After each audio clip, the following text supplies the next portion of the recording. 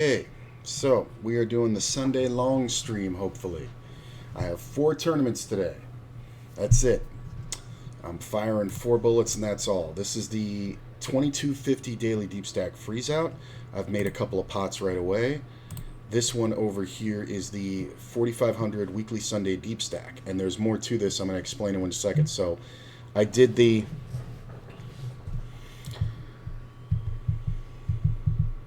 Hang on 1 sec.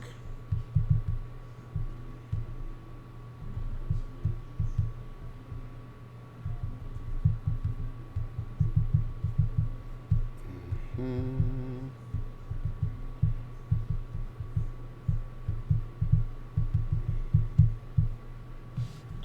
All right.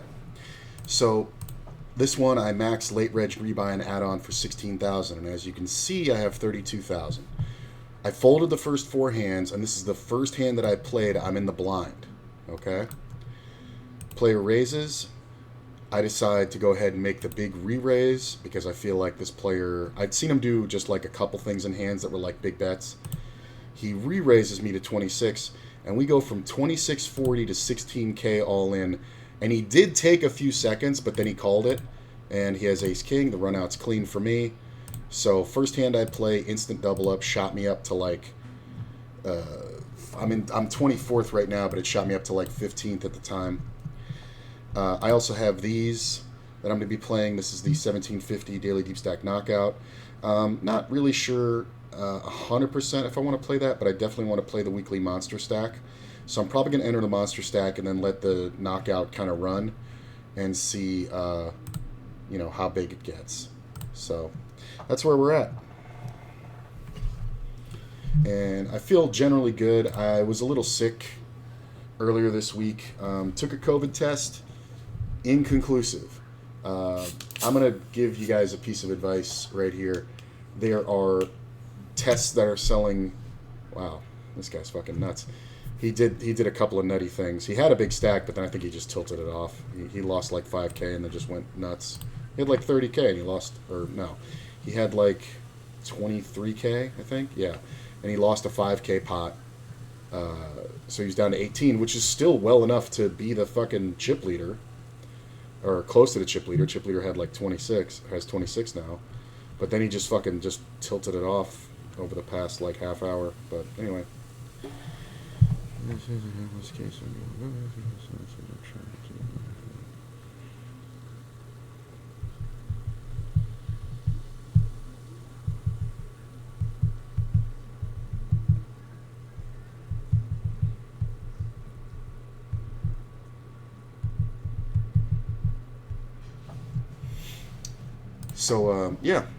So I was sick earlier this week. So the tip is, Walmart has these COVID tests that come in a blue box. I think they're called Action Nova or something like that. It's a weird name, but they're like 2 for $20 or something like that.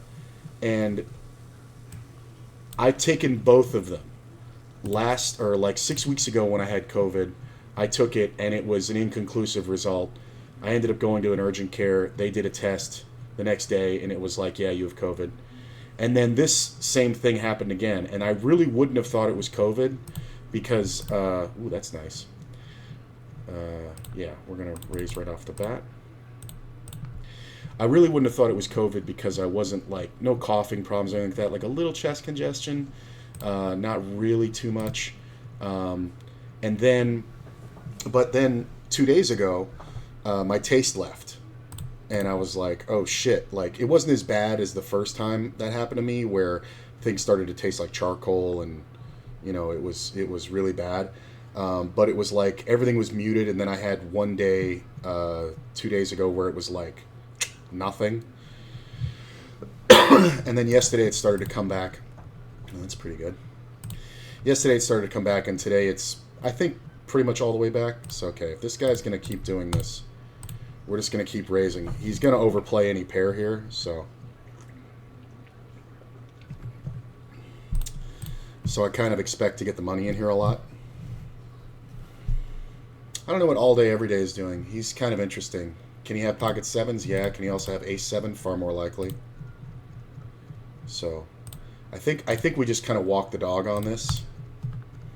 I can get raised by a lot of hands that I have beat. There's really only pocket sevens that I'm worried about here, but I don't think that's going to be the case because I'm betting kind of interestingly. Yeah, I might have had king jack of spades or something. So I don't mind it. Looking good, looking good.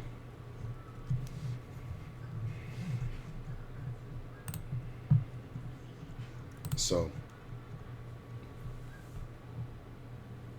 yeah, so generally I feel good. I don't know about this deep stack knockout. It kind of depends how many players it gets. It's a great tournament, and the structure really favors me. But boy, is it long. The last time I played it, I final tabled. I think that's the last final table that was up, and it just takes forever. But it's a good one.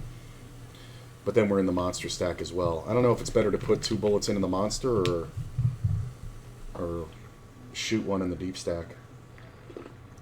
Plus, I don't know if I want to play 4 tournaments all at once.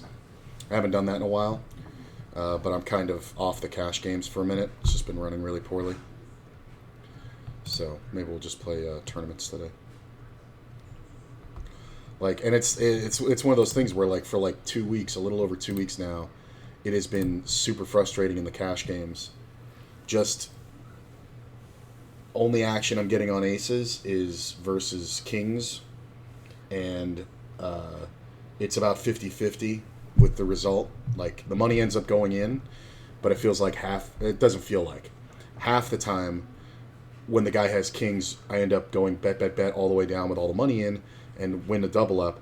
And the other half the time we're racing, and I feel like half of those I've lost, which is very disproportional. And it's just whatever. And just things like a player raising in first, and we 3-bet, king queen suited on the button, and the flop comes off queen, and a player in the small blind cold calls, and under the gun calls. This is yesterday, and the flop comes off queen deuce, and the player who cold called out of the small blind, he leads. Under the gun calls, and I decide to just call because it's fucking brilliant. And then the turn comes off, and it's a 3. Small blind checks. And then the under the gun guy bets, a reasonable bet. I call. There's a pot size bet on the river.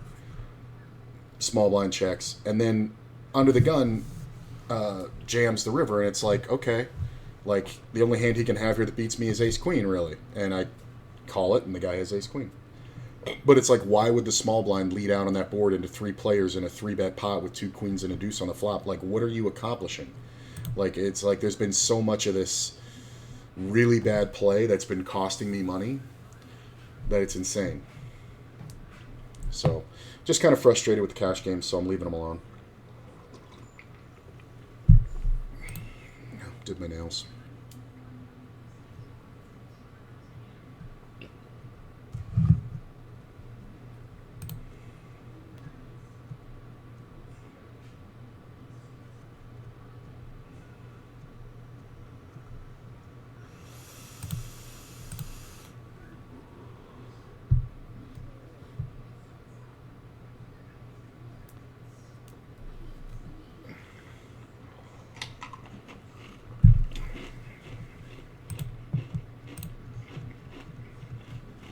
Looking back at that hand where I flopped top 2, I think he might have had the suited queen of spades, like queen king or queen jack, and then he picks up the flush draw on the gut shot on the turn with a pair. So smart play by him, not getting it all in. But I shouldn't be as monstrously strong as I am, so maybe he's supposed to raise. But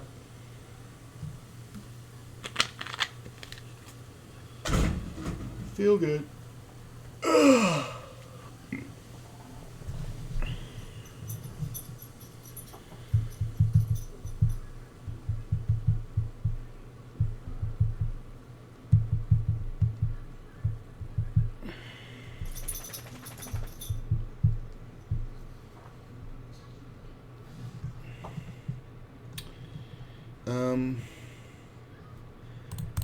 Not quite. Only because I don't know the player. It's not bad, 10-9 there, but it's whatever. Nothing really going on in the other one right now.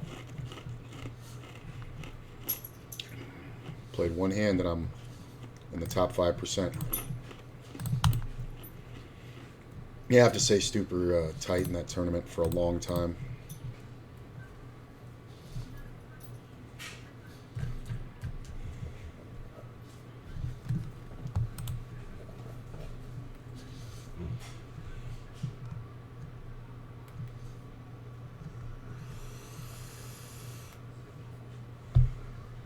That's another thing that's been getting me is that I think because of the mass amount of inexperienced players in town, like it's very hard to get action on 3-bets.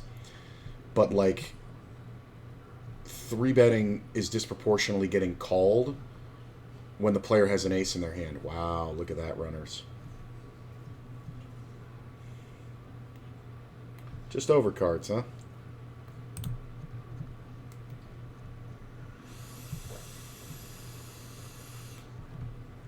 That's kind of interesting. So he made it 3x. The guy defended the big blind. Flop comes off deuce, deuce, 10. And the guy just jams. He just ripped it. I didn't even realize that's how it went. The guy just ripped it right here when the guy checked, and he's drawing to 6 outs, and he hits the runner's flush. It's just whatever.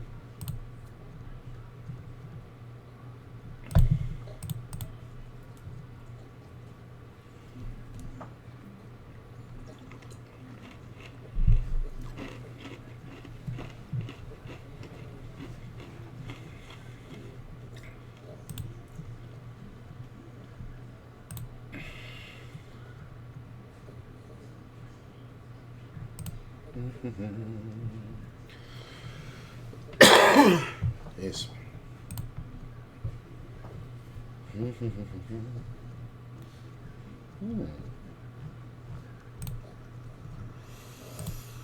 think this one still has, yeah. Oh, 5 minutes of late reg. Look at that. That's a large open. I am going to 3-bet just to make sure we ISO. This is the kind of situation that'll have a guy with a starting stack jam and him fold. If he re-raises me, obviously I don't love it. That's one of the worst flops we can get. I'm going to check back. He's going to have a lot more queens than me. It's fine. Take it. It's absolutely fine, sir.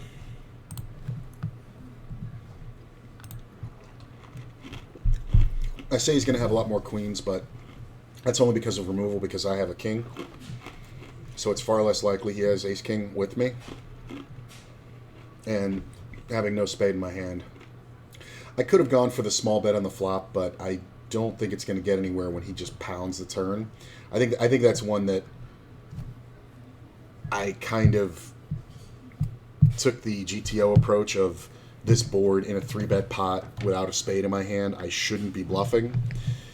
In a cash game, you would, because the player would call or just jam with the ace of spades, and then you can either fold or you can bet and get him off the hand as long as a spade doesn't come. But in a tournament, not so much, because players kind of lose their mind. So he was looking for... He probably just had just the ace of spades in his hand. Or he had like, an ace-queen and just decided to just kill the pot. So I think it's fine. It's one of those ones that kind of sucks, but you just kind of have to deal with it. Wow, this one got big today. This tournament's been small all week. But it got really big today. So it's got like 161 players, and people are still entering.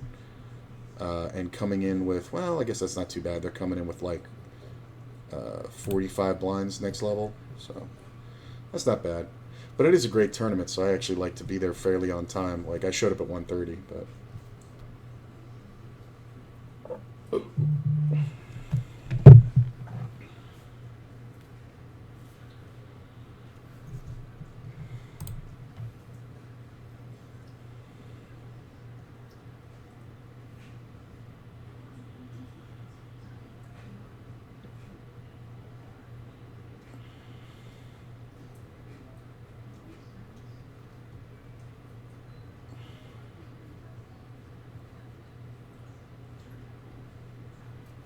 Well, that's kind of a good flop for deuces.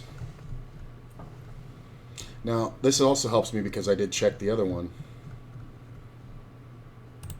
Got an interesting one on the other table.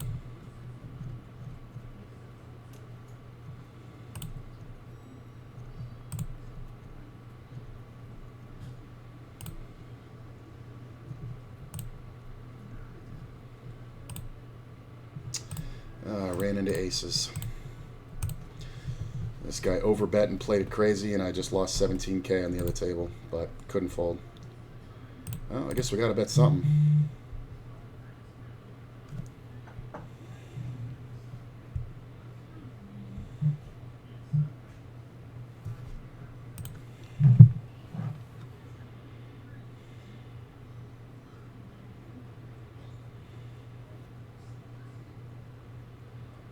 I mean, I could have gotten away from this, but oh, I've got a tilt situation now.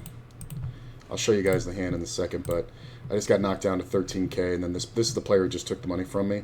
He just massively bet aces, but I don't think I was ever supposed to fold, honestly.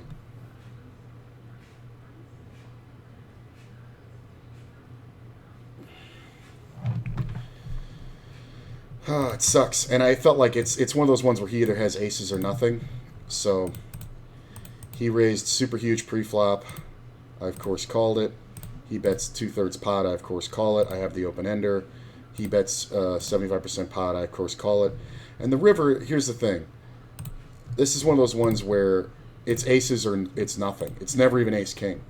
So it's a lot of, occasionally it's ace-queen, but it's really aces or like another like weird hand that just doesn't beat me. So he ended up betting the river, and this call's a little questionable because of the sizing. Like, if he had gone bigger, I would have felt better about the call.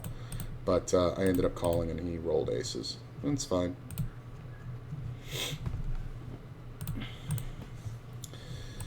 Nothing's going to be a straight shot up to the winner's circle. Thank you, Hayden. Everybody say hi to Hayden. Pretty boy.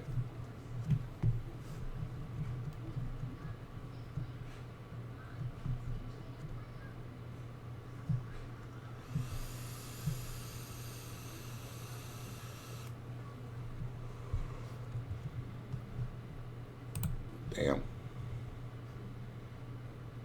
They checked the river.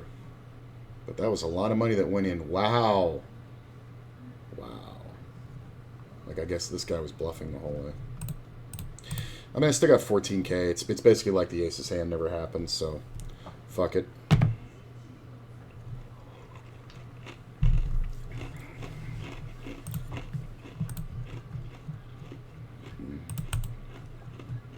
In the other one, I mean. So I'm fine with it. The river bet's a little questionable call, but it's the kind of thing where he bets so huge that it's just like whatever.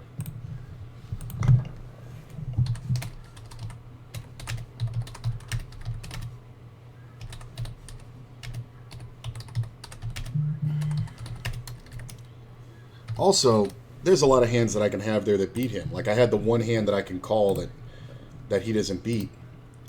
Because on this board, I'm going to have King Jack, King 10, Ace Queen.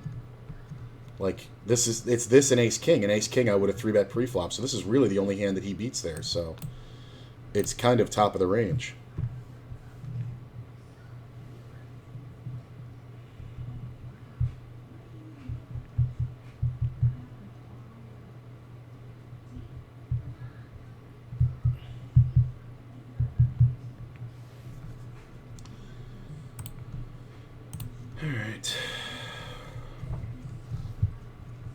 Hey, appreciate you guys being here. Not the best flop. Hello there. Wow. Kind of felt like that was coming.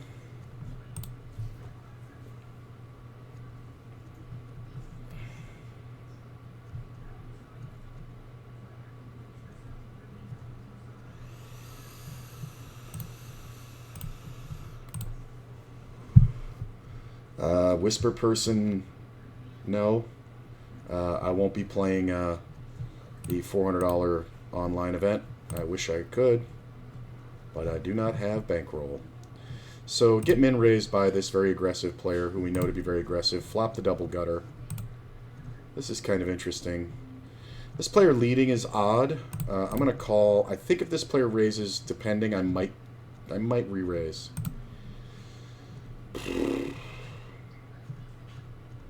So it's kind of weird. I think we just want to call because this player called, because we're going to get paid better. That sucks. The paired board really sucks. Because if he does have an ace, he's not going to slow down. This is kind of stupid. Like, this player's going to be very easy to bust. All you needed here was ace queen and you busted him. So he's on ace jack, ace king, or something like that. But all you needed was ace queen, and that's it. If a 9 had hit the turn, that would have been it. King. I probably had 7 outs. That's fine. All right. I know you. I know you very well.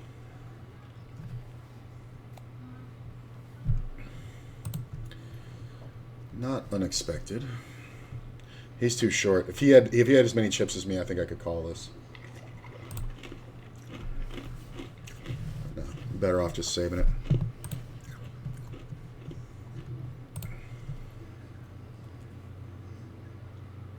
Yeah, different shape on the nails, but I like these. They're kind of like a green-blue, shiny, iridescent kind of thing. Hayden mentioned it. He said that they look like peacock feathers. And he's kind of right. They're kind of like a green, purple, blue with a sparkle. So, I like them.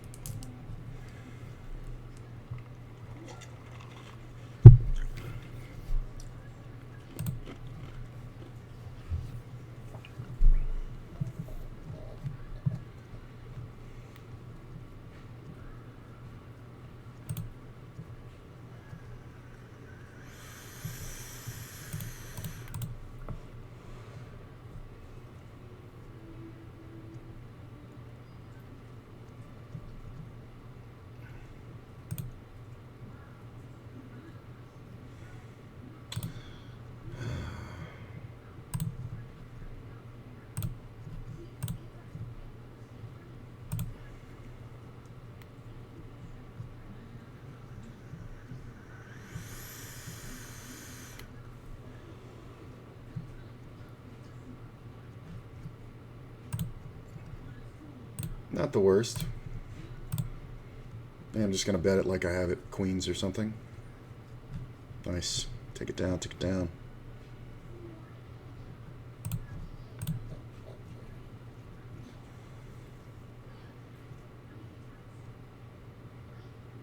No. Yeah. I'm not going to explain that. There's this person sending me whispers. I appreciate you, but you can say shit in open chat, but I'm not going to explain it. I might just say no to you. Did not work out.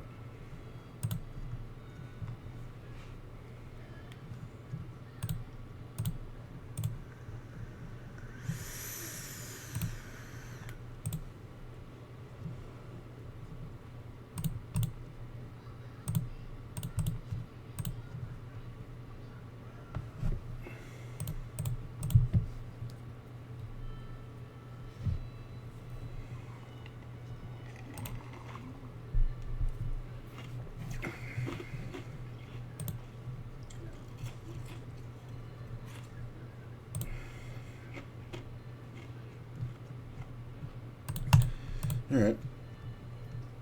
Come in for a rimp.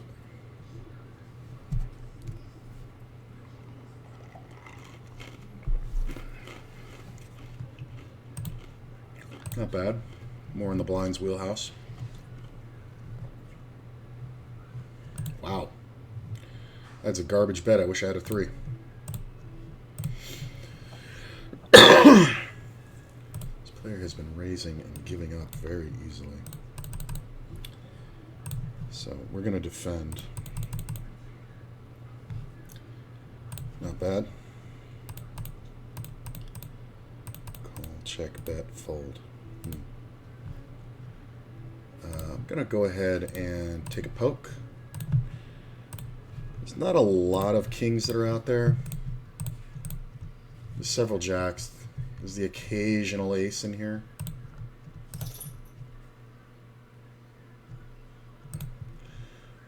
I think we just go blocker bet. I'm going to lose to an ace here a lot, but yeah, that's fine. I think we lost the minimum, and I think we have to bet there because sometimes he has a flush that'll bluff the river. And, you know, sometimes we get him off a chop, too, with queen jack. Or Jack 10 for that matter, because it's any Jack chops. Because it's Jacks and Kings with an ace. I guess if I had checked the turn, he would have just bet the turn, then I could have check folded river. But the guy's in the fucking small blind. Or he's in the big blind. He's not supposed to have an ace a lot. So, that's fine. Don't like these things being fine that cost me chips, but I'm still over the average in here. It is the most frustrating thing is when you do something right and then fucking lose. But it doesn't matter. Man. Love the new nails. Yeah, I like them too. The shape's growing on me. Like these are more of the coffin shape. I usually go for almond, but I don't mind them. And they were easy to do. Just a nice, got them off of eBay. I think they were like $5 for like 3 sets in this color. Or, well, 2 sets for 2 hands, so I guess it's 4 sets for 1 hand.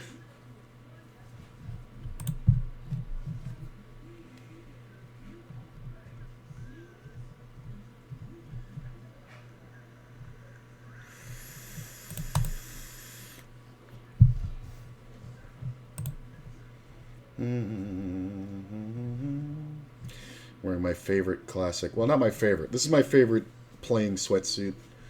I don't have many superstitions, but I consider this one lucky. I got this one for like the whole outfit for like $22, and it's way too big for me. Like I was much bigger at the time, and it was too big for me. It's like a 4X, which is insane, but it's like walking around in a blanket. Like this thing is crazy, but it's a matching suit, and at that point, it kind of changed my view on what I wanted to wear when I played. So I went on Old Navy and bought like 3 more in different colors. I fucking love them. And now that's the uniform you guys always see me in. Yeah, this guy's pretty much got a wide range of any pair here. I don't think you can fold here if you're Turtle Gang. Unless you're really opening way too wide. Although this player limps and you min raise, you might just be weak. You might be like 10 Jack or something. Wow. Well, he's got the straight flush draw. A lot of outs. That's one of them. Yeah, this range is going to be too wide.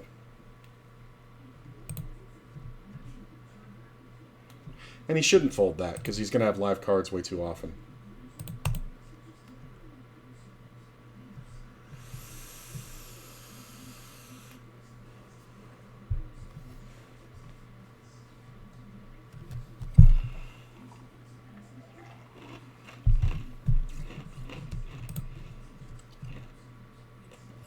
I could have even gone smaller on that river bet.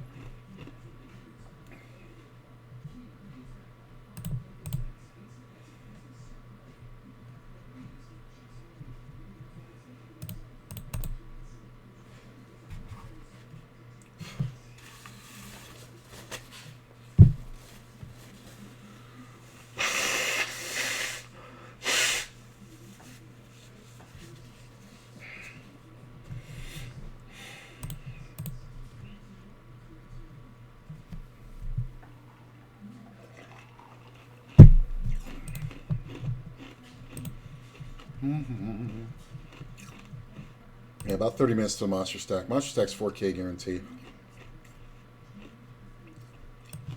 They changed the payout structures a little bit. But it should still be like 11 or 1200 for first in that one. So I'll take any top 3 finish. It's been a bad couple weeks. But I could definitely use a winner.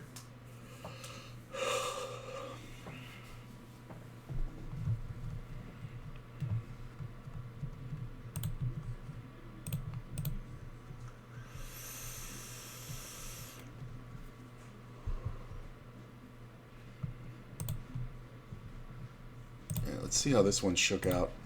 Late Reg closed 171 players. Wow, that's big. Top 30 getting paid. Min cash $35. Top prize $697. That would be nice. 109 players remain.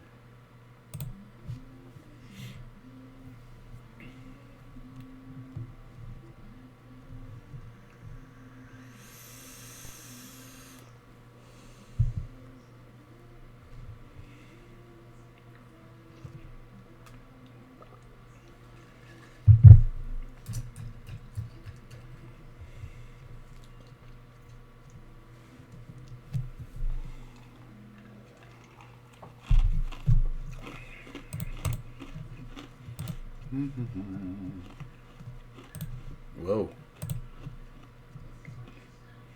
So we see an open, a call, and a call, a 3-bet, a call, cold, and then a jam. I mean, what do you do here with Ace King? This player's kind of over aggressive though, so I think he's just fucking around. I don't think he has it in him to fold like jacks and queens. This player might have to go. I think if you have tens, you can call here, honestly, on the button.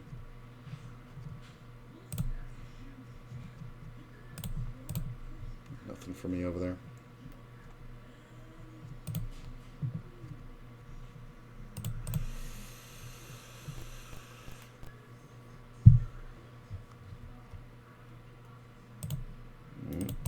A slice.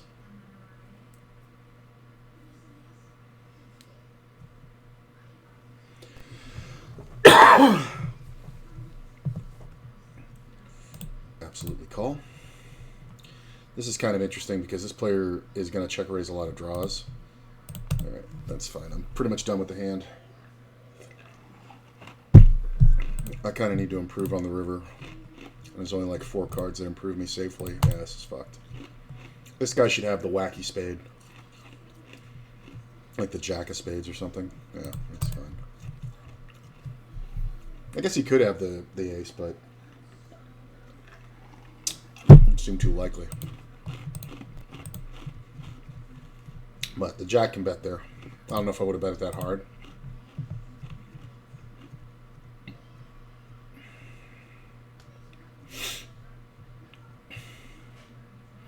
So I am a little stuffy.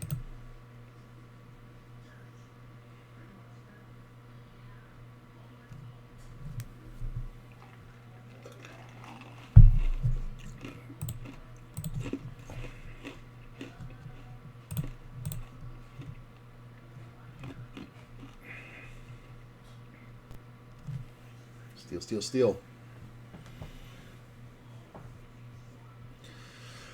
Yeah, a little bit of chest congestion still. Not too bad.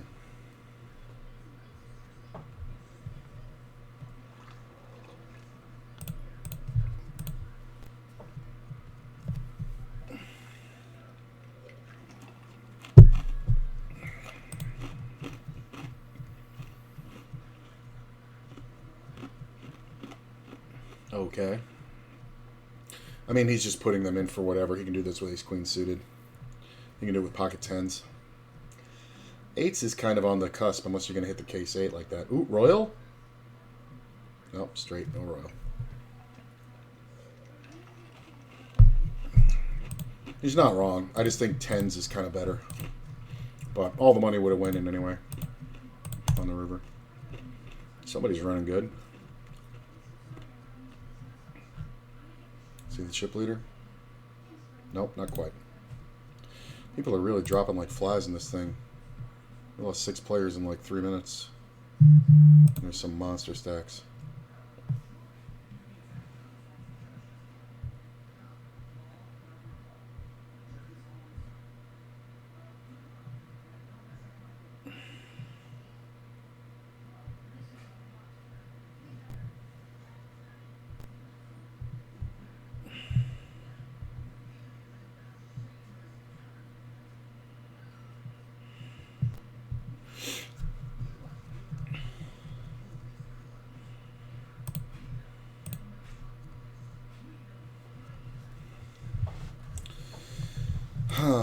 It's always interesting to me because I have 30 blinds. This player is coming out of an earlier position.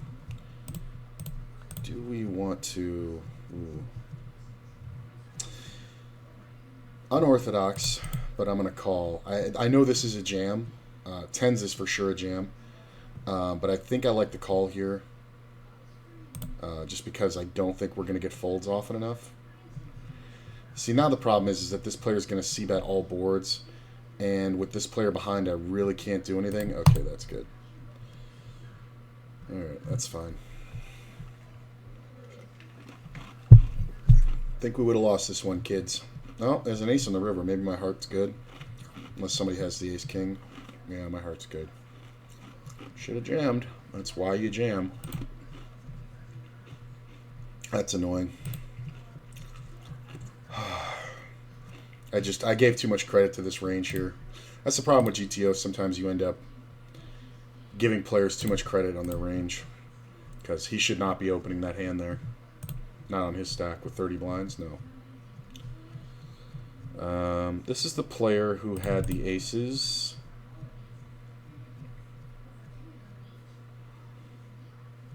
It's a much different scenario, because if we jam and get it in here, we're more than likely behind.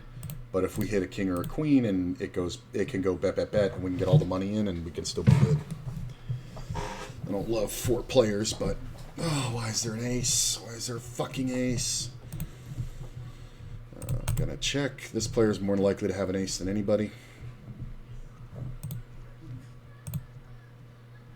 Yeah. Could have bet it. For sure could have bet it. God, I didn't. It's upsetting that I didn't jam those 9s.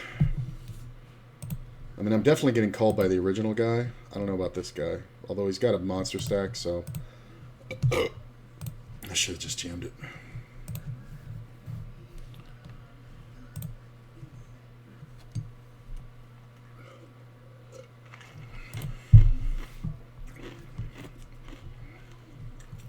Okay.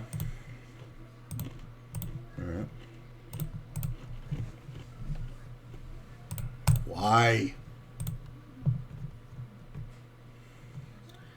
Hopefully he's got 9s or 10s. King 7, and we chop. His name is correct. Megafish. Any card but a board pair on the river, or a 7, and I win that one. That's hilarious.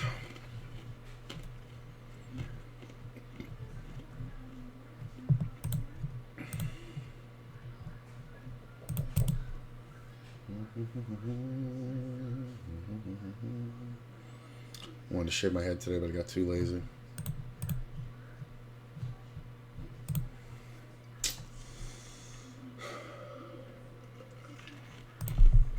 God, I'm looking back at those 9s. I really should have jammed it. It's like 33 blinds. I just didn't know how weak he was.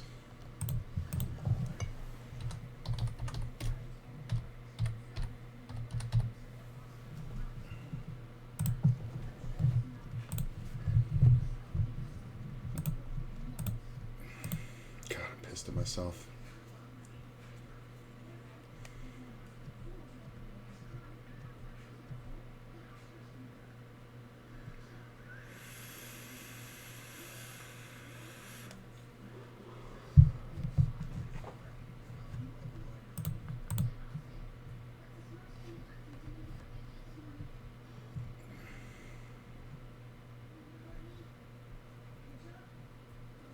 Damn, how good you gonna run? Not good enough.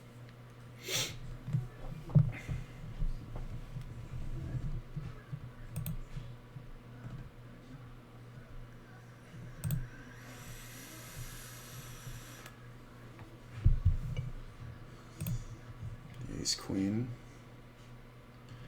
Well, that sucks. If this player hadn't opened and this guy just straight jammed, I would have jammed over the top. But because of his open, I can't. That really sucks.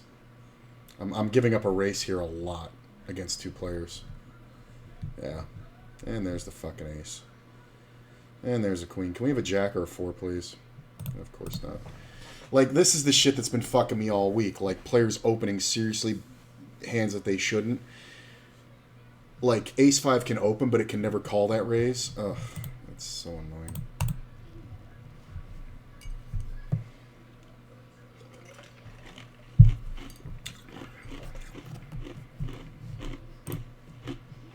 That's annoying.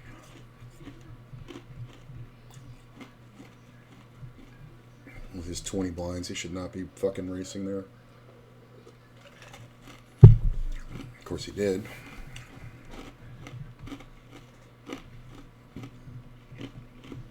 Worst raise you can make.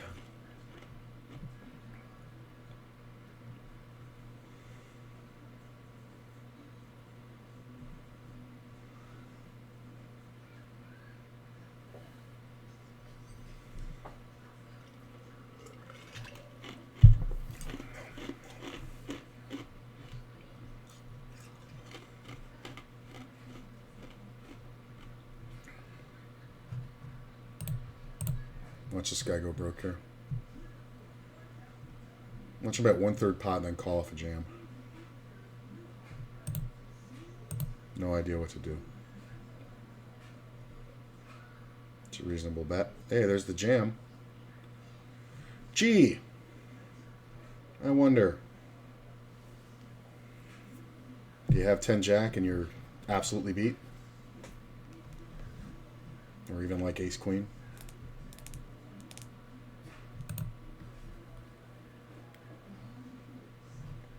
Thanks, Hab.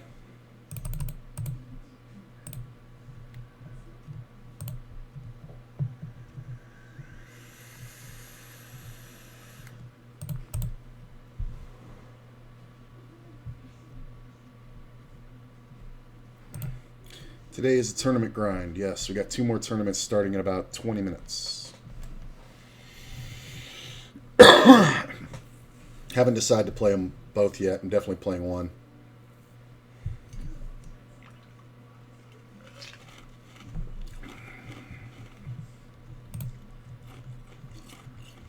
Wow. Other table's insane.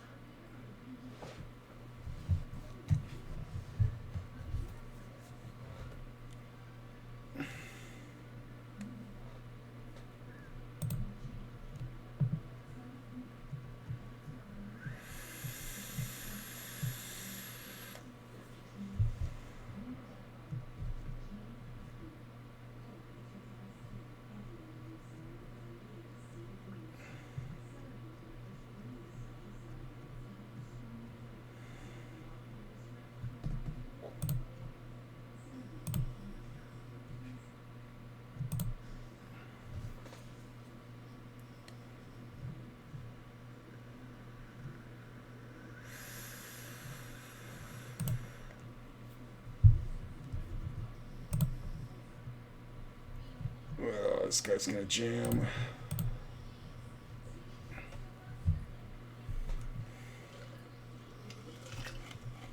I really thought he was gonna jam.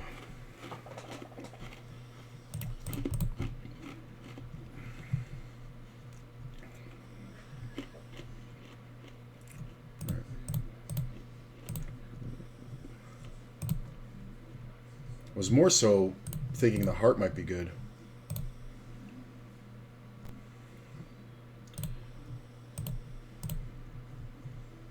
If you're bluffing, you got to keep bluffing. Well, that's fun. Awesome. 2 outs to go broke. If the 3 doesn't hit the turn, I'm fine. And my heart was good. Wow. Hang on a sec. I think my dogs are doing something.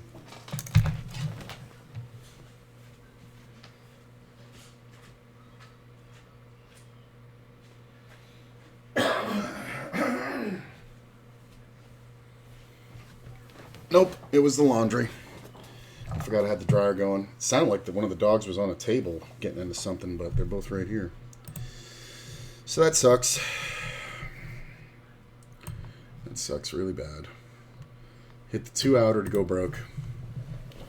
Smart of him to bet half pot on the flop with the kings. And I was right, the heart was good. Then I hit the fucking 2 outer to go broke. And then the board fucking fills up. And I have him on bluffing. He limped it in first, so he was trapping. I was right. Ugh. That's really upsetting. Whatever.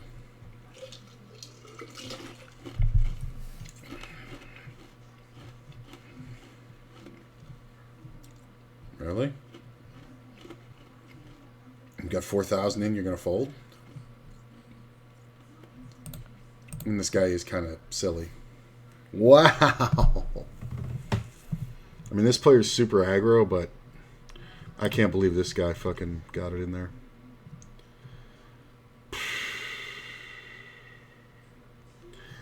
So I have 22 blinds. Obviously going to raise. Wow, this would suck because we're going to have to kill time before the next tournament if we go out here. I got like 13 minutes. I think we just bet. He's either got a pair or he doesn't. I don't think there's too many draws that keep going. Suited aces out there, but I think he just jams on us. I don't like him taking this long, I'll tell you that right now. King on the turn is interesting. I'm going to check. This is one of those ones where I don't think we see too many bluffs. I think if he bets, he's got at least the king, like the suited king. There's the flush. I'm just dead. If he rolls over 10 jack, I'm going to throw up because I think I get the fold on the turn if I jam. But he shouldn't. He shouldn't have it a lot. Yeah, it's fine. You got it, man. That's fine. I don't think we get him off of it. Now, granted, if it was a queen or an ace in the turn, I would have jammed. But I don't think we get the fold on the turn with the jam. It just doesn't happen.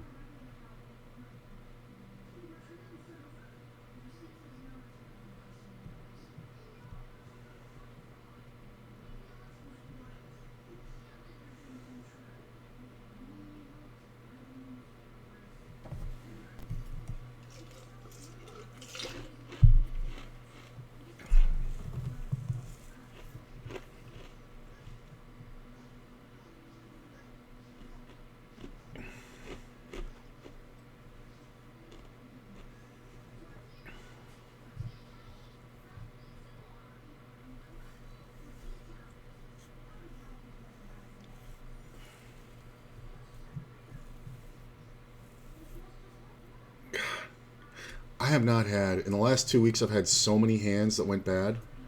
Like, just got second bested all over the fucking place. Like the set over set and bullshit.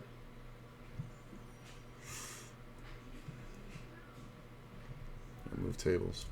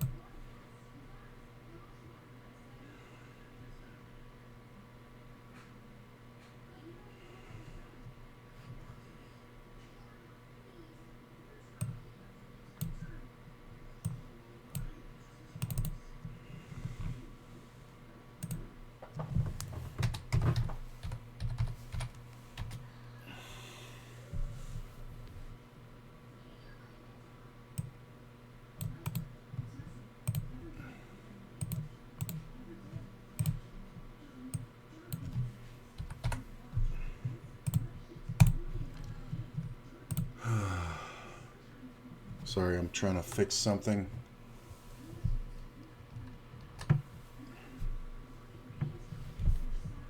What do I got here?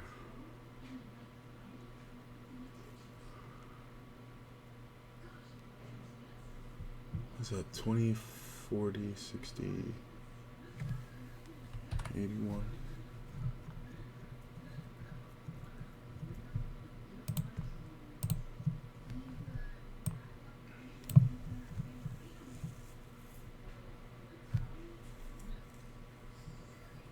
Go like today, I feel a score coming soon.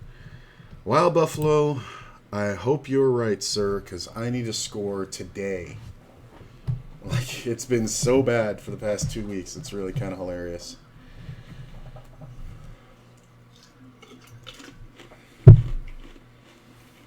I still got 9 minutes till these other fucking tournaments start.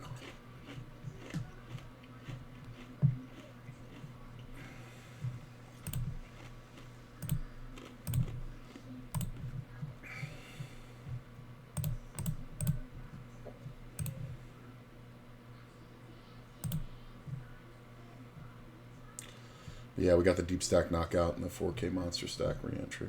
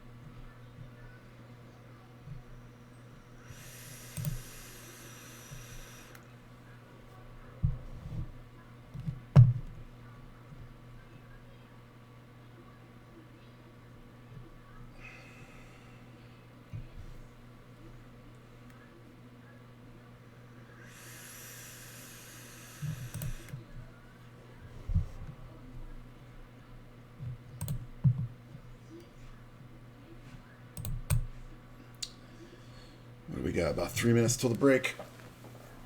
Cool.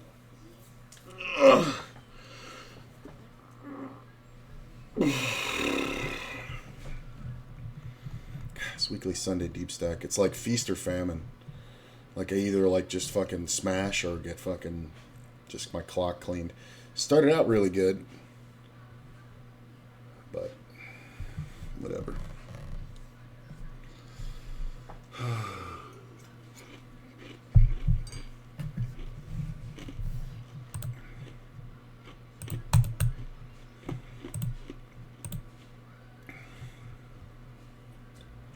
2 minutes to break and we get a nice reset.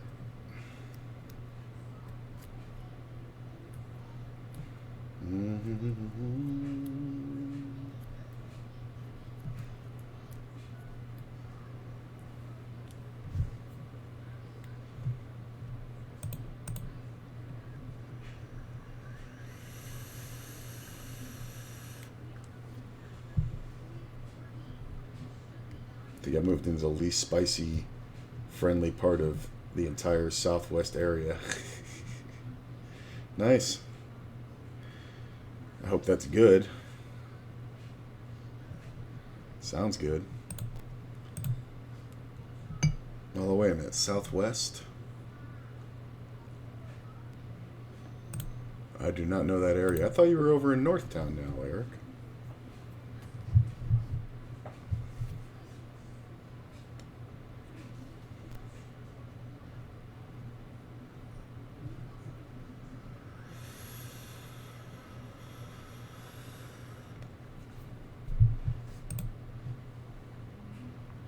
Break in 1 minute.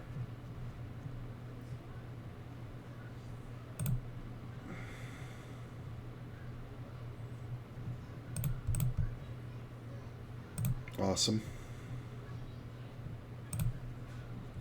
Nobody has any peppers hotter from different from jalapenos or habaneros. Ah. Well, you know that, man. You got to go down to the fucking Filipino markets. Look at Seafood City. That'll take care of you. Is this thing on break yet? Glad I didn't call. What did this guy have? Ace 7. Like, you're going to open that and not even see bet. It's just like... I'm glad he didn't, because I would have had to call. Fucking lose. Alright, I'll be right back.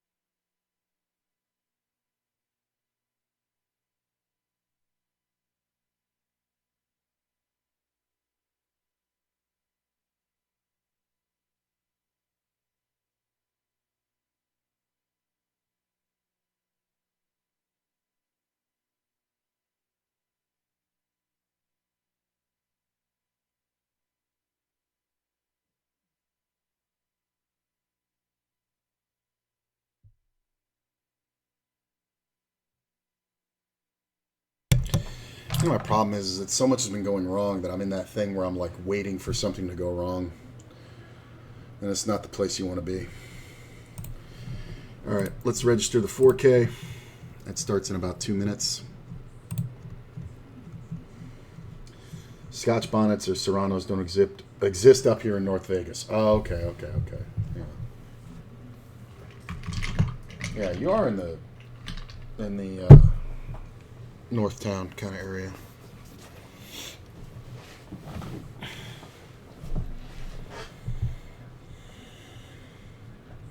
Southwestern U.S. Yeah, I figured that.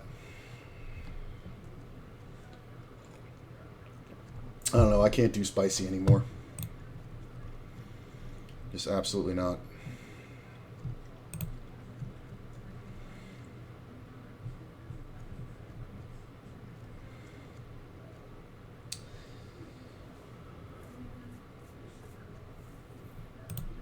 And we still got the deep stack knockout, which I don't know if I'm going to play it. I mean, you can wait fucking over an hour and still have 100 big blinds, so I'm probably going to wait.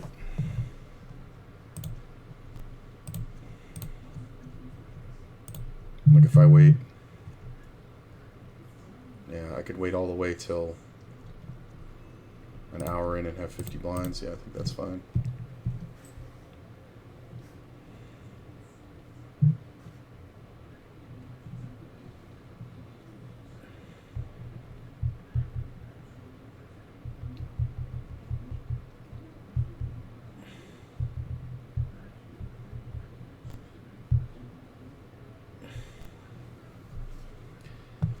Hispanics actually make up the majority of the population. Yeah. But shit, man, your hotter shit's gonna come from the fucking Asian markets. You know that.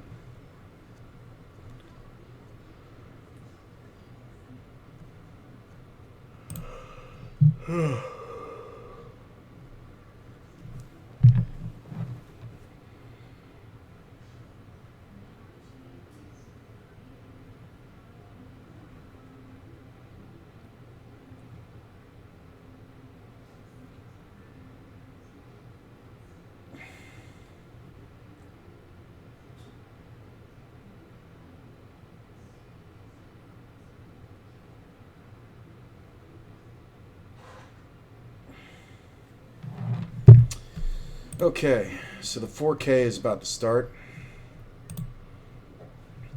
And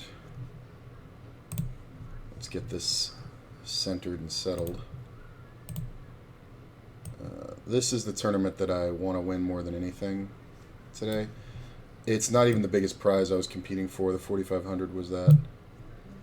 But I really like this tournament.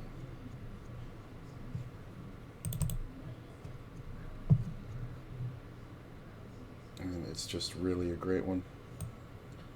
And you get a lot of time.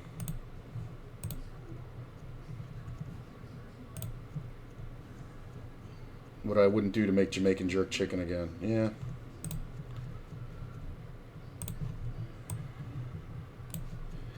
I haven't had good jerk chicken in 10 fucking years. Over that. Wait a minute, let me think. When did I know her? I knew this Jamaican chick a couple years into living in Vegas.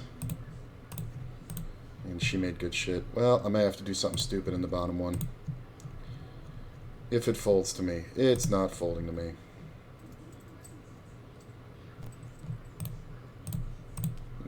Check folded the flop. And the other one.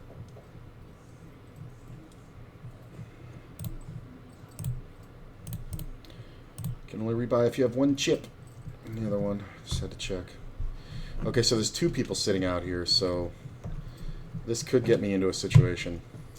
I don't like having the 10. I'd rather have 6-9 here. But it's possible. Question is, does anybody fold for 3K on top? There's 1,200 out here. I mean, is it possible this folds to me? This player's going to raise. If he raises a like minimum and this guy folds, I think I'm going to jam. Oh, wait a minute. The guy in the big blind is there. So this dude just calls. That's I hate having to sit on this fucking small ass stack. It sucks.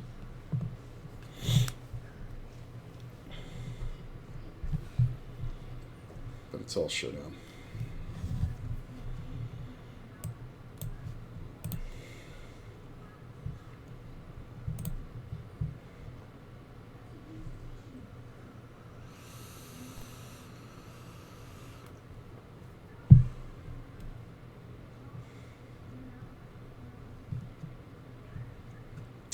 This could very well be it. Getting it all in here. 8 blinds. Yeah. When it folds to me, for sure.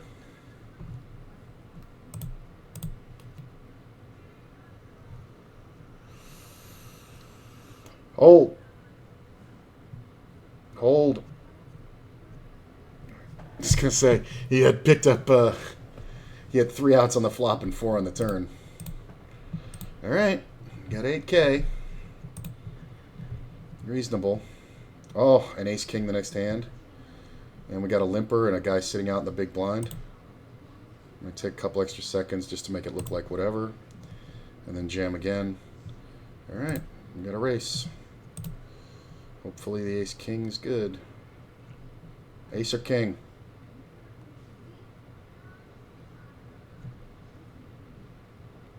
Rad. Didn't even think about it. Didn't even think about it.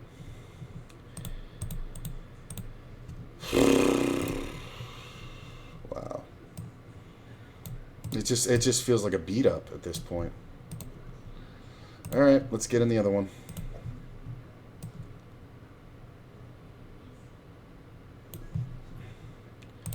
So this is the deep stack knockout.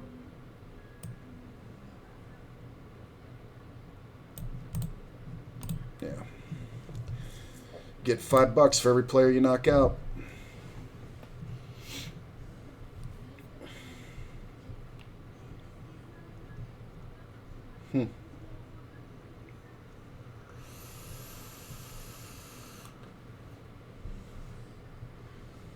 Win a fucking 60-40, lose a fucking 55-45 to get back in it.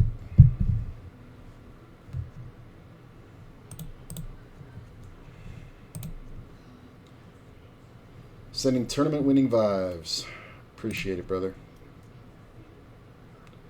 I will take them.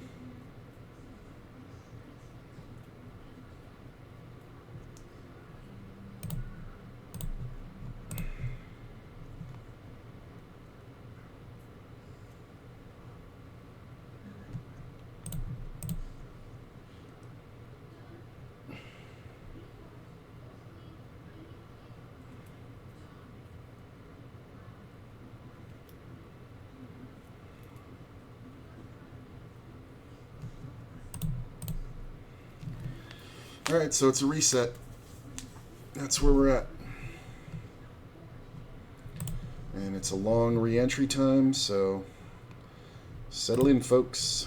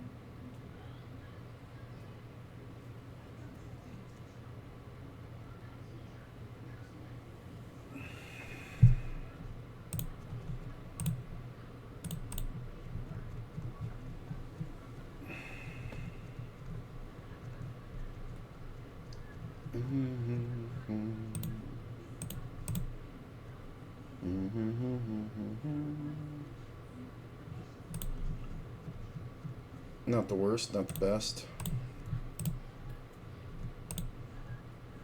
Get called, king on the turn. It's not the worst again. Can he have some aces? Yeah, I think when he bets pot, we gotta give it to him. That's fine, that's fine, that's fine. Yeah. He likes to lead out on good runouts for him.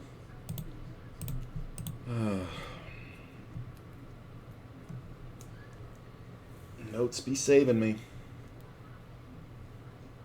I really wish I knew what the fuck was going on with Hearthstone crashing my computer.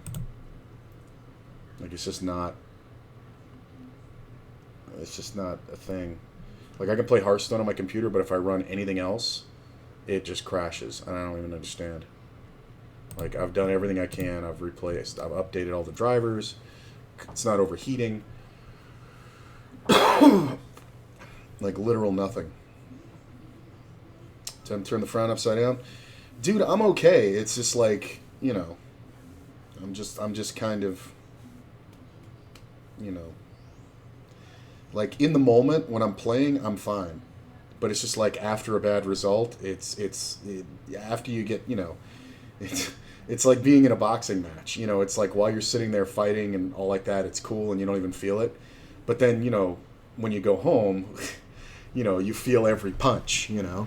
So it's like, it's very, you know, it can wear on you. So, but I'm good. I just really wish I, you know, had other games going. I'm kind of looking, but there's not really much. Not really much at all. Wish I could get in that bracelet event. $400 buy-in. Anybody want to Zell me $400 so I can get in this fucking bracelet event? God, this thing's gonna be huge. Look at this thing. Prize pool is 90,000 already. Jesus, are they taking $100 per? Wait a minute. How much are they taking out of this? Oh, they're taking $40. That's reasonable. But yeah.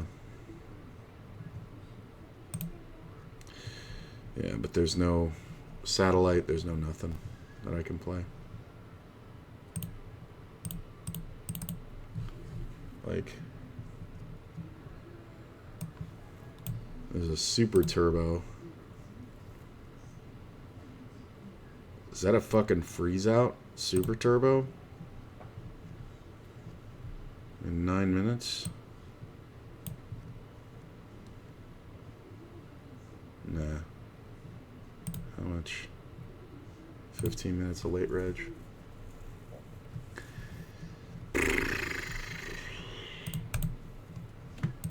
Can't do it. Just don't. Oh, it's 55. It's not 5. It's 55. What am I talking about? Definitely can't play that. So this player opened. You see what happened. Pick up a gutty. I mean, is this a silly bet to make on the flop?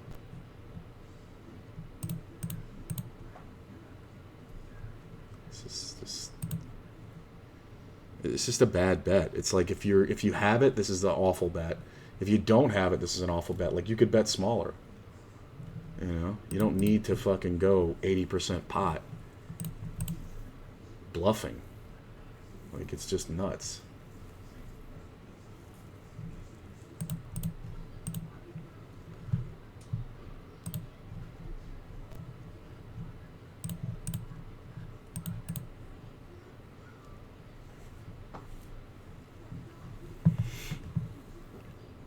When is that fucking 888?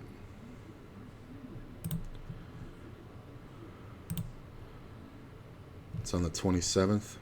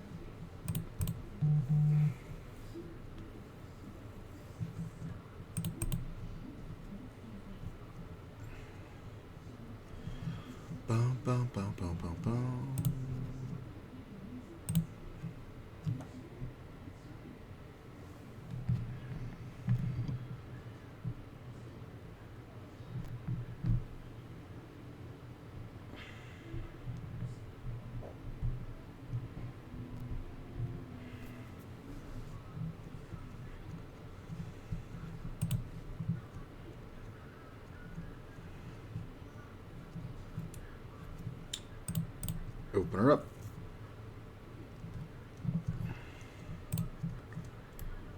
Okay.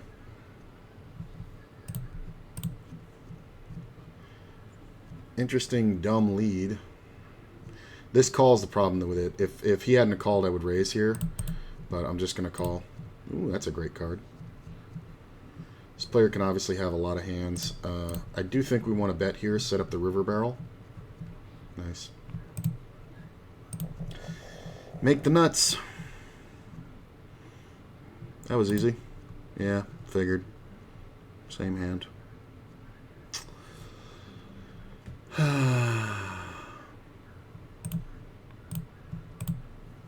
The only way I actually win there is if he has like ace 10 or 3-5. Otherwise, it's always a chop.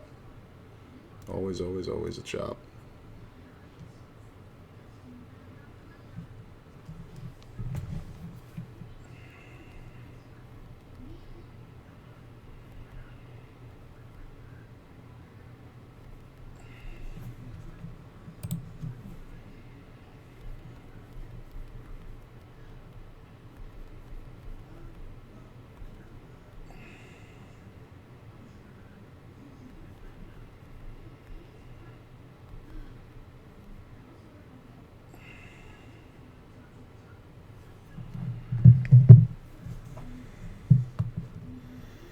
Yeah, that crazy eights looks pretty good.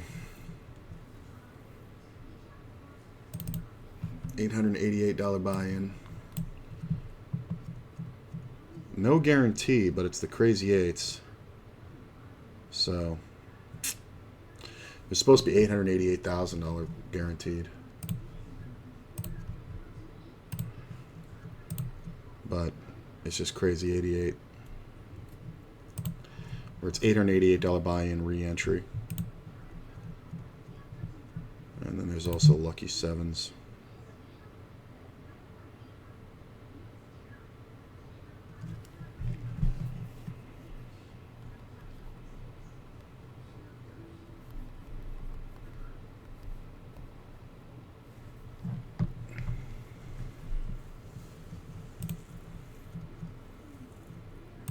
All right. Go ahead and bet right at the jack. All right. Once he's out of the way, we're feeling pretty good.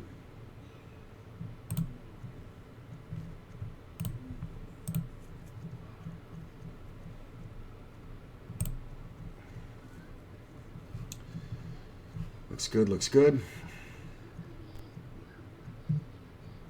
Kangs.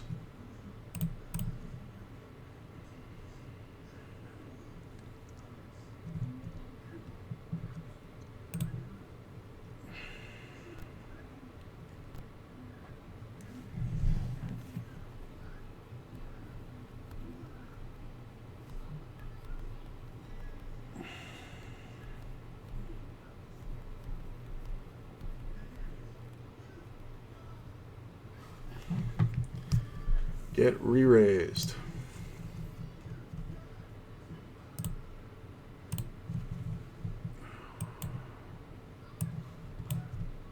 Just gonna call. That's a lot of queens.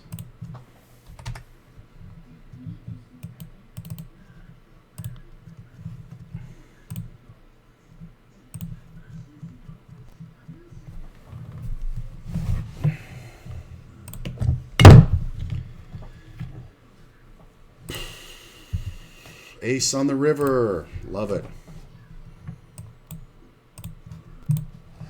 Fuck you. Ah!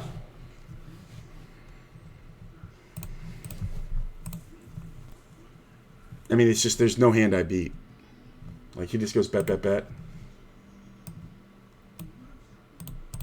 Like, I probably should have checked jam this, but, like, if he's bluffing, like, he's just going pot, pot, pot. Like, this is either ace, king of diamonds, which I absolutely would have lost to, or it's like, what can it be? Pocket fucking jacks? God fucking damn it. It sucks. That fucking sucks ass. I should have just fucking 4-bet it and jam pre-flop.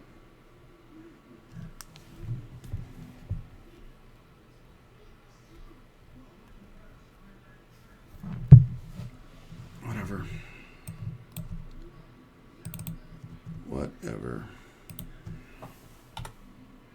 I'm a fucking idiot.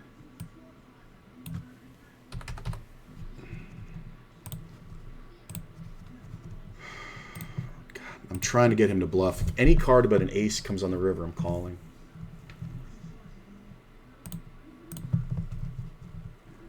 This was a limp pot. And this is a rebuy, and I have one rebuy, so I'm going to go ahead and take it. And we're just going to bet here. Win versus 2 pair lot.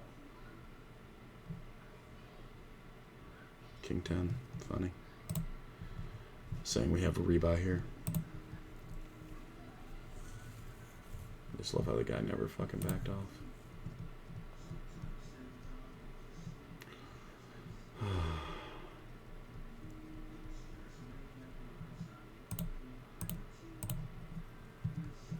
Make a good big raise.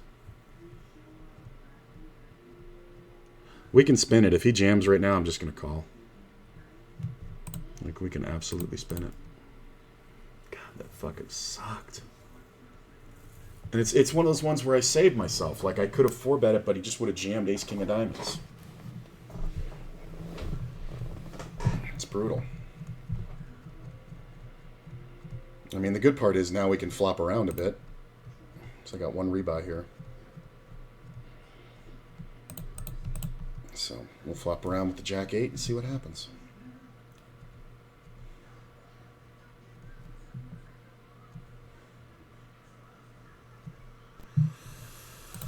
Not much.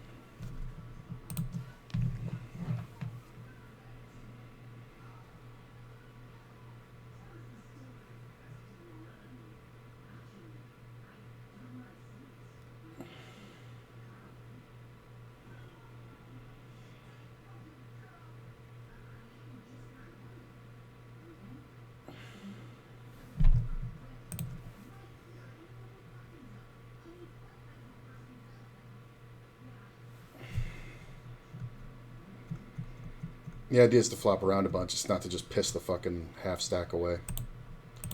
Because honestly, doubling it at this point is fine because it's a rebuy.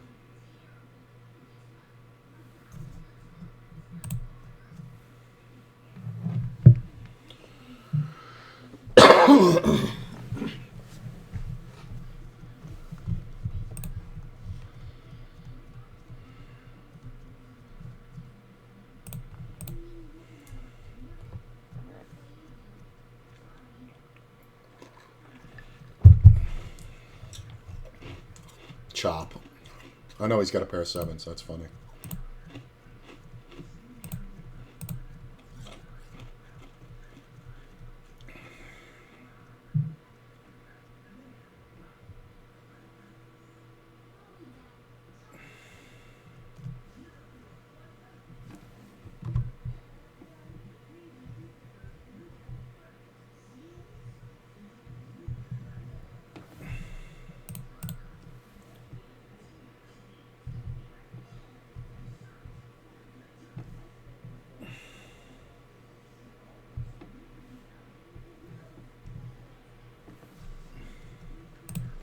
Ace, please.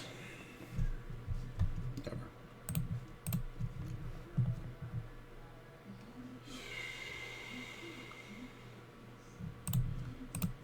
So that's dumb.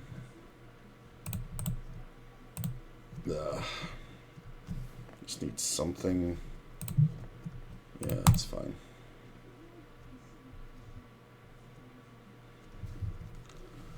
That's such a dumb bet. It's like the only hand legitimately bets that way is pocket jacks, and it should just jam rivers. Queens, same thing. Love the small bet there on the flop. It's just so fucking easy to see.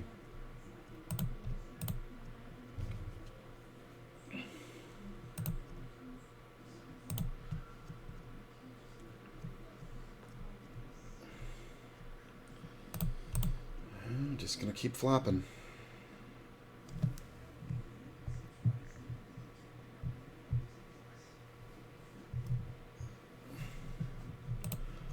We got a 5.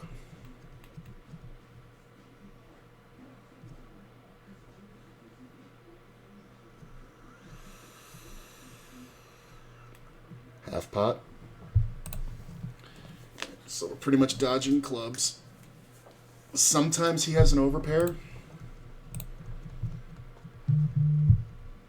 I think we might do something silly here if he bets again. But if he doesn't, we're going to do something silly.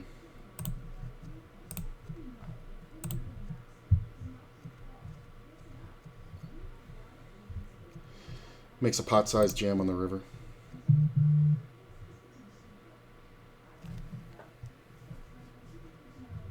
Nice.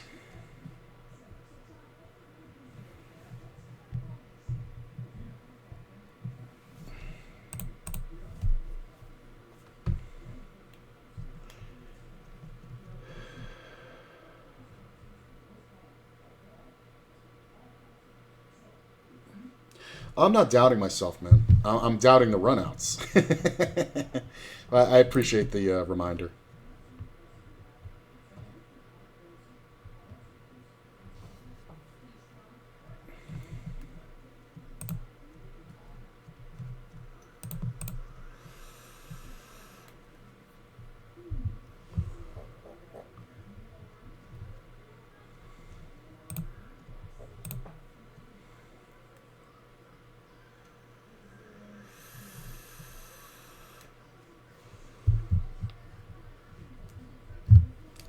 I still know what the other thing guy has there. Like the king's hand. Other than him having kings, there's nothing that I can fucking beat on that run out. That's fine. I'm not doubting myself, man. I have no faith in the board. Like, I keep getting into situations where I have the best hand and I'm doing everything right, and then the other guy isn't exactly making huge mistakes, but they just keep sucking out on me. Alright, that's fine. That's a horrible raise. We're all going to call it. I might just go broke here to an overpair.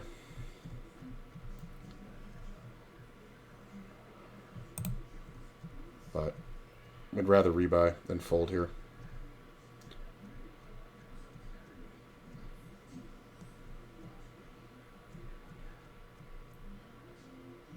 Yeah. I am not folding at this point. There's not a lot of 10s, jacks, queens, kings, or aces. There's a lot of flush draws that jam. He calls. I could absolutely be crushed, but the money's just going in. Queens. Awesome. It's so fucking brutal. It's like, how do I catch just enough? And the guy just sits there and just like is scared of the fucking world. Rebuy.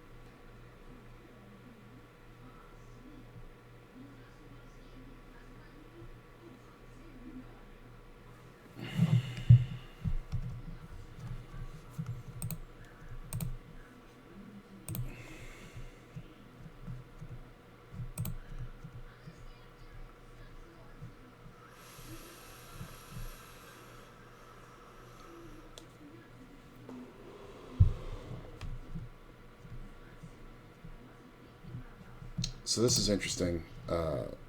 3x open from a shorter player. It is a bounty, so people will be more tempted to play. But we'll see.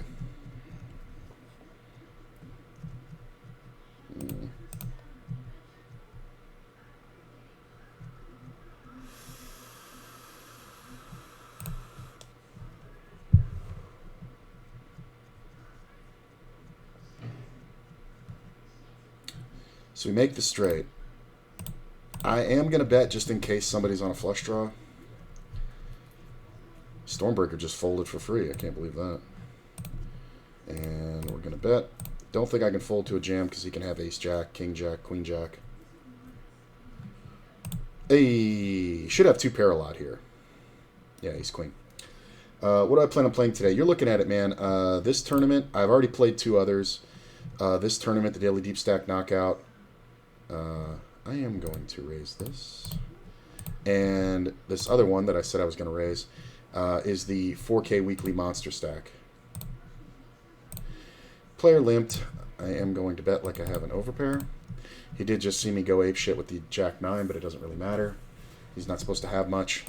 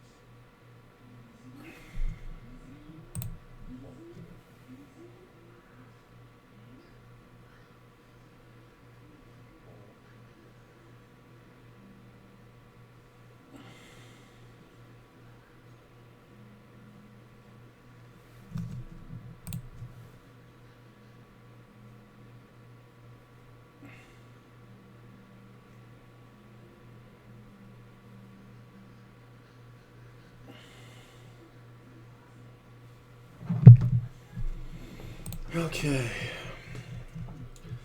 Planning on playing winning poker? That's always the plan. I really don't enter. I was having this discussion last night. I don't enter any tournament I don't think I can win. Like, it's just not a thing.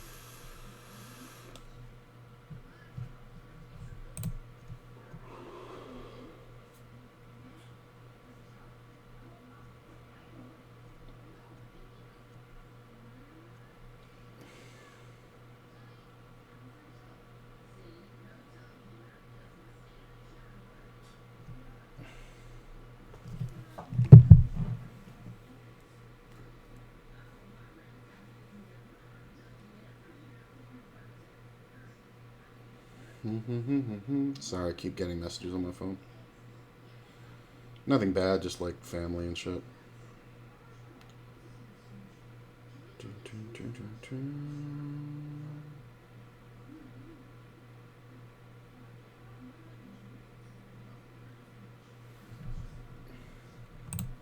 No, thank you.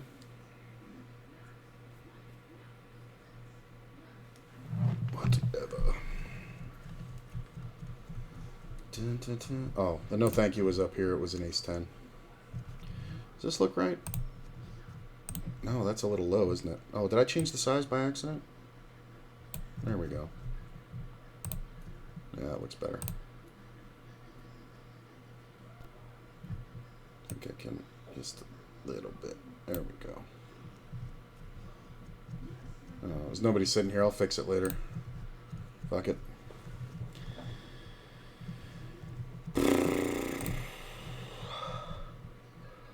Oh, fuck was that hand?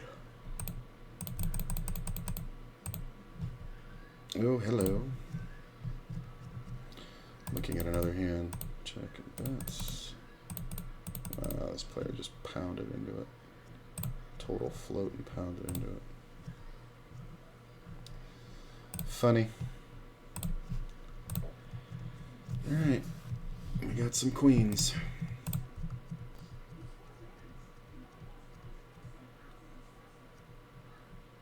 Check. It's kind of the worst flop you can possibly get.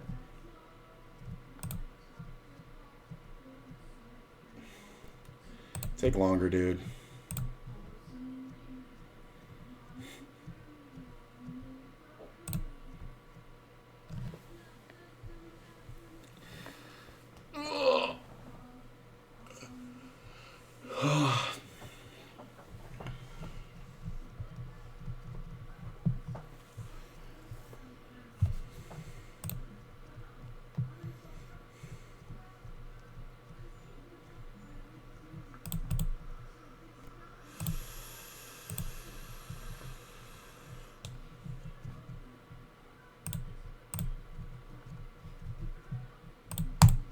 There's been an ace on so many fucking turns, it's ridiculous. Thank God nobody bet. I'm not even going to attempt this. I mean, I'm going to lose to king high a ton here, but I don't think anybody's going to fold like a pair of nines even, or a pair of sevens even. So I don't think it is a good spot. Yeah, I'm going to lose to king high a ton. Yeah. The jack nine over there is just fucking ridiculous. If I bet the turn and river, that's fine, but I'd have to blindly bet out into an ace on a field. Ugh, brutal.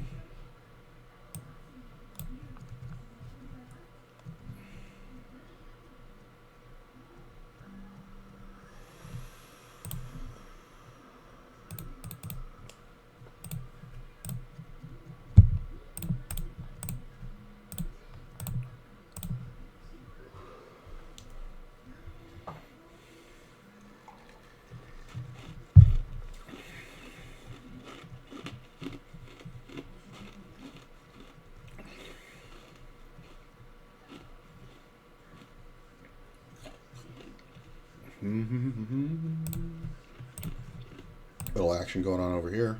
Raise, call, re-raise, call, jam, call. Damn. Queen's just hit the call button 3 times and fucking got a monster.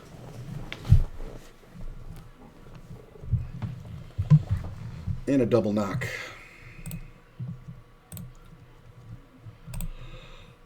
It's pretty strong. Yeah, let me see how he played that. So, raise, call, re-raise. Oh, and he jammed. Okay, the queen's jammed. And then, for some reason, the ace-jack called off and the fucking pocket nines called off. Like, the queen's jammed here. And this call off I can see because you're kind of short, but you overcall with nines, it's fucking bad.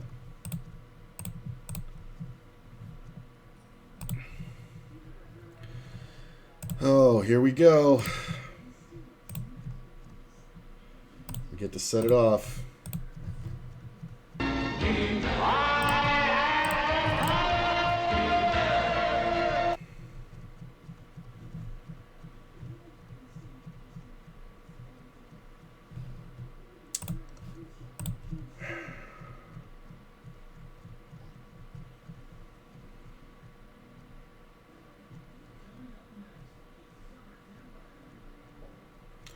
Same guy 3-bet me last time. Under a lot of circumstances, I'm just calling here, but I'm jamming this one.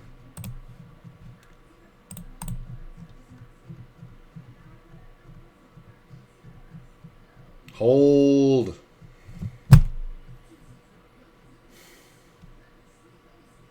I could cry. I could fucking cry. I don't.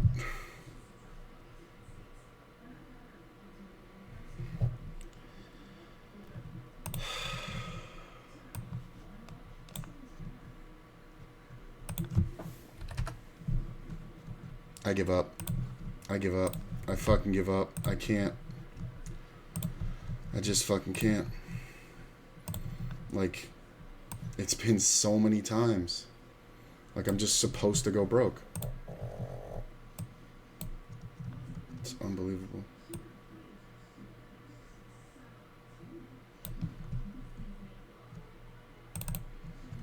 Like, a player raises, a guy calls, I re-raise fucking 9x. The guy fucking re-raises 3x. And I jam. And then he thinks about it. That's the thing that kills me. He actually thought about it. Like you're ever fucking folding. Like you're ever folding after putting in a 30-year stack in the rebuy period. I didn't even rebuy. I can't do it. I can't do it anymore.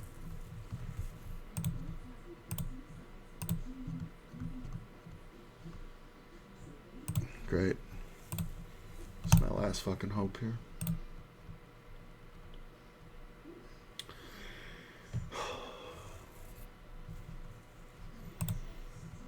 That's been it for like over 2 weeks now. Look at this shit.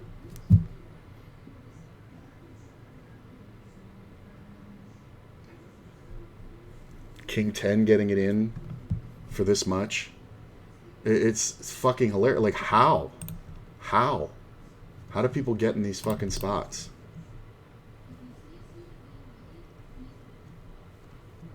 Like, and it's funny because normally I would call there and then like see what the flop develops, but like, am I ever not going broke there? All right, check.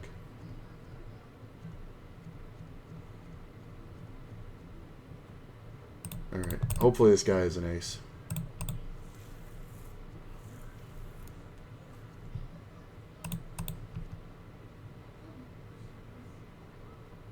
Deuces. Look at this. I really thought he was going to roll like deuces. Like, that's how punchy I am. Like, how bad can you play that you lose when I just pound on the fucking ace? Jesus. I'm rewatching the fucking hand. Yeah, I made it 5.5x. He goes 3x my fucking raise.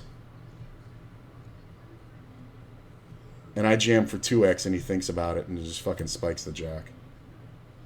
Jesus. Unreal. Quads. Is this the turnaround?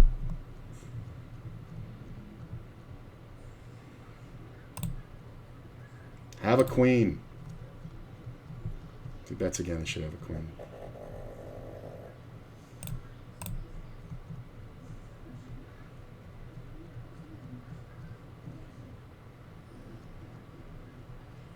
I mean, he's supposed to have a queen here, right?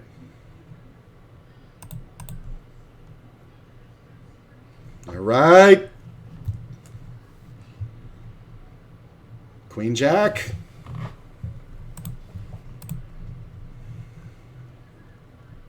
Think there's any chance the company Caesars Entertainment uses blank for doing something shady with the algorithm to make more rakers? No, I don't believe in that. Here's the thing, like as bad as I've been running for the past 2 weeks, and here's the real thing. Here's a real thing that goes on with poker players, okay? Any poker player who has, I'm in second place, any poker player that has any kind of ability, right? If you're a winning poker player, right? Especially if it makes up a large portion of your income, right? Or all of it, you're gonna run worse than you ever thought you could. And here's the killer. In your life, it's going to get worse and worse and worse. More unbelievable. Because when you run bad at the start and you got unlucky, right, you just, like, you're too susceptible to it. You're too like, that fucking sucks, this is bullshit, it's rigged, blah, blah, blah, blah, blah. Then you build up a callus, right? So then you win and win and win, and, you know, you're a winning player and all like that. And then it happens again. But the next time it happens, it has to happen on a much bigger scale until it gets to the point where it affects you like that, right? So you run, you know, twice as bad as you did for twice as long. And then you're like, what the fuck? I can't believe it, blah, blah, blah, blah, blah. And then, like, you start having those thoughts creep in. But then you realize, wait a minute, I've been a winning player for years, you know, for over a year now. So this is just a bad variance. I just need to step back for a second. It's all good.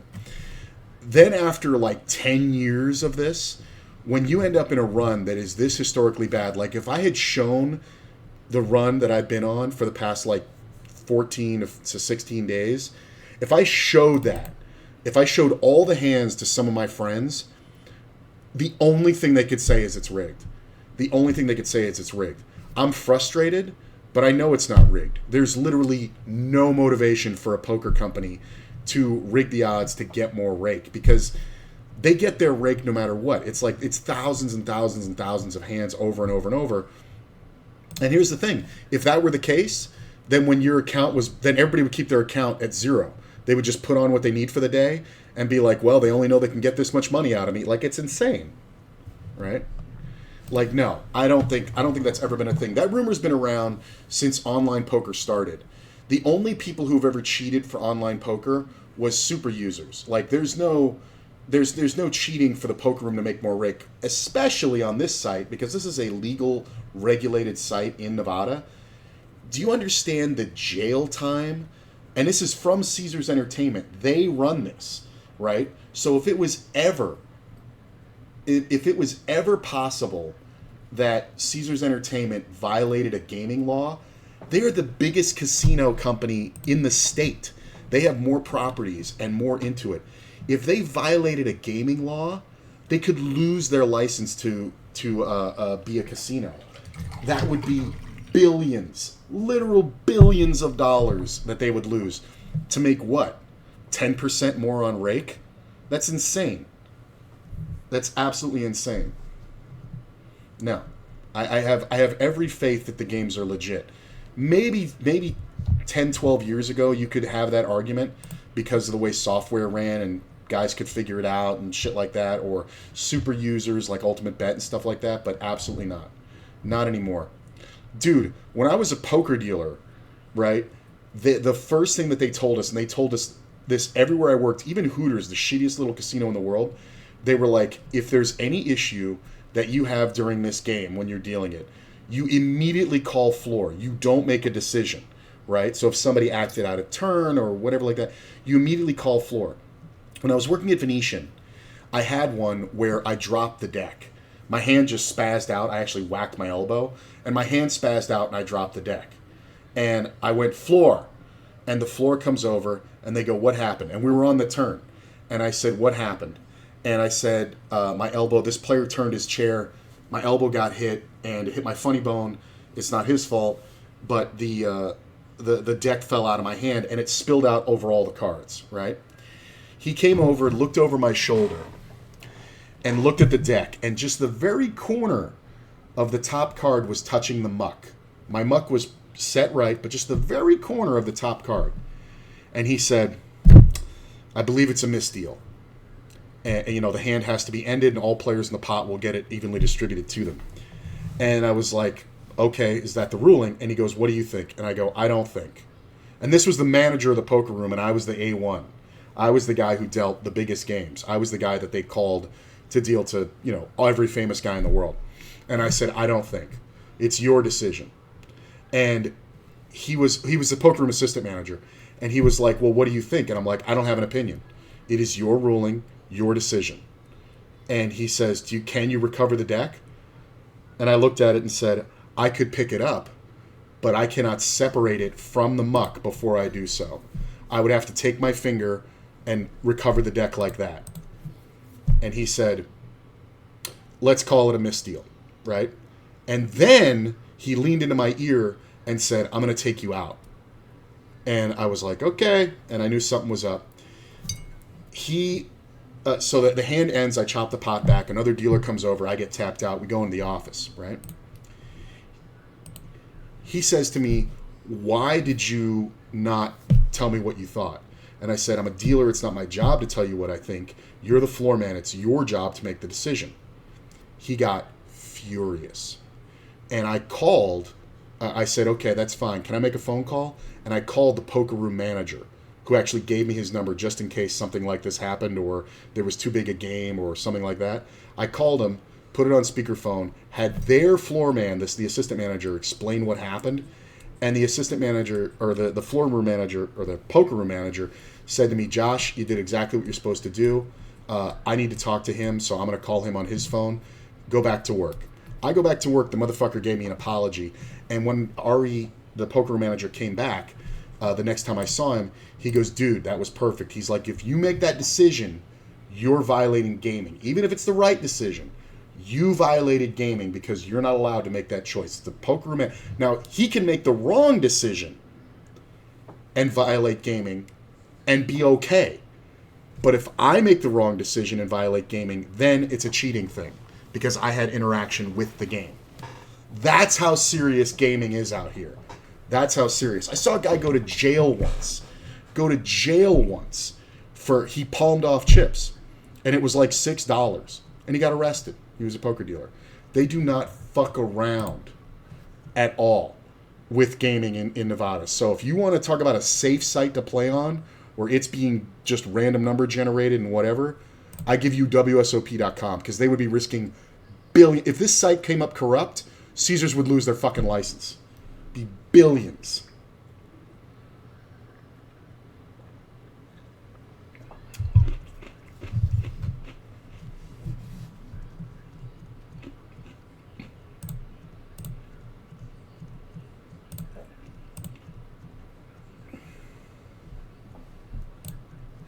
But the assistant manager was super mad at me.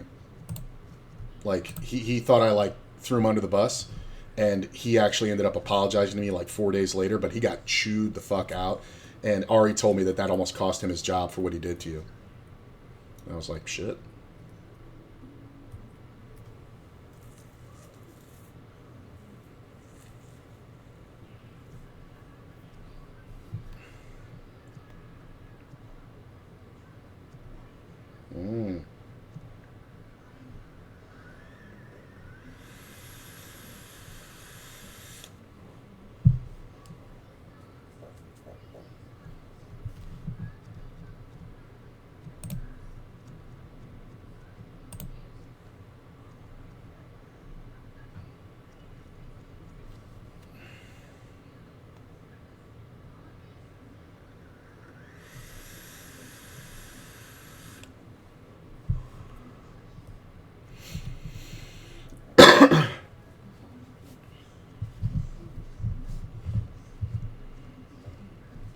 To be fair to that floor man, I probably said it with an attitude because I knew I wasn't supposed to make a ruling.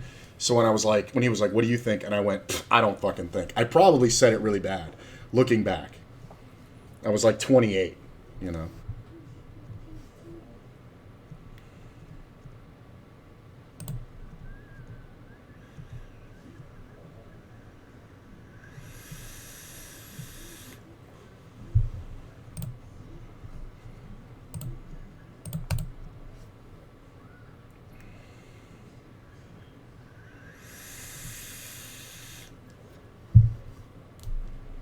The thing about that floor room manager was that he was part of the Foxwoods crew, and the Foxwoods crew in Connecticut, you know, we took a bunch of those guys and integrated them to the Venetian poker room, like 20 guys, right? They didn't understand the way poker worked in Vegas because we were surrounded by 60 poker rooms at the time. At Foxwoods, Connecticut, they were the only room for miles. These dealers almost got fucking arrested because they would deal out or deal around a player, right? If a player was being a dick, it was a common thing in Foxwoods for you to just deal him out and just go, "Oops, sorry." But the truth of the matter is that player can then say, "That's a misdeal. I paid for my hand. I'm in the blinds. What the fuck?" I'll finish the story in a sec.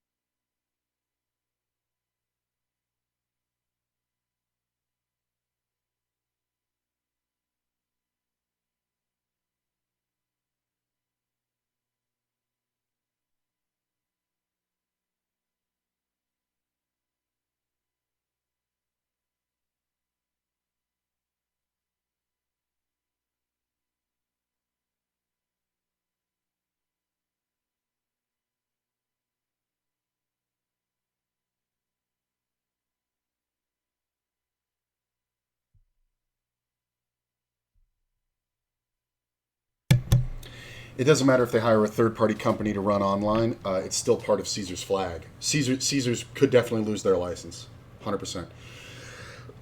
So let's say there's a guy in the cutoff who's really being an asshole, right? And he's like, he's throwing his cards in a little aggressive, and he's kind of being a jerk to the dealer, right? So this would happen all the time, and a lot of these guys lost their job, and they moved from Connecticut to Vegas to like get this job because of like what they were promised. Most of them got fucked over, but it was more so about the poker room management staff, right? But like I said, the rules were very different, and just the gaming rules. So let's say you paid your blinds, right? This guy pays his blinds, and now he's in the cutoff. And the hand before that, when he was on the button, he took a bad beat. And instead of just folding the cards, he wangs them at the dealer, right? And they hit the dealer, and the dealer goes, "Sir." And he goes, "Fuck you, you've been fucking me all night," right? These guys, what they would do, these guys from Foxwoods, they would get the deck ready for the next one, and then they would just deal around him. They would deal him out the next hand. And the guy would go, "What the fuck? Where are my cards?" And he'd go, "Oh, I'm sorry, sir. I'll get you next round."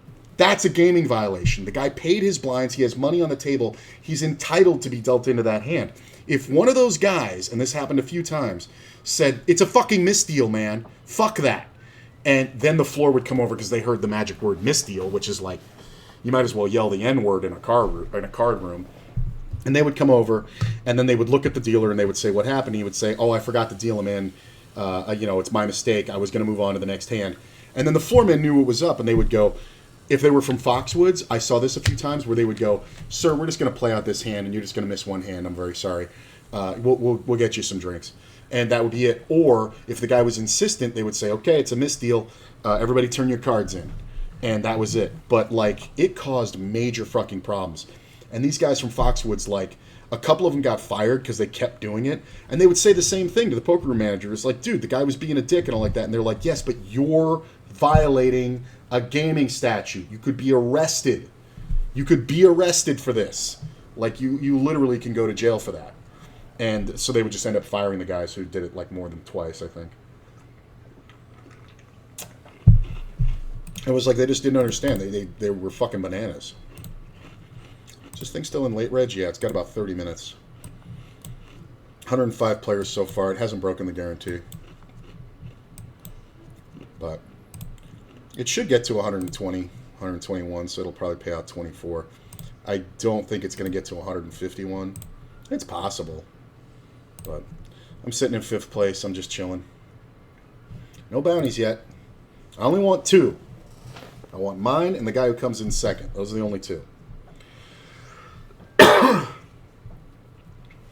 But yeah, even if it is a third party, man, like whoever did it, like whoever the guy was who fucked the system or whatever like that, they would be going. Caesars would throw them under the bus in a second in a fight to keep their gaming license.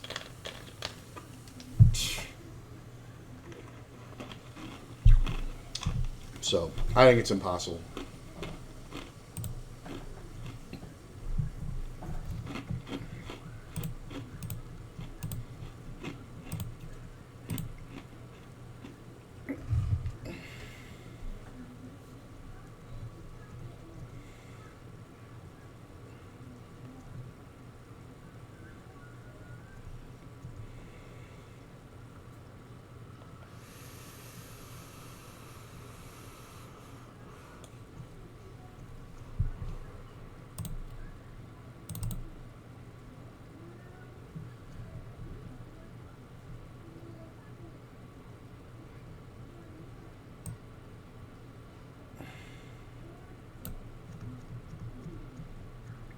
Yeah, it looks better.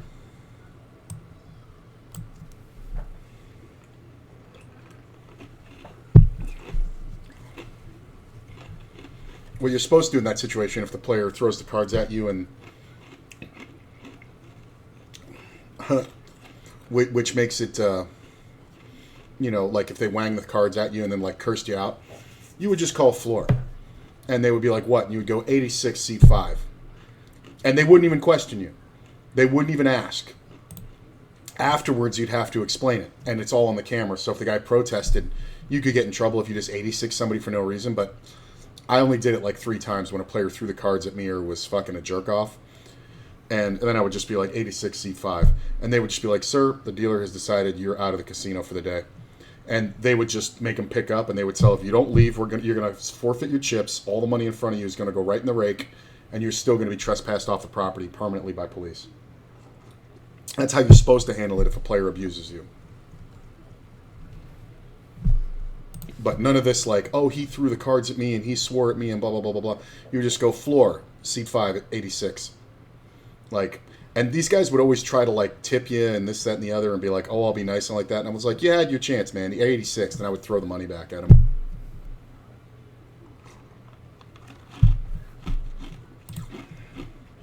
So this guy's kind of nutty.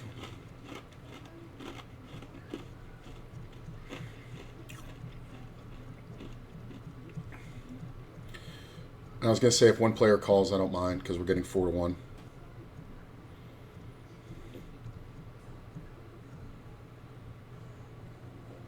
Better than that now. 6-1. That's the flop we want, and we want him to go ape shit. Come on. Nice. I mean, we're going to play for all of it right here. So. Unless these 2 fold. I guess if those 2 fold, we're supposed to just call, right?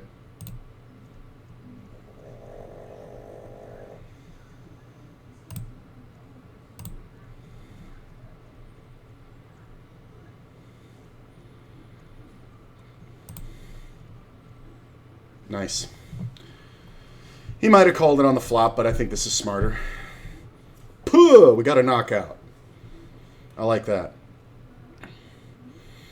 I believe that puts me, yeah, second place now. Top guy has 24. But no need to raise that flop. He probably would have called with the gut shot because he was just so fucking out of his mind tilted.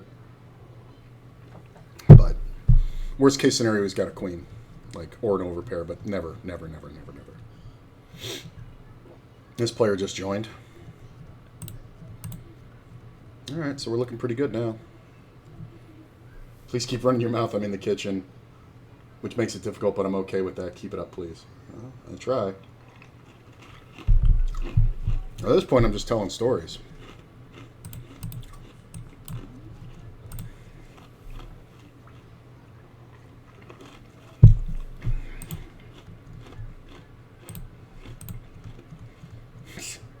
Dance monkey.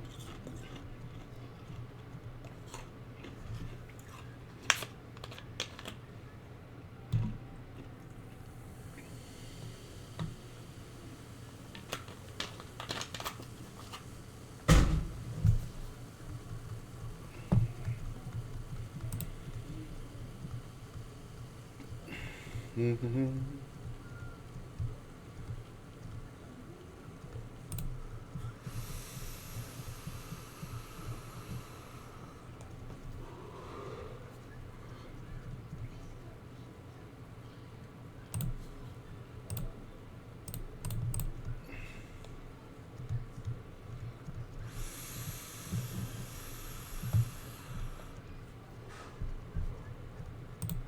I actually saw that happen once too, where a guy got 86th on the table next to me. This guy Mark, this old man, he was a good dealer, but he wasn't the fastest. You know, I mean, he'd been dealing for like 20 years, so you know, it was that kind of scenario. And so he 86'd the guy, and the guy was an asshole. I knew the guy, and he was just like a drunk idiot, and he wasn't really drunk that day, but he was a real asshole. Wow. So this is usually a raise on the draw. If this was one diamond, I could call, but it's kind of meh. Yeah. He's raising on the draw to control the size of the pot. The problem is I don't know if the ace or the 8 are good for me or bad for me. So I'm just going to let it go.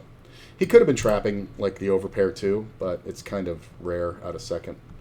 But anyway, Mark 86 is this dude, and I hear it. It's at the table right next to me. And I hear the guy go, "What? Who the fuck do you think you are?" And blah, blah, blah. And the floor comes over and he does basically the same thing. He's like, "Sir, the dealer has you 86th, you're out." He's like, "I can't even argue with him." He's like, "That's it, that's all." And he's like, "But if you don't, pick up your chips, we'll cash you out. You can come back tomorrow in 24 hours. And he was like, we'll mark the time. It was like 2 in the afternoon. He's like, "You can come back after 2 tomorrow. It's fine." And the guy was like, "Fuck that, man. I'm not going anywhere, blah, blah, blah, blah, blah." And he goes, "Okay, sir, now you're out." And security was right there, and he just calls him over, and they just literally just took the guy out. And his chips are there, and he goes, "Mark, hold up play." He goes, "Okay." They count out the chips. They look at the camera. They give him the number of how many chips it is. Like, it was like 325 or whatever it was. He did it by his hands. Got a call that confirmed. Then they took the whole $325 in chips, stacked them on the rake. It was like a foot high, and then went, "Drop it." And Mark dropped it all in one shot. Which is, I never understood that concept of stacking them. It was like 40 chips or 50 chips high. I never understood the concept of stacking them like that to get it in one drop. Like, I've seen it done where you just open the rake and you just start feeding the chips in, but they did it all in one drop. I don't know why. But yeah. I saw a guy forfeit $300. And then they trespassed him and he wasn't allowed to come back, I think, for a month was the ruling, but I never saw him again. And he was a local guy. But yeah, he actually got a criminal trespass. Just because, they have their own cops and shit like that. Metro's in the building, and they just trespassed him right away.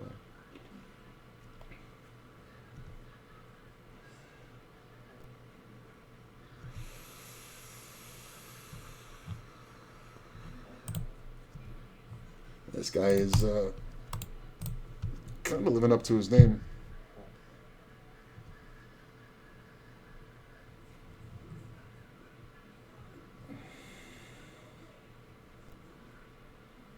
Wow. Yeah, I'm watching a lot of. I'm reading his notes, and it's really bad. Yeah, this is all. I open the hijack, cutoff calls. He min three bets. I jam 50x. 50x I jam. He think calls king queen versus my kings. That was in a $20 freeze out. So this guy's a little meh.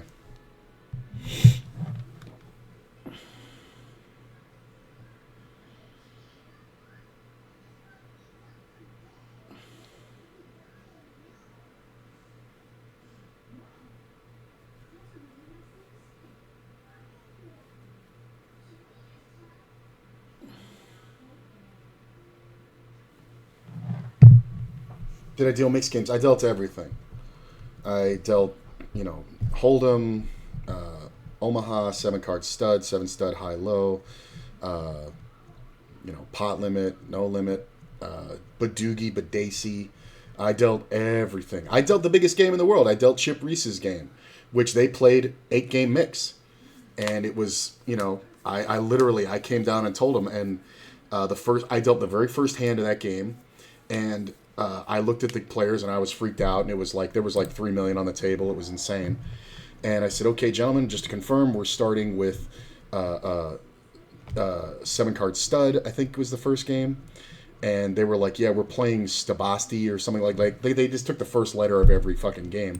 And I was like, "Okay, are these plaques right and in the right order?" And I showed them the plaques, and they were like, "Yeah, we want to play stud, then stud high low, and then Omaha 8 or better, and then pot limit Omaha high." And then they were playing Badoogie, which was very popular at the time. And then they wanted to play Raz, and then back to the beginning. So I said, "Okay, I'm going to deal this. What's the thing?" And they said every half hour we're changing the game. And I was like, "Cool." And we did that. And then Chip Reese looks at me and goes, "Have you ever dealt 8 game before?" He's like, "Have you ever dealt this mix of games before?" I go, "No, but I've dealt every." I said, "But I know how to deal every game." And then there's like this moment of quiet, and he goes, "Have you ever dealt?" What did he ask me? He's like, "Have you ever dealt Badoogie before?" And I said, "No, but I've played a lot of it on Poker Stars, and I know the the procedure." And he goes, "Okay."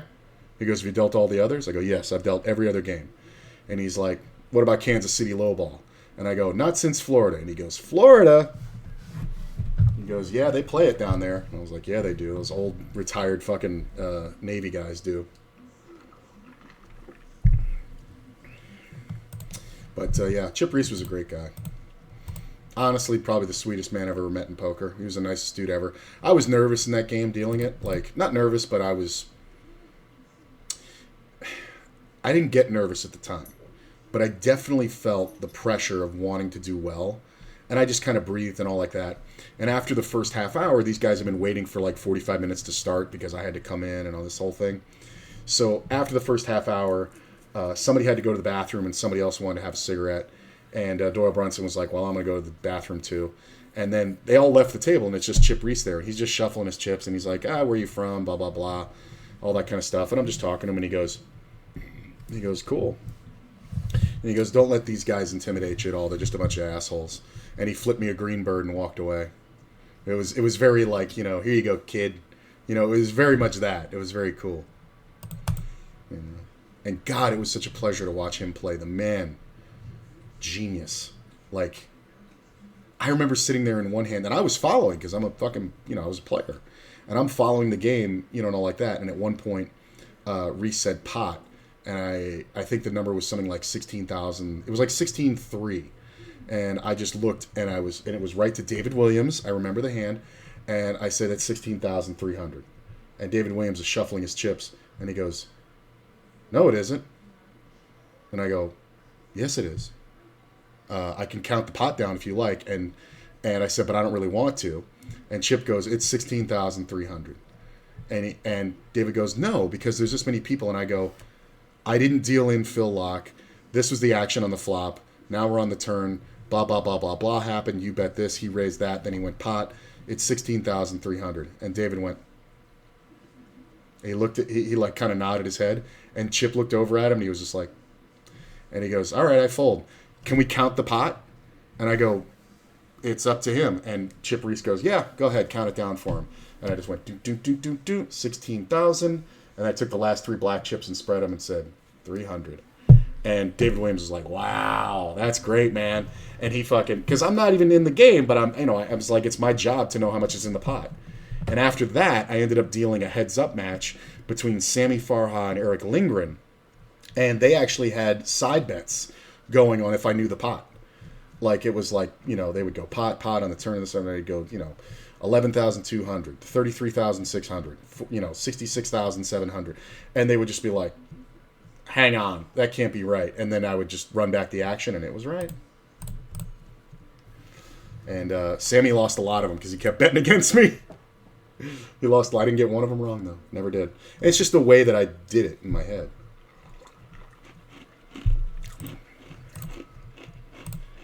Yeah, I've dealt everything. I don't know if I could now. Limp fold.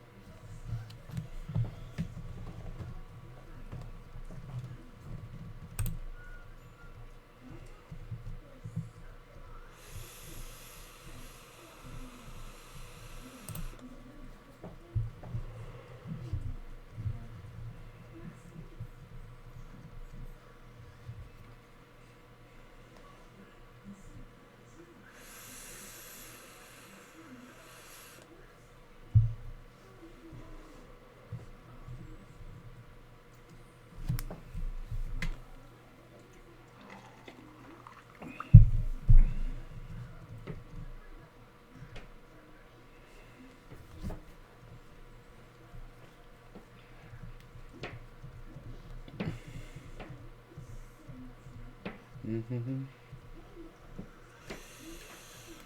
Doyle didn't often wash his hands. I'd heard that rumor.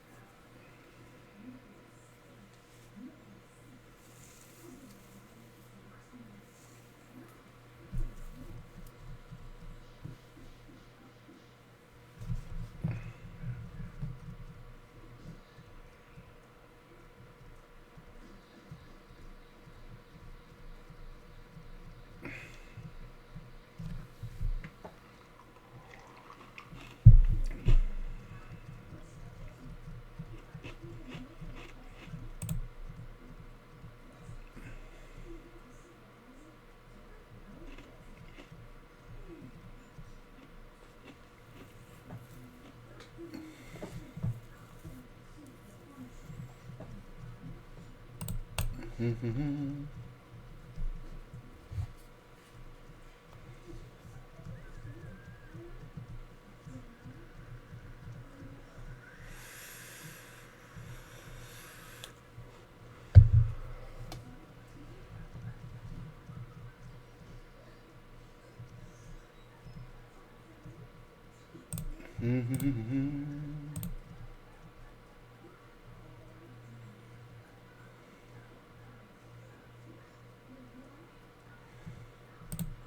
Yeah, I'm thinking about that match. Sammy never tipped, and that's the match where Lindgren took care of me because Lindgren was smoking Sammy. Like, it was one of those ones where Sammy was running bad, but Lindgren was the better pot limit player, which is insane to say at that time. This is 2005. So, and these pots are like 120K minimum, right? I think they had a 200K cap. So if either one of them, if they both got in 200K, then that was the end of the betting, right? And one hand, it went, pot pre-flop, repot, call, whatever, pot on the flop. Lindgren pots it again, and I realized the next pot isn't full. It was like 120. So the next round, so Farha calls it, turn card comes off. He thinks for a minute and he goes pot. And I go, actually, it's 78,000. You can bet Mr. Farha. And I said, and since the action hasn't been declared properly, you don't have to bet that. And he goes, well, you think I'm not going to bet? And I'm like that. And he goes, how is it that? And I ran it back, and Lindgren's just sitting there, and he's just staring at him. And I can feel Lindgren, like, salivating. Like, he had the nuts. Like, he had the nuts and the redraw. And Farha looks at me, and he goes, it's not this, blah, blah. And I go, well, actually, this is the action, blah, blah, blah, blah, blah. You guys only said pot, so now this pot bet on the turn. That makes it 200,000 for each man if you put in 78,000. So that's the limit that you can bet. And I said, unless you guys want to change it, you can change it mid-hand. And I said, but it's got to be between the both of you. And I said, it's not up to me, but I'd have to call the floor, blah, blah, blah. This is interesting. I don't think I want to fold for this little bet. I think there's more draws than jacks. I don't think there's a lot of kings. This is interesting because that kind of makes me feel like there's a jack here. But we'll have to see what this river bet is. But I don't know how big he goes on a jack. I don't think he's checking a king on the flop. I think this is more queen 10. My problem here is I don't know if this is a 4 or a jack. I'm calling. Ah, he did have a king. Good for him.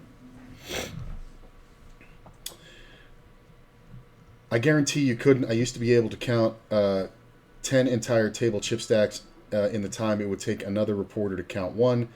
Now I can't even properly count a single stack. Yeah, no, I'm nowhere near as good as I was. But at the time, I practiced it. Like, I went home, and I would just, I would start a timer on my phone, and I would look at it, and the first 3 numbers, I would try to calculate as quickly what a pot bet would be if that was in the pot. So if somebody had bet pot and then somebody repotted, that's what I was trying to do. So I had all these weird little drills that you pick up in Florida to make you better. Yeah, but of course I would have lost it by now for sure. But I'm not bad with it. Like, I can still calculate pot pretty well, but not as quickly as I used to. Like, because I do it, But now, like, you can get lazy. But before I hit the pot button, my brain just automatically goes, oh, it's going to be this much. It's just a reflex. But yeah, so they decided not to remove the cap. And Farha said, so how much can I bet? And I said 78,000. And he goes, if this pot is less than 400,000, meaning, the max out on them, when it's over, he goes, we're going to have a problem. And I go, that's perfectly fine. I said, I'm willing to count the pot. That's up to you guys. I said, but I'm not just going to count it. And they hated when you counted the pot. So they were like, no, that's fine. So he bets pot. I look over at Lindgren and he's like, call. Like, he's just immediately calling. He rolls it over. He's got the nuts. I pulled out the river. Nothing changes. And Farha goes, hang on. I would like that pot counted. I counted out. It was 400,000 perfect. Sammy kind of nodded at me. And he went, okay, don't make a mistake. And I said, I won't. And so Lindgren wins that pot. And then the next pot Lindgren wins. And Lindgren gave me like $5 in the first one. He wins the next one. He gives me like $5. He wins the next one. He gives me like, and these weren't max, but they were easily, 40, 50K winners for him in profit, each pot. The next one, he gives me a green chip, right? And then there's a max out pot, and he gives me a black chip. And I look at Lindgren, and I'm like, do you want me to chop it? And he goes, it's like, okay. And I just pick up the black chip, put it in my pocket. The next pot maxes out, and Farha loses. He throws the cards on the table. A black chip comes sailing in, and Farha gets out of his seat and puts his hand over it and goes, if you give any more of my fucking money to this dealer, I'm leaving. And he flicks the black chip back at Lindgren. I don't say a word. I turn my head, and I look, and I was broke. And I was just starting, I was trying to, like, build a life. I look over at Sammy, and I stare daggers at him. And he doesn't look up at me. Like, he's total pussy, right? And Lindgren, I kind of look back over at Lindgren, and he just kind of gives me the, it's okay. They play for like another 20 minutes, and Lindgren says, I got to go to the restroom. Let's give the dealer a break. I've been dealing for like 3 hours. They have the floor man come in and sit in my seat, and I go, yeah, I'm going to go to the restroom too. And as I'm leaving the poker room, Lindgren is standing at the front, and he goes, hey, man. And he starts walking with me, and he gives me $200. He's like, thank you so much. Just keep this motherfucker here. And I'm like, dude, I'm hoping you fucking bust him. And he was just like, cool. And he took care of me off the table. So it was really nice of him.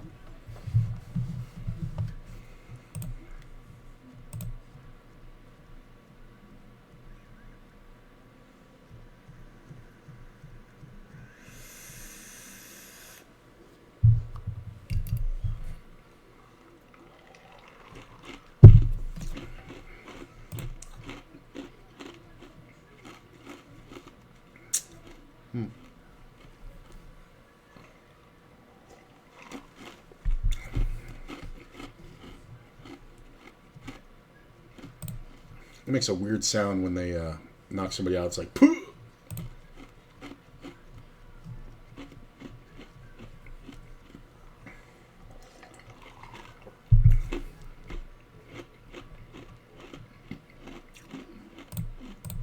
I'm going to 3-bet.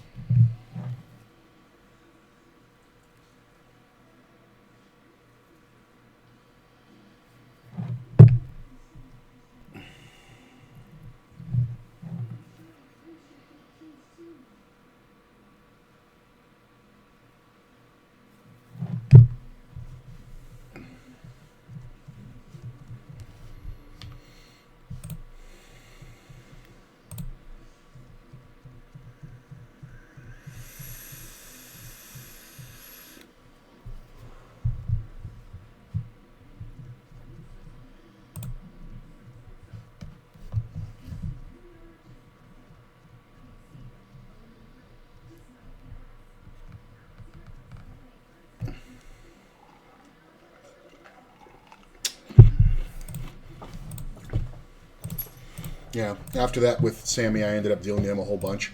He never tipped. Never tipped $1. I don't think. Didn't even tip the waitresses. But he would give me shit, and I got treated better because I would give him shit back. Like, a couple times he said a few things, and I just decided I'm just going to start treating him like any other asshole because I think that's what he wanted. So he said something, and it was a big game with a lot of big players. And I was like, why don't you watch it, you Lithuanian leprechaun, before you fall down before you fall off the edge of a bridge without knowing it. And he goes, whoa! And like the whole table dies laughing. He said something later when he threw the cards at me. And I was like, don't throw the fucking cards at me. And he goes, why not? And I'm like, shut up and eat your applesauce, Grandpa. And he just cries fucking laughing. And he loved me. Never tipped me $1. But after that, I would just give him shit every time he did something. And he would back off or he would apologize. And he would say, it's a lot of money. And I was like, it's more money than I've ever seen in a year. So I know it's a lot of money, but, fucking knock it off. And that was all he wanted. Never tipped me $1. But I was the only one he was nice to.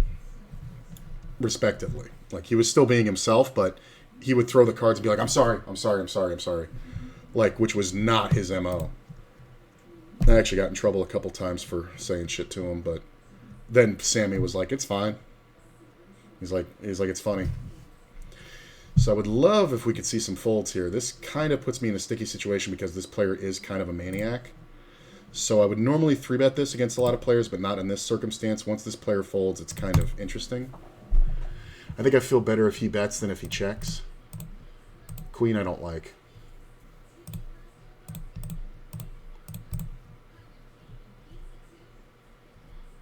Wow. Yeah, I don't know. It's kind of stupid because he kind of walked the dog. I don't know how often he has a queen. I think this is one of those nuts or nothing, and honestly, the pot's not really worth it. I'm going to let it go. And he's definitely a guy who can have 2 pair here somehow. 8-7 or, like, you know, King 8 or something like that. Because he was just going after this guy's bounty. All right, hopefully we see some raises. Because I'd like to get it in here. Starman's kind of, yeah. I think if he folds, I just go for a small open. Hopefully this player jams. Yeah. Hopefully we see a jam. No. All right. It's fine. Sitting in 6th place. Yeah, this guy's kind of a wild card. Like, I could have raised him at any point, but honestly, he's going to have Queen 10 and King Jack a lot, so just weird hands that are, like, going after this bounty. Like, but this player's playing too tight. You really shouldn't even do it, but it was his big blind, so... You know, he made a big raise trying to get the guy to commit. I think the move is just to make a small raise and allow for a call and a jam. But I don't think he's thinking that far ahead. Honestly, don't.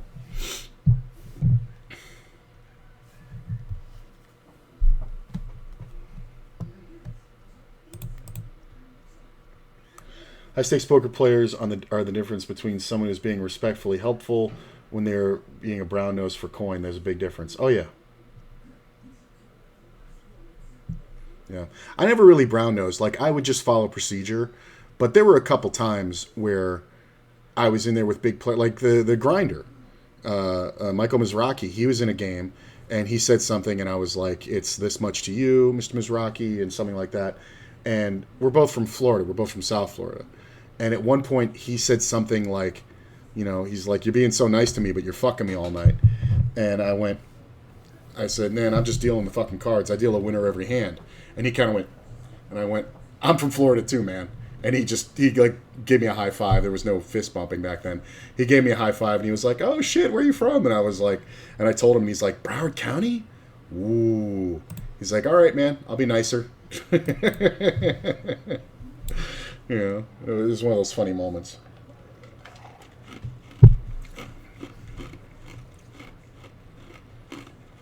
And no difference between someone being respectful and helpful and being brown nosed with coins. Big difference, yeah. 19119.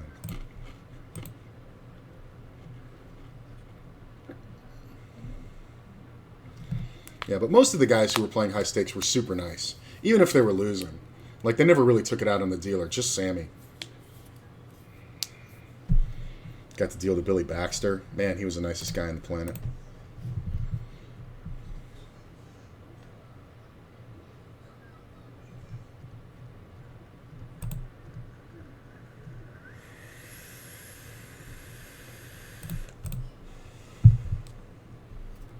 Yeah, that hand can definitely be 5-6.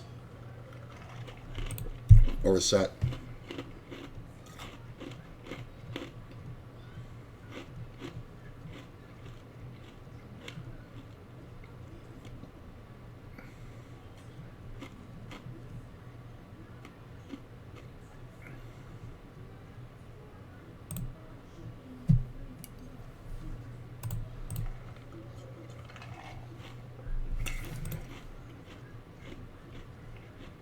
All right. Hopefully everybody gets out of the way. Big problem might be a big problem. Like, he's so bounty crazy, it's like, I don't know what to do here if he just calls. All right, cool. I'm not folding if any of these guys jams. This dude just calls. I think we just put it in. If he has a bigger pair, it's whatever.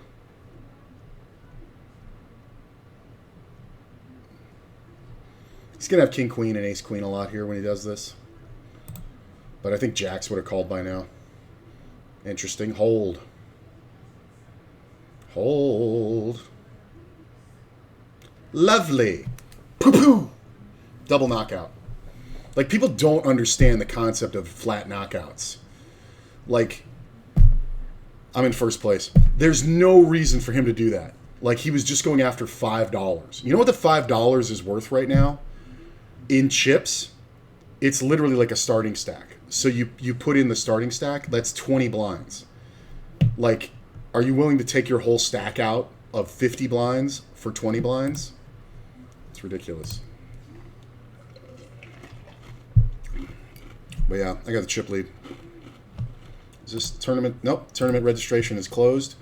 I was right. Top 24 getting paid. Minimum cash $25. Top prize $415.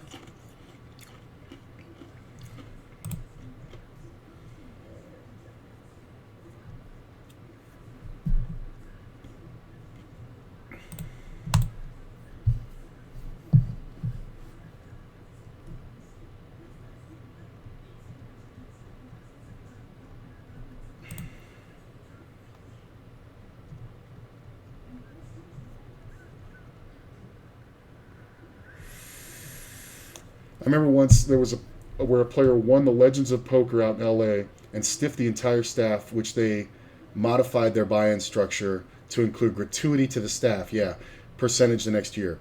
He wasn't an asshole, but the entire West Coast lost respect for him after that. Yeah, one of my favorite ones.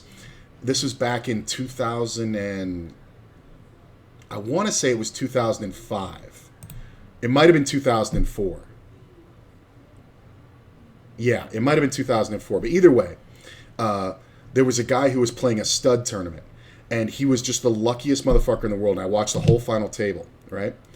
And he ends up winning the thing. And worse than that, he started with the worst hand and got the money in like this insane, like, you know, just dumb betting structure. The guy was just getting smashed by the deck. The last card comes out. He realizes he's won it. He takes $100 out of his pocket and gives it to the dealer. And you see the dealer on camera pick it up and just start laughing because he knows the guy's not going to tip anything else. It's just insane. The guy just won like $750,000 in this fucking stud tournament. And the fucking, you see the dealer, this big guy, pick up the 100, look at it, and his hand like falls defeated, and he just starts fucking laughing hysterically on camera. You can see it. And it's one of those ones. I might even try to look for it. I'm gonna try to find it. I'm gonna try to find it.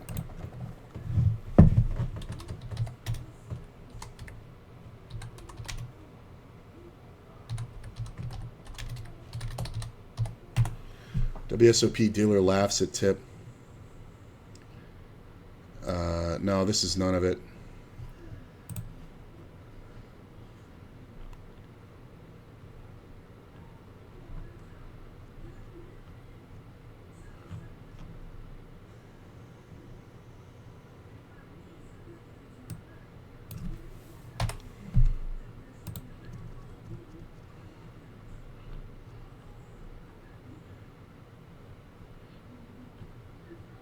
Yeah, I don't see it. But it was 2004 or 2005. What's my favorite and least favorite format to deal?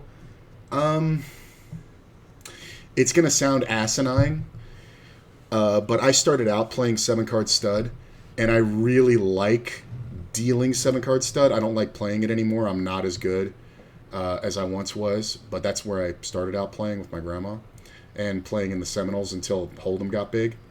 And I have a great up pitch because, you know, you have to pitch the cards. You pitch the first 2 down, the next 4 up, and then the last 1 down.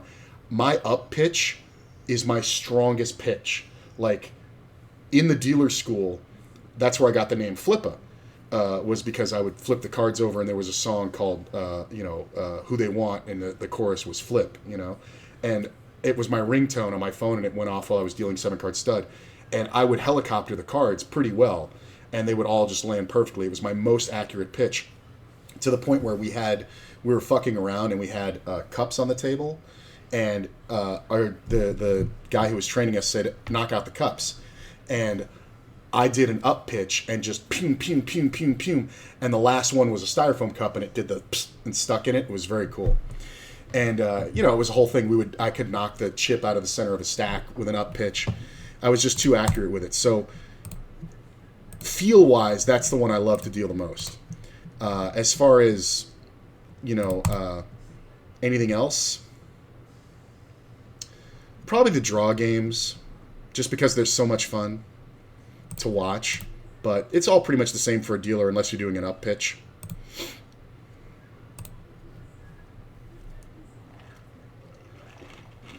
Because no matter how good you are at dealing PLO or whatever, it's a pain in the ass.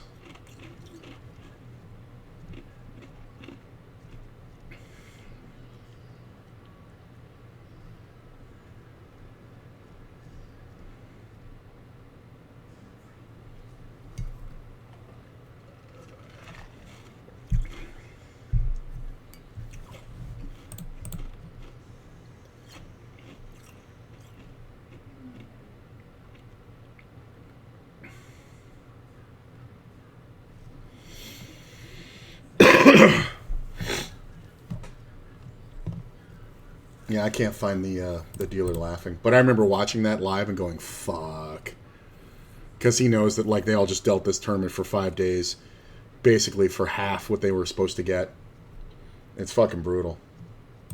Because you pool the tips, and then, it's cut by downs. How many downs, how many half-hour periods you dealt the box. So if you had 20 downs and the share per down was $20, you got $400. This guy, like, by the winner not tipping, that pretty much just, cut their pay in half because he gets the biggest share. Because usually you go 1 to 3% on a big thing like that, 1 to 5%, something like that. So you're talking about, on $75,000 or $750,000, you're talking 30 grand, maybe 20, 25, 30 grand. That's just removed from the dealer gratuity.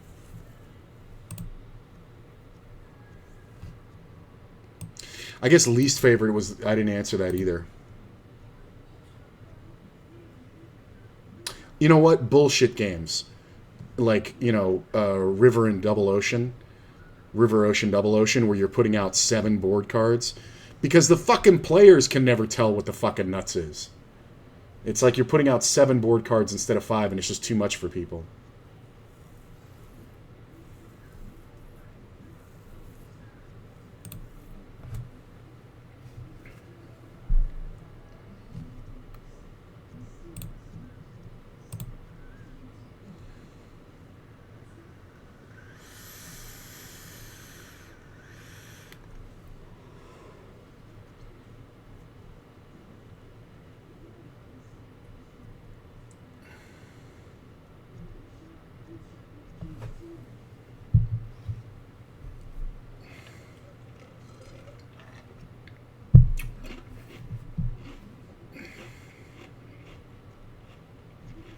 I will say I did have an incident once at the Venetian where they were doing a 7-card stud tournament, and I was doing my up pitch, and I hit a woman right, because my idea when you deal the cards, hit the player in the hand. If they have a hand on the table, put it underneath their hand, And this woman was sitting there, and she was in the 6th seat, which comes down when I do the up pitch. It comes downward, it doesn't go up, and it, like a laser, I was trying to put it under her hand, and it hit her right in the cuticle, and the card got stuck, and she actually started bleeding, and we had to stop, and it was crazy. I split her cuticle, and it was brutal. It was super brutal. But yeah, and we got blood on the table, and we had to call hazmat for this whole procedural thing, and everybody just they just picked up all the chips and just moved them over. But yeah, I got her right in the cuticle and hit it with such force that it stuck underneath the nail. And, ooh, God, was she in pain. I think I'm going to go a little smaller than usual. I want this player to overplay whatever he has. So if he has King Queen or King Jack, I want him to jam. That's fine. We're going to get it in. There's no reason to do anything else. All right, hold. He's probably going to do that anyway, but if he raises and then this guy jams, I can get away. It's fine.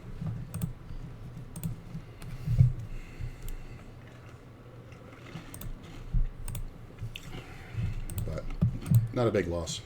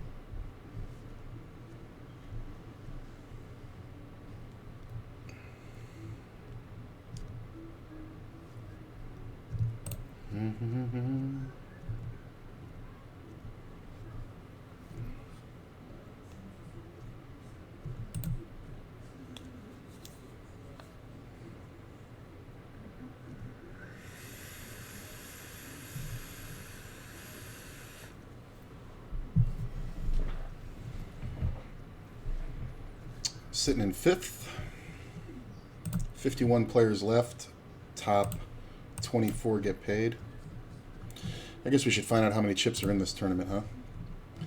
131 players times 5,000.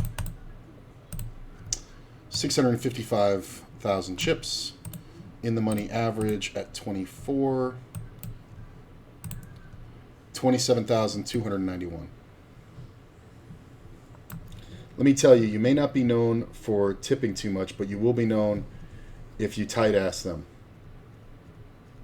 Yeah, absolutely. Yeah, somebody who over tips, you'll forget about it. Although I always remembered the over tippers because dealing cash, because when they would come in, I would make sure to greet them. Because guys who over tip, if they sat down at the table and you're like, "Oh, hey Bob, how you doing, man? Haven't seen you in a minute." Immediately they're like, "Oh, hey, how's it going, Josh?" And they'll throw you a fucking tip for saying hello. You know? But yeah, but tight asses, oh, you remember every one of them.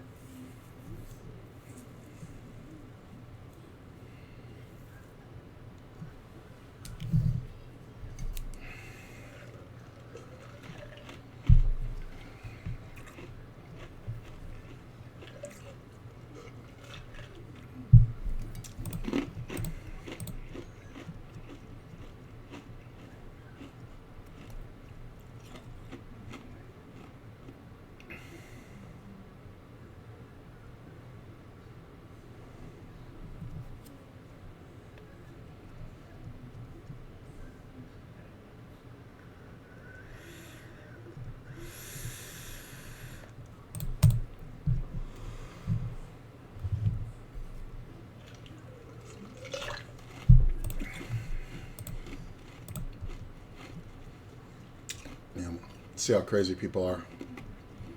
10 blinds, people think this is a call. It's not a call.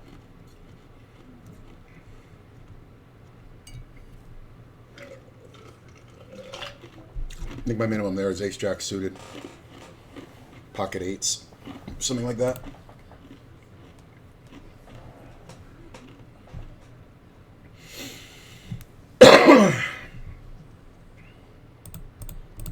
Yeah, we would always tell. It was hard. There's a term for good tippers and consistent tippers, which it's a toke, by the way. It's called a toke, as in a token gesture. But the guys who toke a lot, we would call them Georges, which is an old school term. And it means George Washington, meaning that they were always good for $1 on every pot, no matter what. You'd call them a George. You'd call guys big Georges if they were good for 2 or 3 or 5 or whatever like that.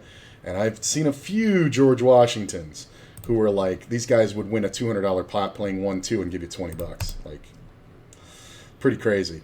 And I always did the thing where I would tap the tip on the thing, and instead of just putting it in my pocket, I would throw it, hit myself in the shoulder, and it would just pink right into the pocket. And that made me more money than anything I ever did in poker, because people would see that the first time and go, holy shit. And I would go, yeah, you can see it again for $1. And they would throw the chip out, and I would do it again. It happened all the time. I saw a guy at the Stardust. He had his name tag over it, and all he had to do was hit himself in the name tag, and it would fall right in the pocket. But at the Venetian, our name tag was on the other side and our pocket was on the left. So I had to learn how to hit myself right in the shoulder. Didn't miss them. I don't think I ever missed one, honestly. It's a very simple thing to do. You just kind of move your hand and you let go when you're like at this point in your chest, but it just travels like 8 inches and then just boop.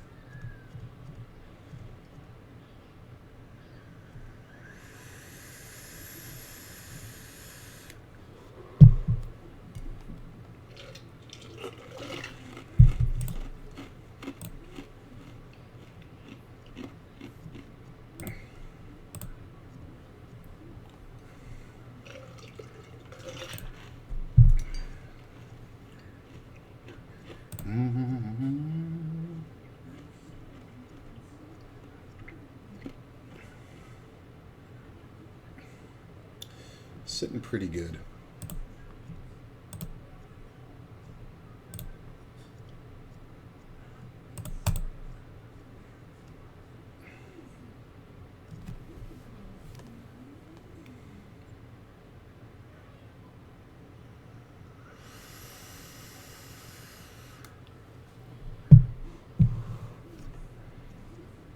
Almost supper time. Nice. Yeah, I'm hungry too, but there's nothing really I want to eat in the house.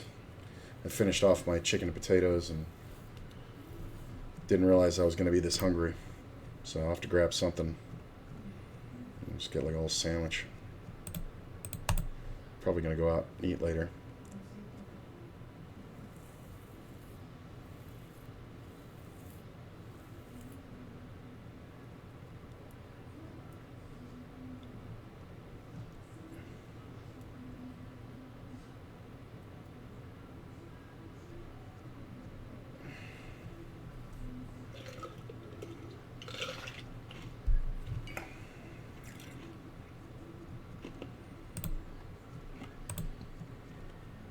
Look at this.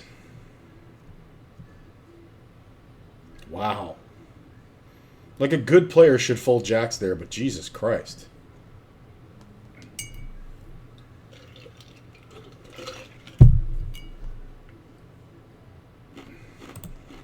And this guy has more chips. Love that.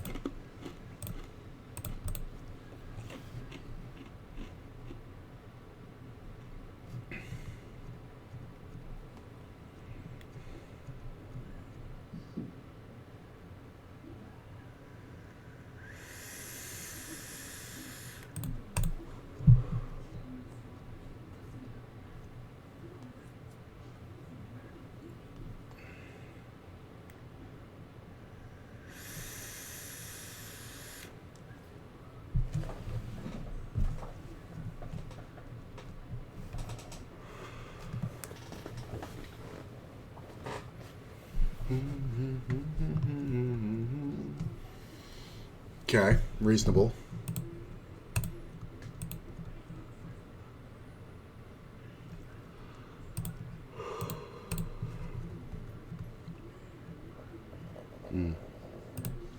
Interesting. My notes on this guy is that he has a lot of folds to raises.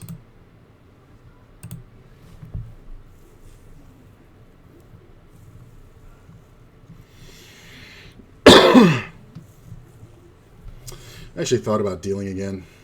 It would be a good job, but it's just hard to get in anywhere. South Point, at one point, was looking for dealers about a year ago, and I was doing too well. Oh, son of a bitch. Look at this.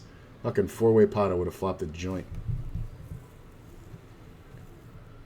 Wow, this guy's losing his mind with, like, queens or something. Or jacks. Yeah. How much did he raise? I mean, I would have had to play for a limp and then call out of first, but he opened it to 3x. Yeah, that sucks. I wish I was in the blind. That sucketh.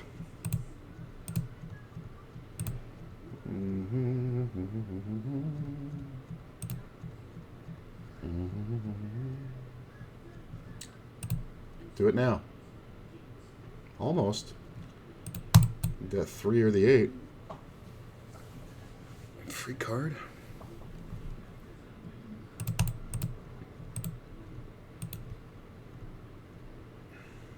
It's a silly raise. I mean, this is a silly bet, but it's fine. He can have it. He's probably just raising with a pair. It's fine. I mean, he's going to have a flush draw a lot, but he's also going to have a queen a lot, so I don't think we're going to get him off it. I'm not folding a king there for sure, but I would have raised the king on the flop. Venetian now has tip boxes all the dealers carry around. I suspect that's because they now all split tokes. Wow. Not just the dealers, but the floor staff, not a good room anymore, that's for sure. No, that room took a major dive in late 2006, early 2007. That room took a major fucking dive. Like, so bad. But not keeping your own tips, eat a dick. Eat a fat dick. I would never deal poker if I wasn't keeping my own tips. Shit. There was a moment back in 2008 where a friend of mine was a blackjack dealer for the Bellagio. And he changed his schedule so he was working there 4 days a week full time instead of 5. And he gave the other 3 days and ended up paying money. Oh, I'll tell you about it. It was about Hooters. But I'll tell you about it in a second. Hang on, I gotta go to the bathroom.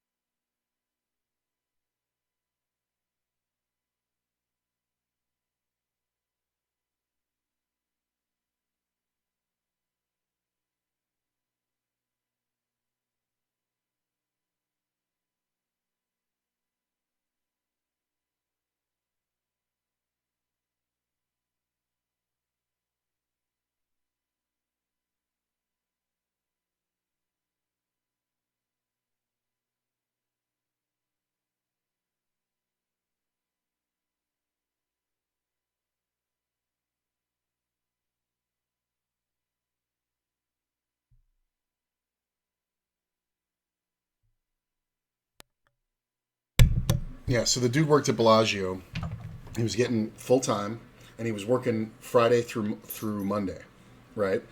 Or whatever it was. He worked through Monday, Tuesday through Monday, or Wednesday through Monday. So anyway, he found out on the sly and was the first guy to get the job, and switched his schedule at Bellagio to work Monday through Thursday full time, and then Friday, Saturday, Sunday at Hooters, because Hooters announced that they were going to keep that all dealers, all table dealers, not just poker, were going to keep their own tips. And as a blackjack dealer, that's insane. And I talked to him later, and he said that, yeah, he's like, he saw people bribing and a lot of women flirting to try to get in there, but he ended up making twice as much there than he did at the Bellagio, and he kept his Bellagio benefits. And it only lasted like 6 months or something, and then he's like, yeah, they went back to pooled tips. But that's the difference. But as a poker dealer, if you don't keep your own, you're just above minimum wage. Like on an average day dealing at the Venetian, if it was busy, I would make I'd say about $25 a down, right? Because I was pretty fast, and I didn't mind dealing Murderer's Row, which is just a 1-2, which is the best money, I think. So if you got, 6 downs, that's $150, and that's reasonable to get, even in a packed house. But some days, you'd end up with fucking, 14 downs or whatever, because you'd be there the full 8 hours and never break. You're fucking walking away with fucking like 300 and change, and it's fucking crazy. It evened out, but it was the best paying job that I ever got. Yes. This will be funny. This guy should never have... You can't go for a steal in this tournament, man. Like, if the guy was in second, you could do it, but the guy limped out of first and then jammed. This is the worst.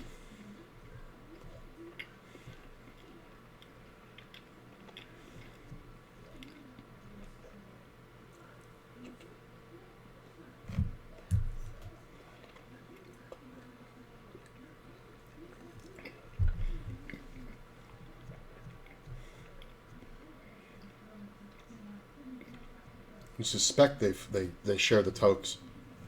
I don't know, man. They'd be the only poker room in Vegas that did it. They might just have the cash boxes for aesthetics.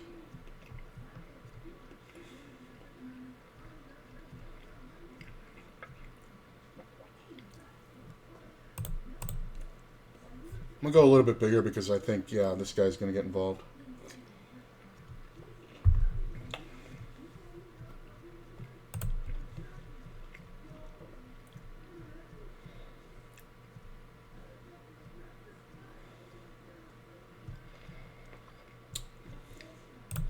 I think we raise him right now.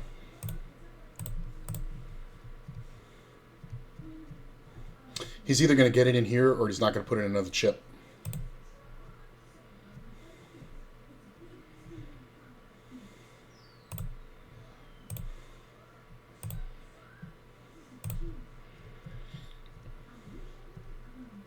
Sweet.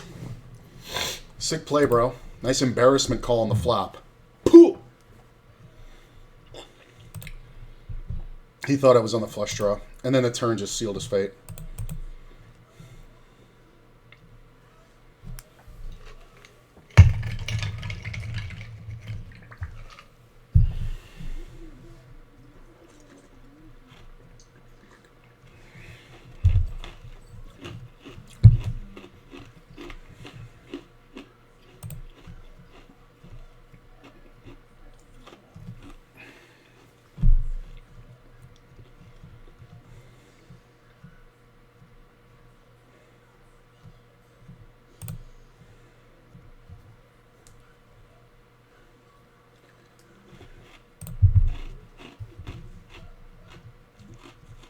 But imagine if I had ace-king there and decided to check-raise the flop and would have gotten 2 outed again. Ah.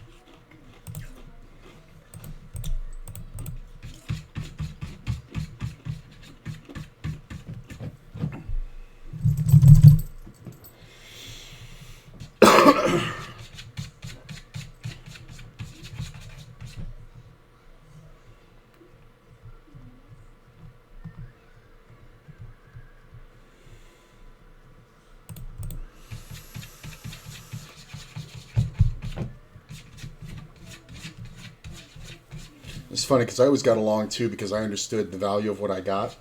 even if I was up down, which is what dealers hate. They hate going up down because you basically stop it, Sergeant. You deal for half an hour and then you're on break for half an hour.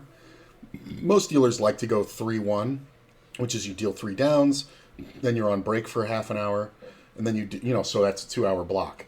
And if you do 4 of those, that's the ideal, right? Because then you have 12 downs.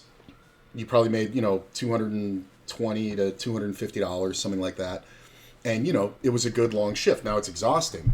But I always realized that even if I went up down the entire time, it had happen a couple times where I'd see the board and the floor man would come over to me and he's like, dude, he's like, I got to put you on Murderer's Row. And he's like, it's going to be 1 and 1. And I was like, so it's down and then break and then back and then down and break and back. And he goes, yeah. And I would always ask him, I'm like, well, can I sit in the office instead of walking all the way to the EDR or the break room on a couple of these? And they would say, yeah. And I would be like, okay, cool.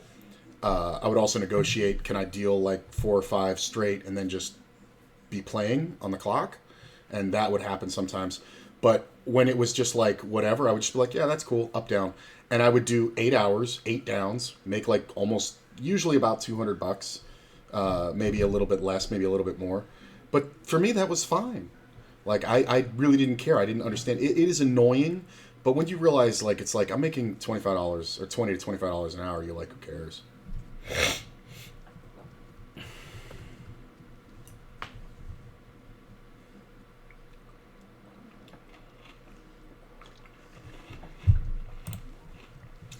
Got 4 bounties in this thing. I don't think I've ever gotten that many in this tournament.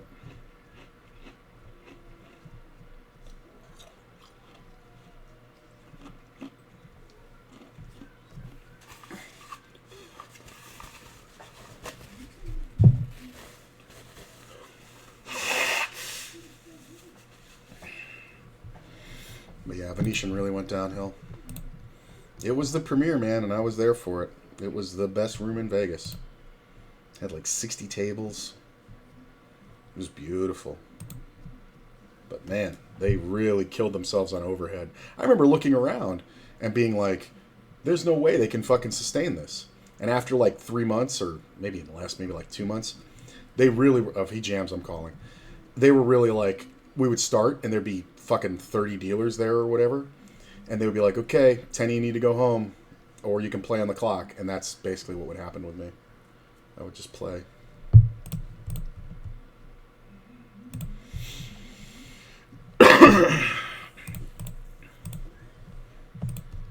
It's not too much to be worried about here. That's fine.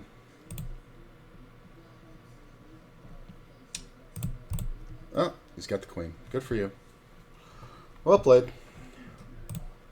Well played. It's kind of a shitty run out if I was to go for the race pre-flop, bluff, turn by flavor. It's been really hard to do. It would have worked, but I would have to be psychic. Fuck all that.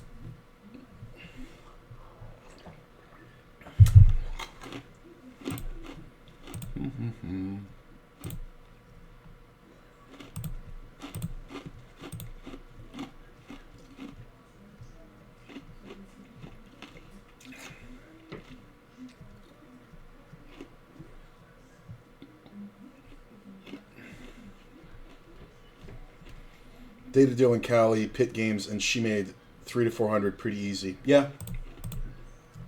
I don't know Cali rules. They might keep their own. But that's the real trick. If you want to make more money than any other dealer, if you want to make more money than any man dealing in Vegas, get his same job and be a woman. It's just the way it is, man.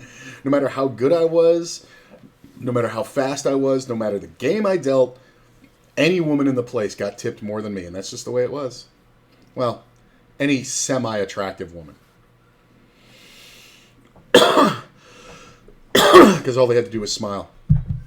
The only other audition that I ever had outside of Vegas was I got referred to the Seminole, right?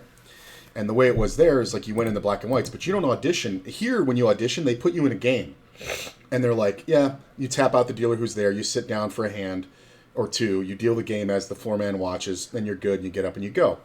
In Florida, because it was the Seminole tribes, they would do auditions at certain times of the month, and the chiefs were there. So we're talking about Indian dudes, that look like Chief Iron Eyes Cody wearing suits with feathers in their hair and shit, right?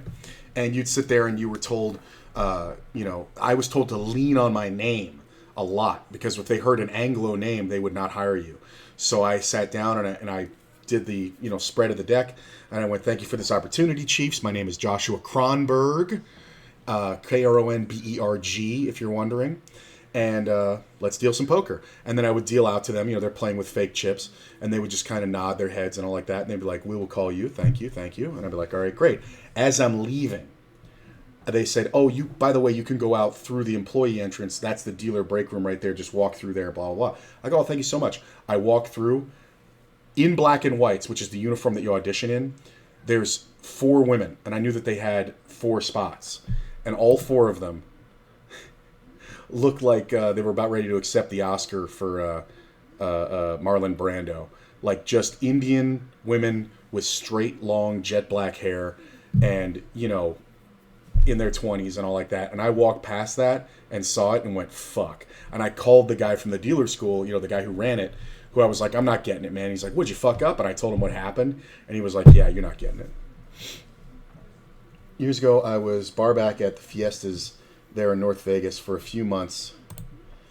And we would try to get the bartender who tokes out the best because all the tips went to them. Yeah. We didn't make a lot of coin at all, but I always remember the other bar back, when they would go off duty, he would go outside of the bar, put it all in video poker machine while getting hammered. Yeah, that happens a lot. Let's play this hand.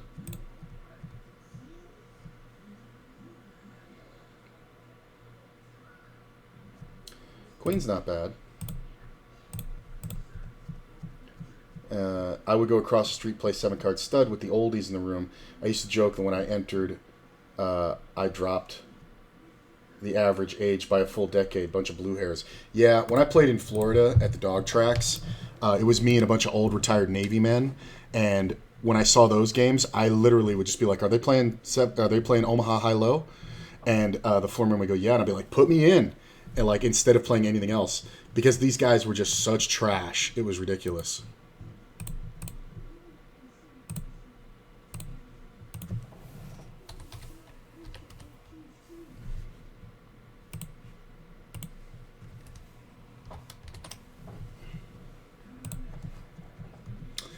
Nah, not gonna bother.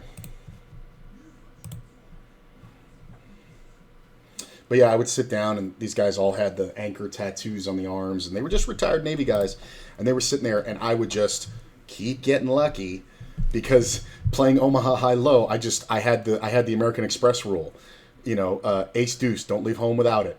So I had to start there, and if I started with ace deuce or ace 3 suited, then it was like, okay, what other potential does this hand have? And I would fold well more than them, and then I would just sit there and just keep scooping these guys, and at least always getting half the pot. All right, this should be good. And it's an okay bluff spot for him.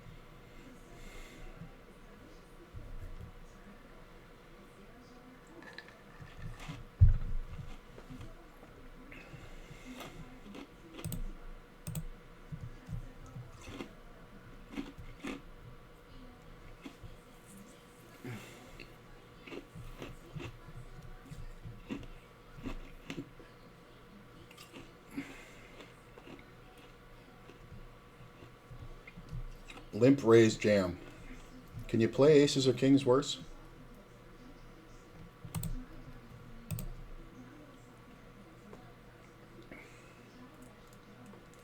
I was just telling the story yesterday about this guy, Triple G. His name was Greg. It was Gregg. So everybody called him Triple G. He was the smoothest. To this day, he was the smoothest dealer I've ever met. I was just about as fast as him, but I wasn't as smooth. My hands are, too blocky and all like that. He had like magician's hands. And when he dealt, it was like butter. Like the cards would rotate off the deck so beautifully, and they would hit the table immediately and then just go pew, right to the player. And he was so fast. Like, it was hard to keep up with him. But my hands worked, real differently. But great dealer. I was working there about 3 months at Imperial Palace when I first got here. And he was a cool guy, and we kind of had a mutual respect and this whole thing. And he comes up to me one day and he goes, "Hey, man, blah, blah, blah." He's like, "It's been slow and yada, yada, yada." And I'm like, "Yeah." And he goes, "I got my rent due tomorrow, man." He's like, "Can you spot me 300?" And I was like, "Dude, all right." I'm like, and we worked the same shifts, and I knew how much he made. And I was like, "Oh, he must just be having a hard time."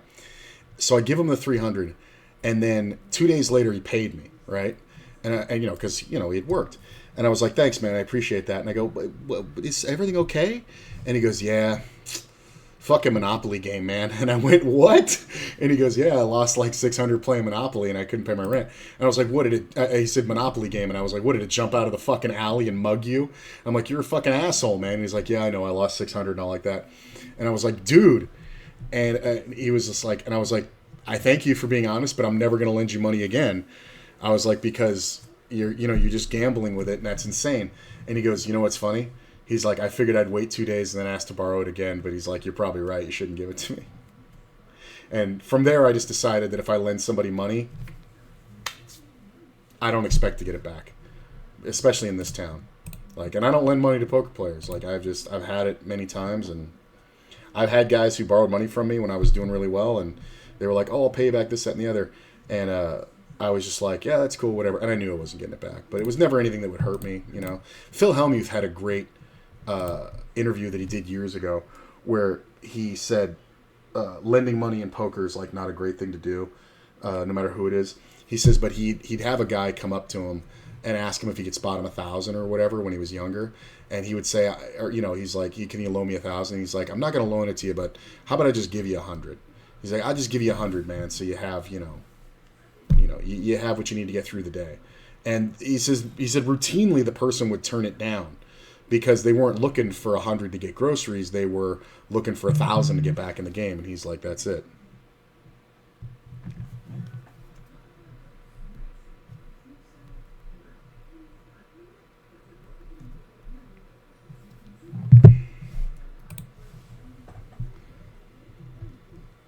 But yeah, I always thought that was a good rule because it's like you can't expect to get money back, even from the best players.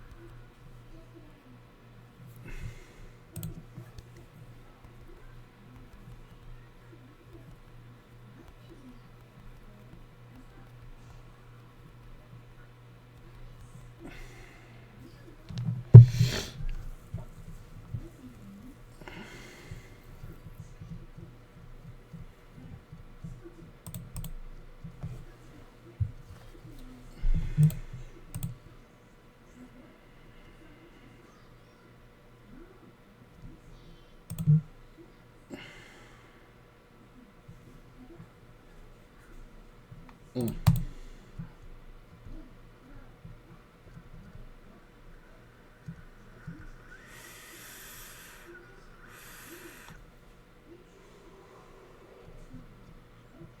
Hmm.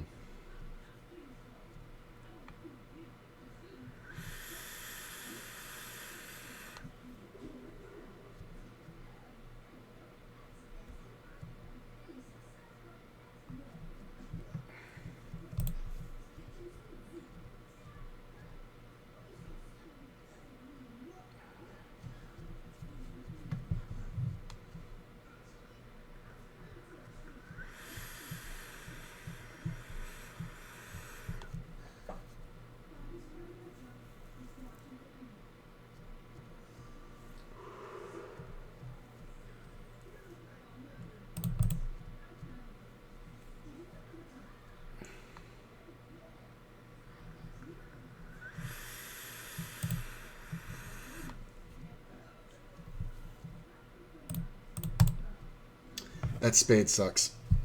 I mean, it should check around a lot. I think only the ace bets. But I'm going to go ahead and bet small. See what happens. I like those two quick folds. Nice. I mean, the thing is, I could have done it on the flop, but I think it's better because there's no raise pre-flop. It's better on the turn.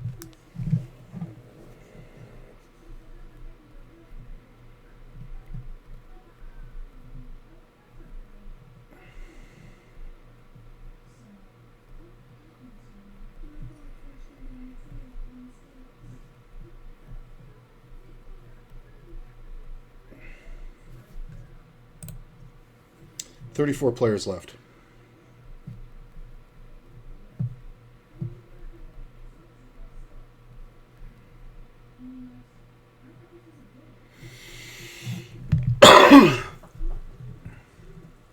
What did I say? Top 24 getting paid? Yeah, something like that, yeah.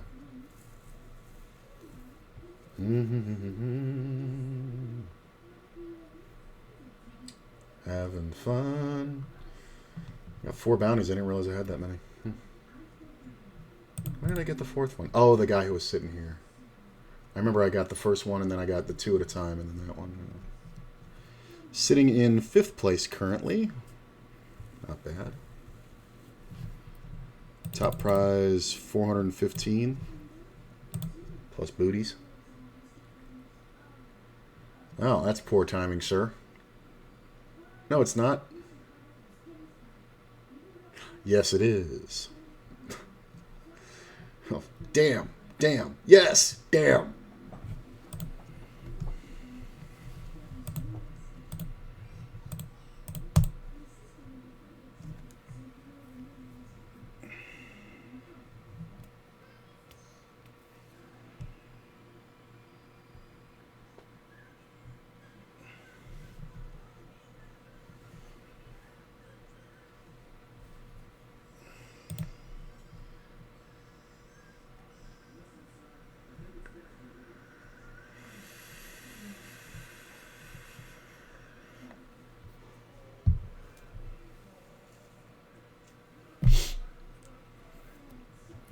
Feeling good. Ooh, hello. I was just looking at something to set off. I guess we're setting off this one.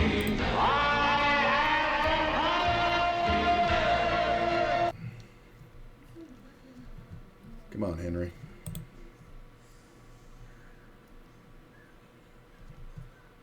Somebody gonna 3-bet? 3-bet.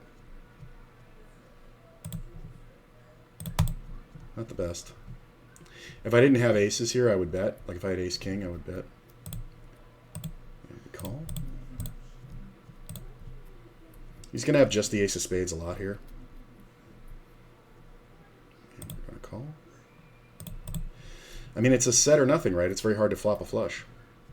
He could definitely go for the bluff. That's not a bluff. Take it. Could he have had kings or queens with the spade? Yeah, but I think that's all I can do.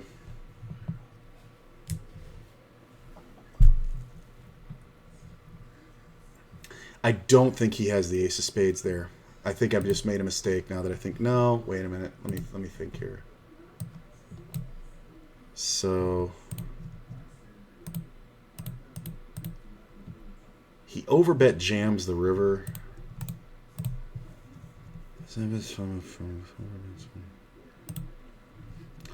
It's 50-50. It's definitely 50-50. He could have been overplaying an overpair like jacks with the jack of spades, but I don't know where the ace of spades is, so he could have also been bluffing.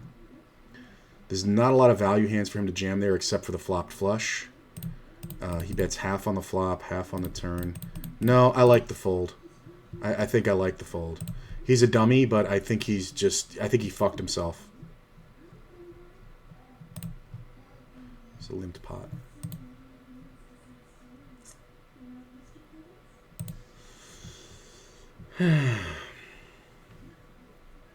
Yeah, because he can also have king, queen of spades. I don't know about this. This call kind of bugs me. I'm going to fold. I kind of like the call if he's folding, but if he's calling, I like the fold. I think it's fine. I just rather not guess. I mean, it kind of sucks. And overbet jamming, like, people just don't do that in tournaments at this level to bluff. But the problem is he could have queens or jacks here. He could have queens or jacks here. So that's the mistake that I make. Yeah. Yeah. So I may have given it up, but I don't think so. It's too close. It's too close for 20,000 chips. This doesn't support my argument. King 10. Let's see how that played out. King 10, he flops two pair on a monotone board. He bets minimum. And then the other guy leads at him for 1,500 half pot. And then the river, he leads half pot and he just pays it off. Very well played by this player. It's just interesting, though. It also makes me think, like, there's a lot of two pairs and sets now that this guy has. Aces have just not stood up for me at all in the last, like, 2 weeks. It's insane.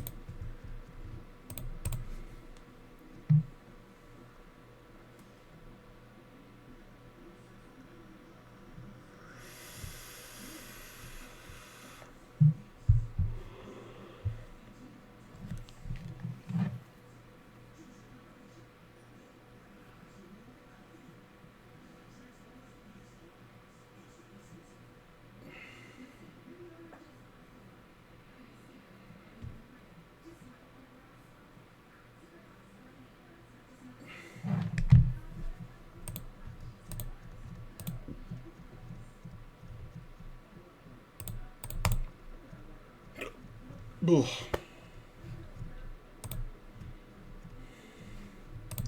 30 players left. I think we can start stealing.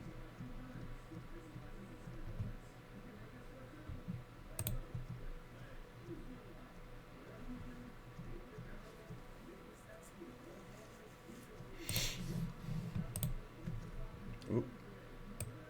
Shouldn't have moved that. 7-7. Yeah, I was thinking that too, because it seemed like his timing. Yeah, he could have had the blockers for 7-7. I definitely had that feeling.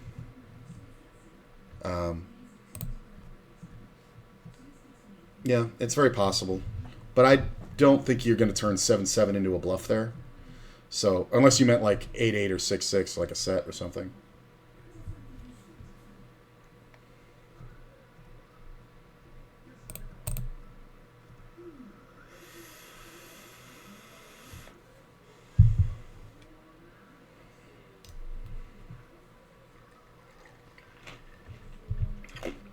It's funny.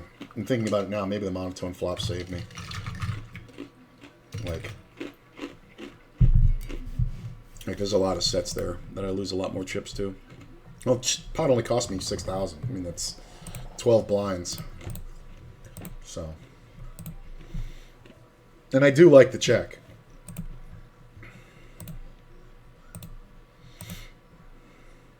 You know, out of position.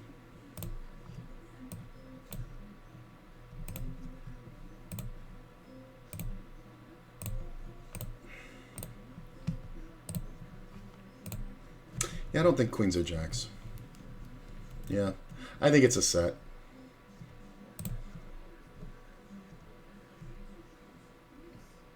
Gonna get going. Thanks for streaming this afternoon. You got it, Eric. Steal, steal, steal.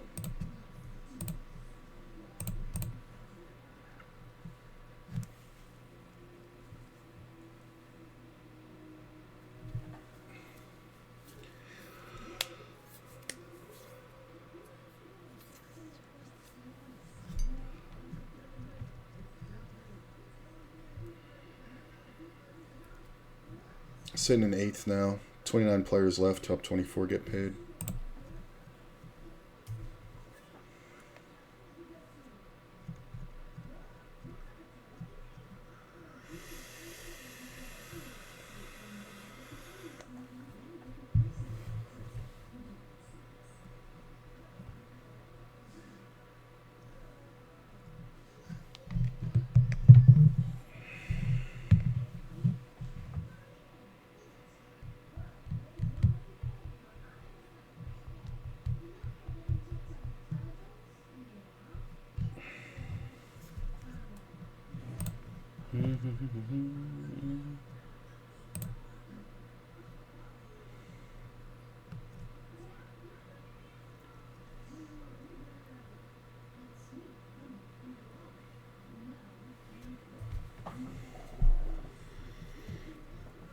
He may be bluffing pots on the river. We got queens. 5 players off the money. All right, finally he's out of there.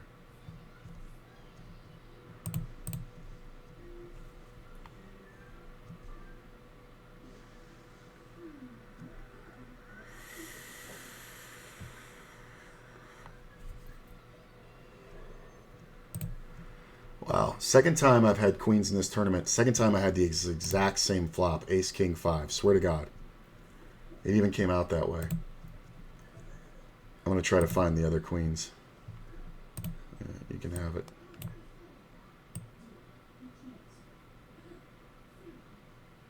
Like literal same exact hand.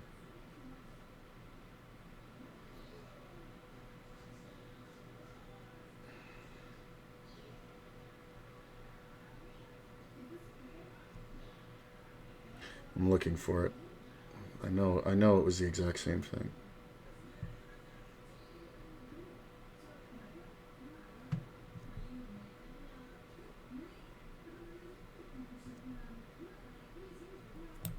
The fuck is that open?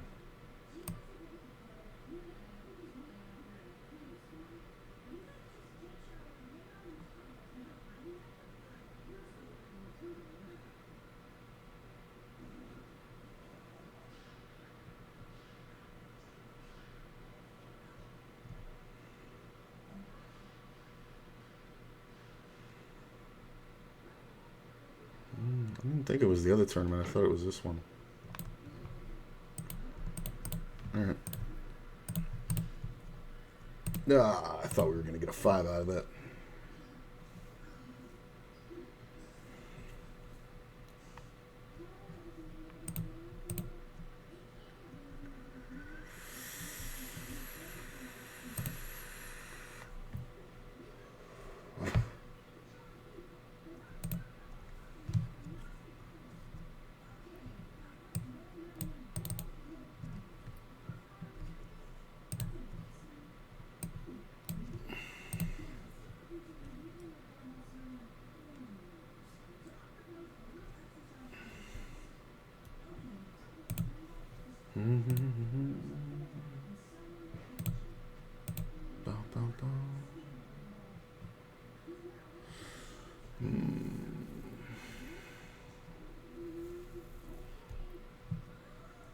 Fold.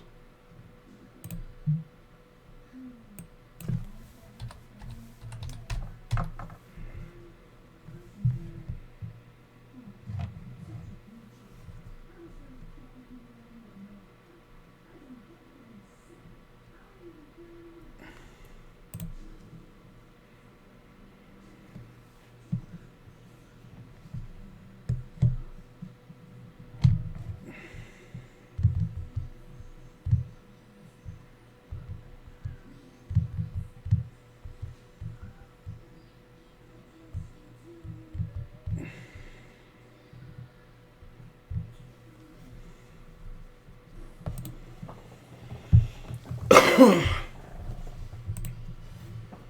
really thought I had the same board with queens twice. Let me see here. I'm going through them. I don't have all the hands.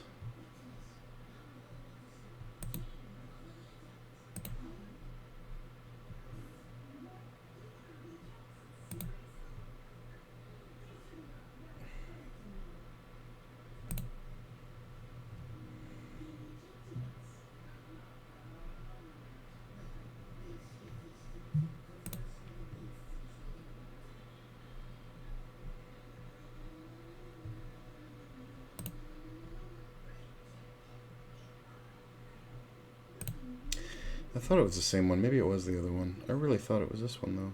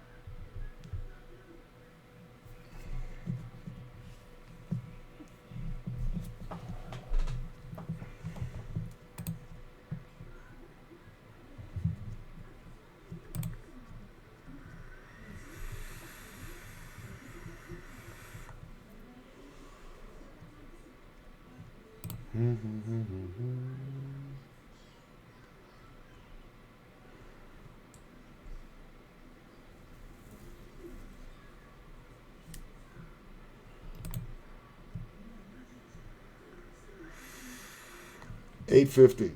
Poke at it. Somebody.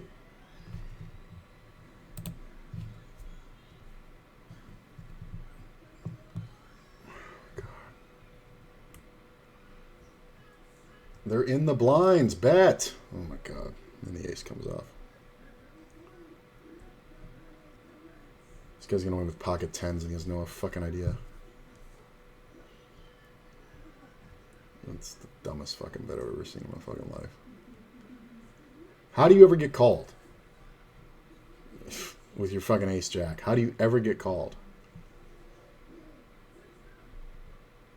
Like, how bad is this player? And what kind of a hand does he have to have that he checked it all the way down? Like, if he has like an 8 or something like that, he should have bet the turn.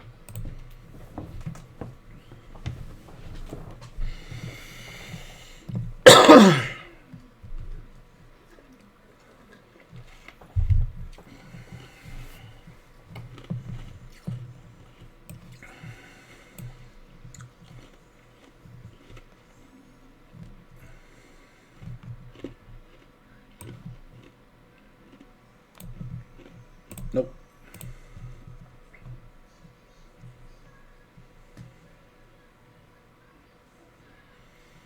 Ba, ba, ba, ba, ba.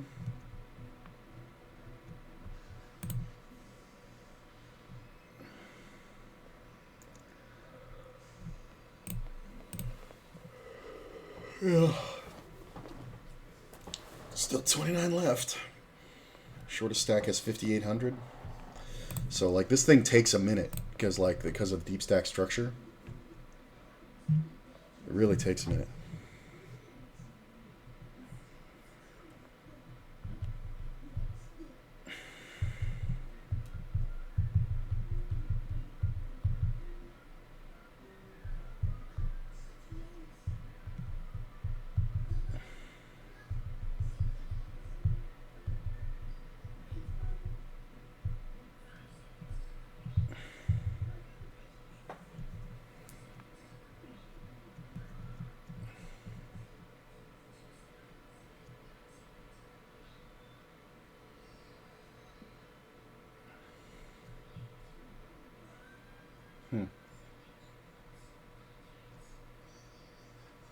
It's not bad if you have a suited king.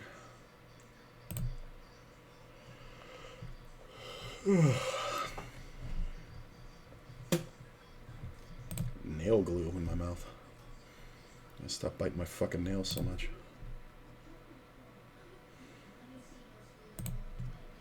Oh my god. Why are we taking so long?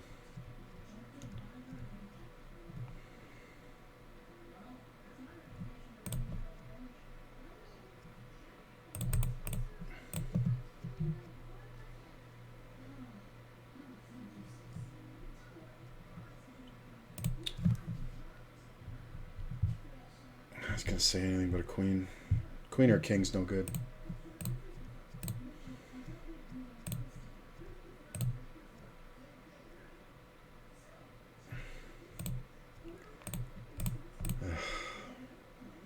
Love when players take a long time for no reason.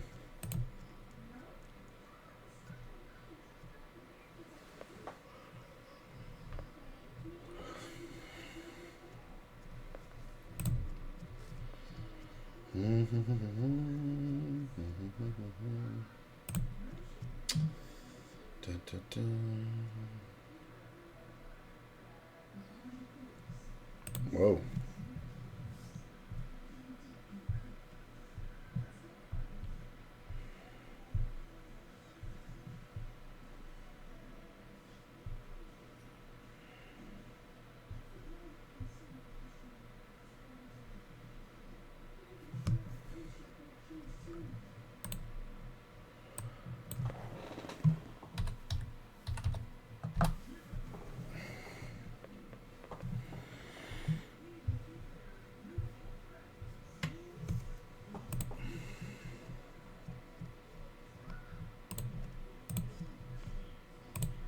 Little down bet. Nice.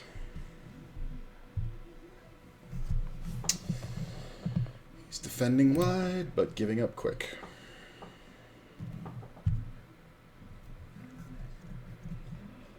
Thank you, Hayden. Everybody say hi, Hayden.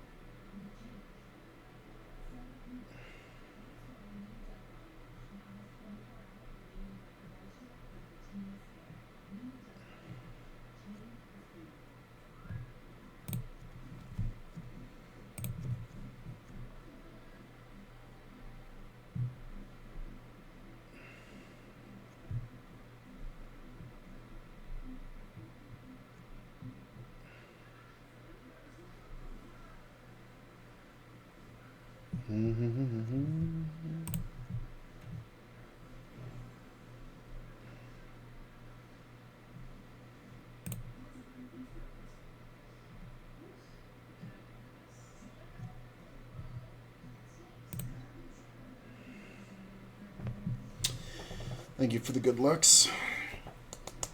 Wake up. That's the hardest part with this tournament, is in this,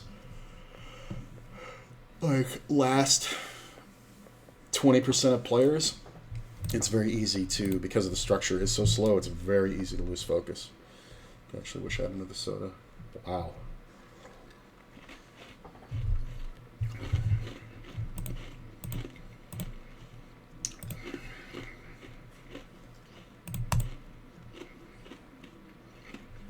$28 left.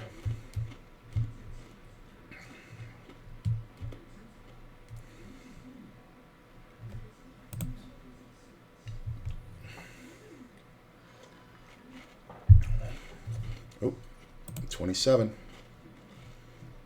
I'm stuck on luck. Good player.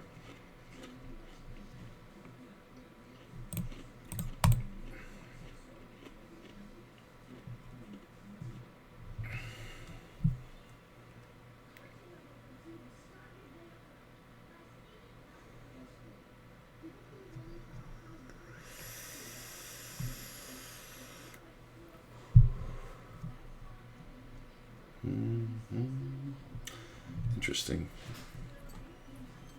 Oh, Courtney's home.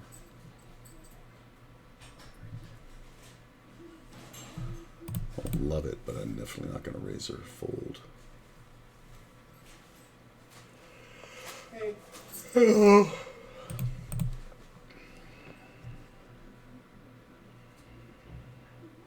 Sorry. Interesting race, sir. Ba, ba, ba.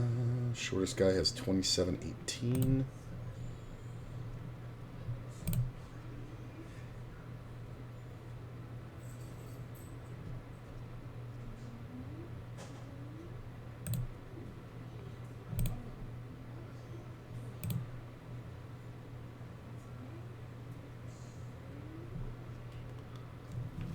Oh my god.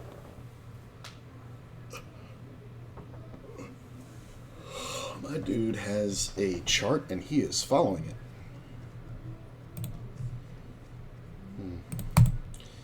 Makes people a little bit anxious about making the regular steals, but honestly, I don't think he's stepping out too far outside. I just think he's overplaying.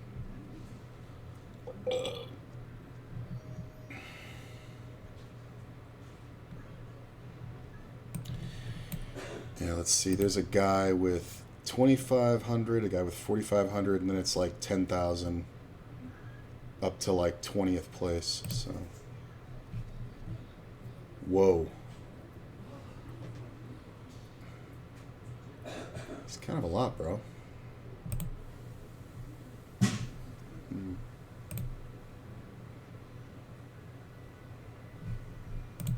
Well, now the bottom stack is 6,600.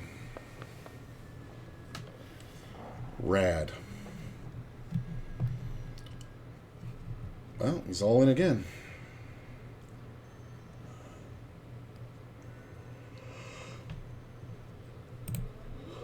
Ugh.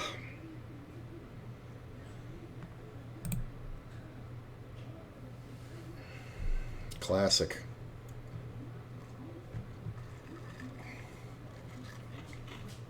And gone.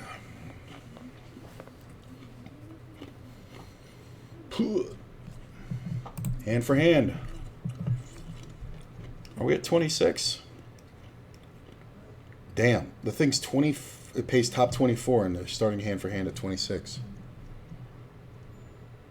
Huh. I would have thought 25, but okay. Let's keep an eye on the other tables. The bottom stack is 32.5, and then 9,000 above that. Ba, ba, ba. And my average is 29,300, so just above that.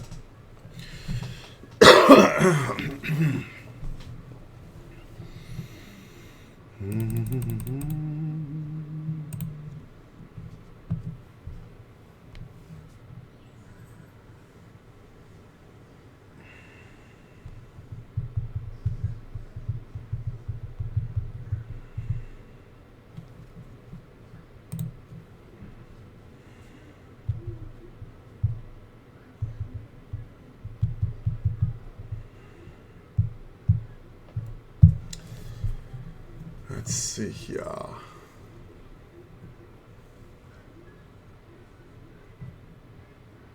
There's a guy sitting out over here. There's two guys sitting out at the other table. One guy's got 15,000, the other one's got 57,000. Look at this. This guy's got 15, this guy's got 57, and he's sitting out. See the fucking literal... Yeah, he's a literal chip leader, and he's sitting out. Does he think we went on break when it went hand for hand?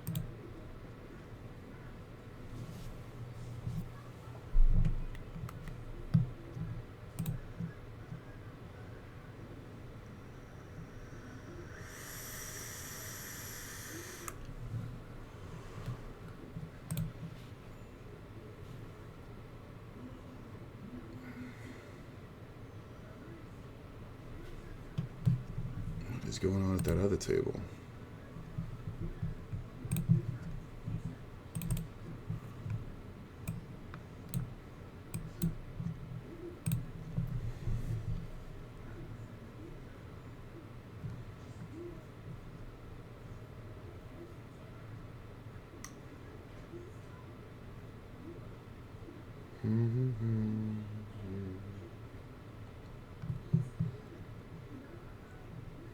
an all-in on the other table.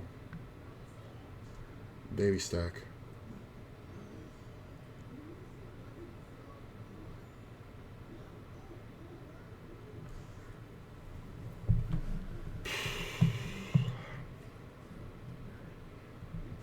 There's an all-in over here. The guy all-in's right there. He's the shorty. And it's just between these two guys.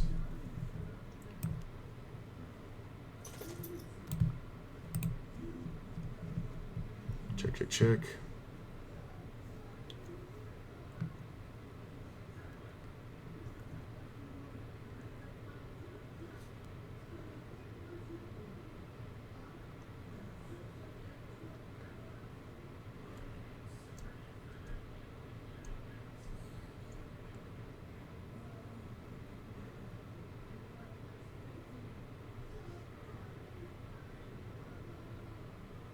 Nutter Butters. Wow.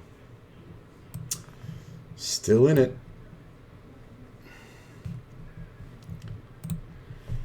Not a lot of great hands. Oh.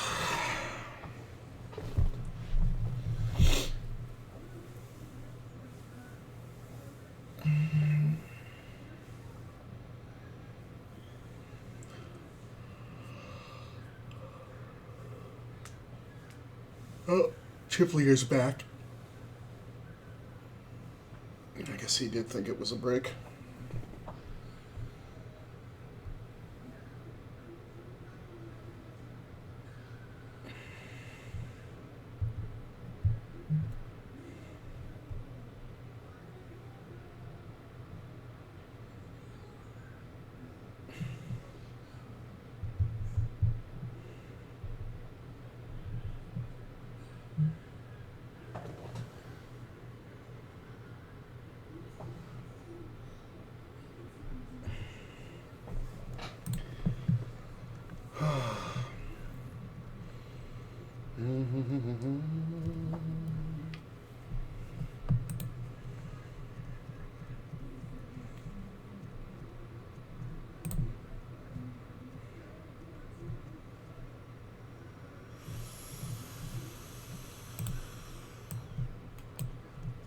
I don't get why these players are taking so long. It's hand for hand.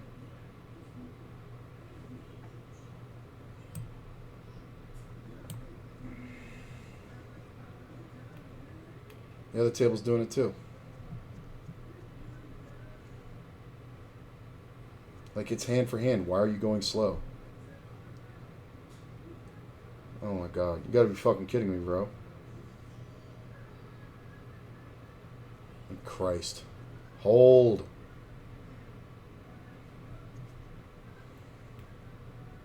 Bink. Good. Fucking idiot. Literal bubble. Break in about a minute. Short stack has 2K. And there's still a guy sitting out, but he has 12K. Right? Short stack has 2K, right? Where the fuck is he? Oh, they moved the guy off our table. That's what it was. Yeah, he's going to be in the blind in two hands. Not going to mess with this dude. He's too prone to making stupid moves.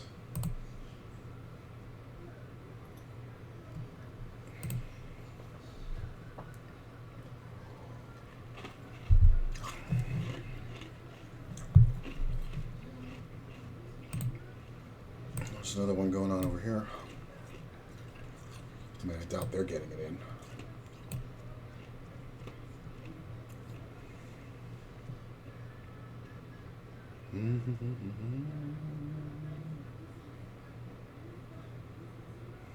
Oh my god. Ugh. Calls it 10-7's good versus Jack 4. Almost break.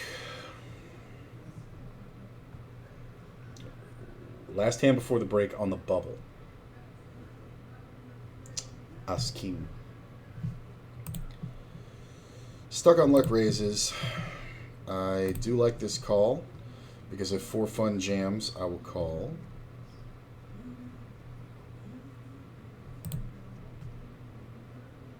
Missed.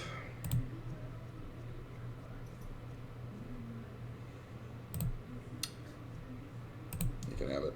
It's fine. All right, we're on break. I'll be right back.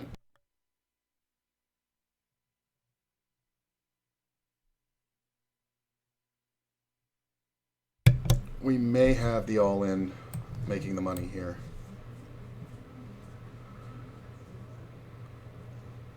Yep, that's the money. Nice. Watch it go off.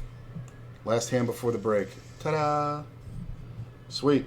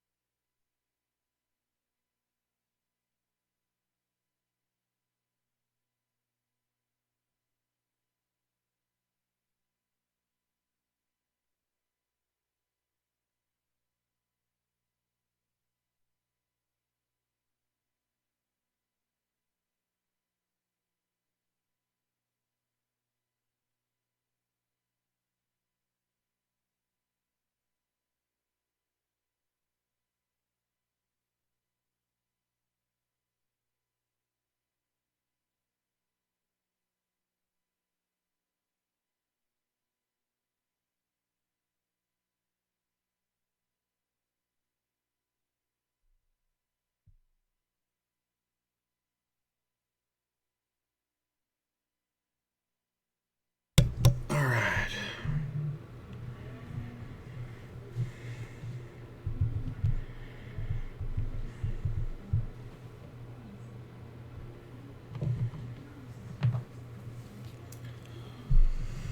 Okay. So we just hit the cash. I'm currently sitting in the 13th position. Pretty good.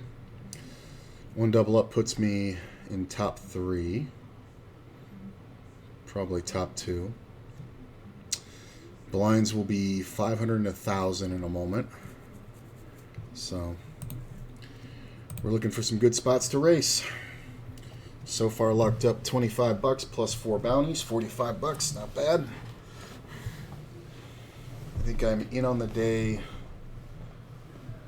What is that? 20, 40, 60, 101.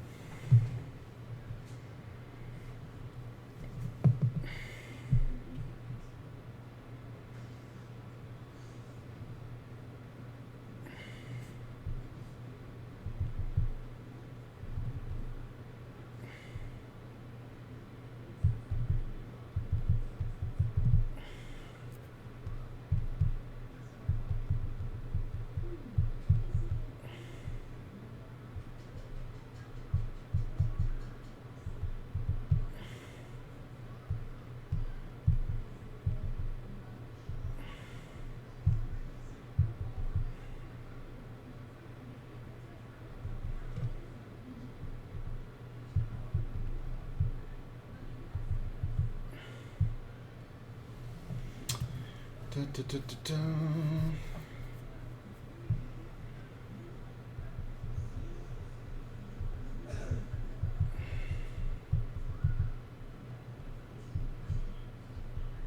Not looking yet. If you have a great hand, you guys know before I do. Hey, I don't.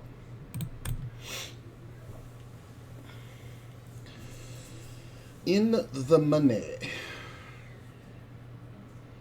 Difference between 24th and 9th is a whopping $6. 25% prize increase. So we have time. We're really just looking for spots. I got about 30 blinds right now.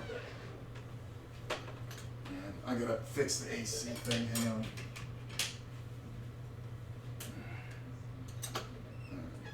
There we go. Sorry, I had to fix the AC and shut the door. In about 5 minutes, we'll have 24 blinds. Yeah, I'm happy. I'm fine.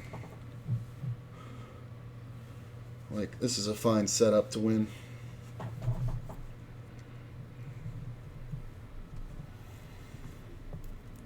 It's kind of weird because one of the more aggressive players right here, I think he's just overplaying the good hands. But it's going to be kind of difficult with him on my left. And if he gets a pot, like, it's going to be bad, bad.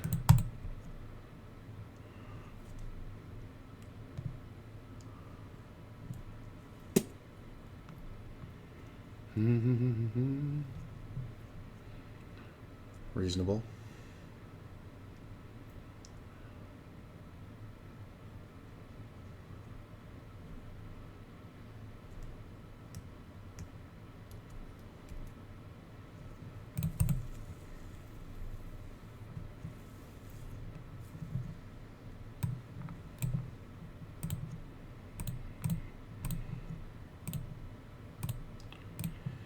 Final table average 72,700. Let's call it 73. So we're talking about 2 pots.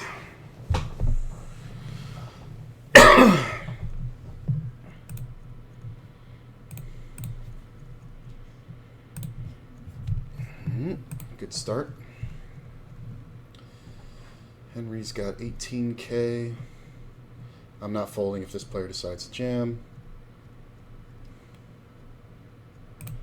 He did not. We are going to bet. I think 1,600 is good.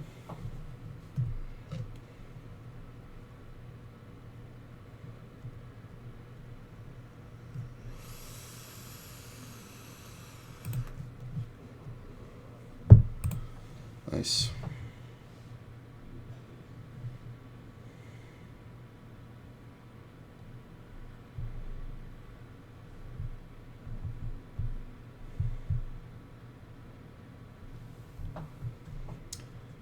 No, thank you.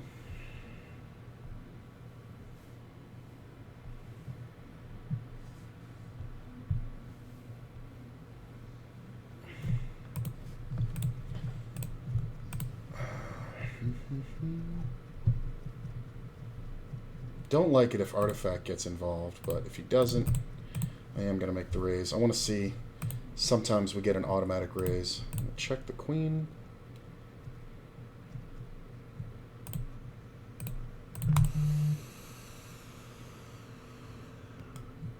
Check. Thought he'd go for a bluff. I don't think there's anything he calls there with. 9-4, maybe he would have.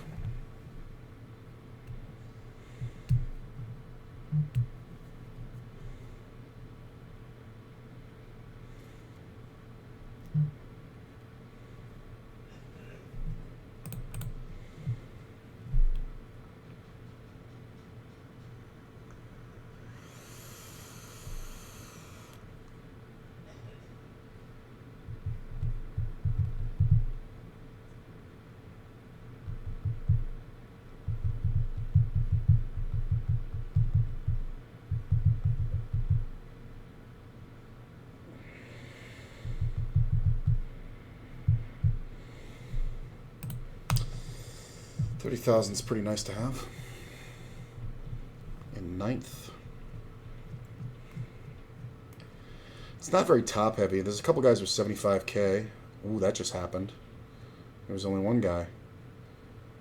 Oh, wow, we lost 3 players right away.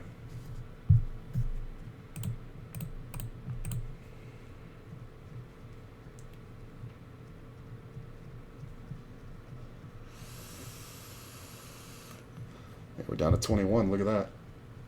I mean, my man's been super aggressive pre-flop. I mean, this is never a call, right? It's a jam or fold.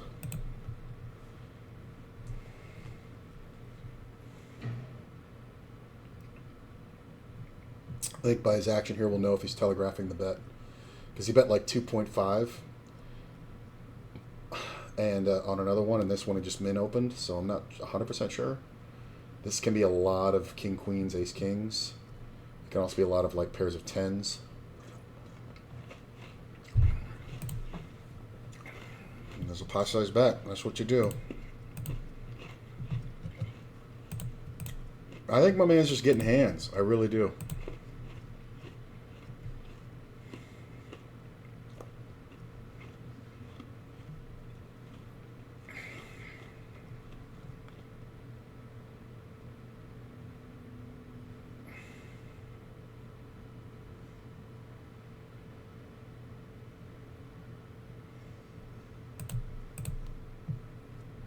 Nope.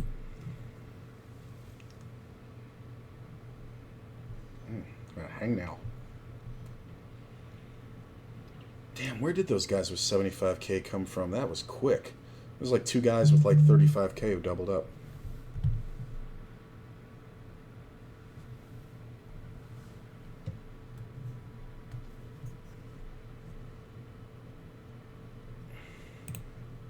Nice.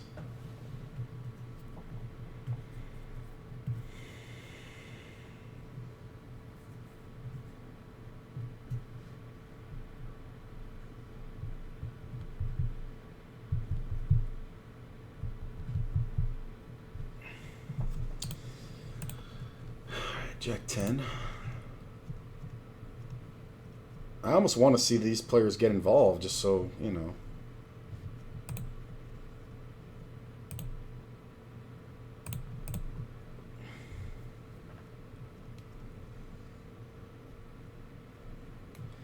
He's so aggressive.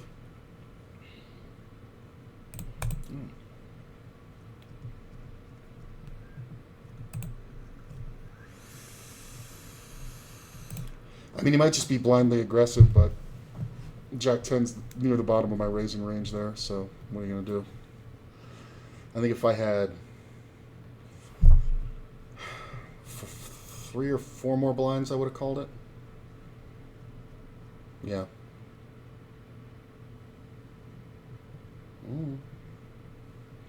19 players left.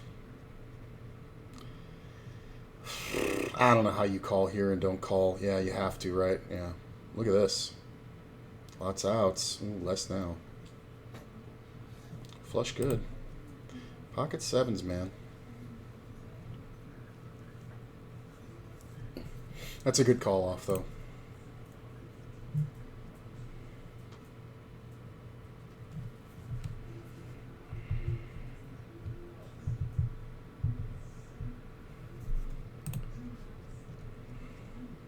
This is a jam stack.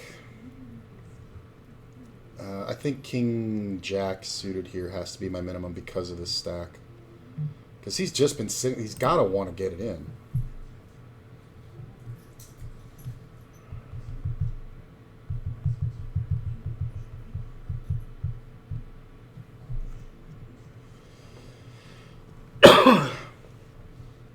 Like an elbow popped.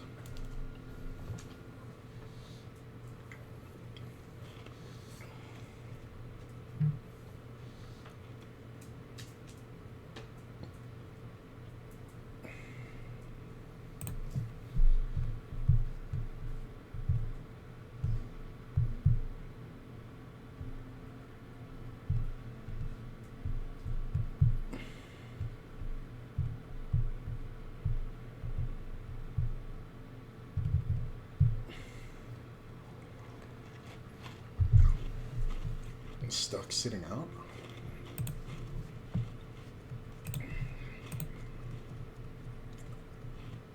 Oh, God, I wanted a hand there.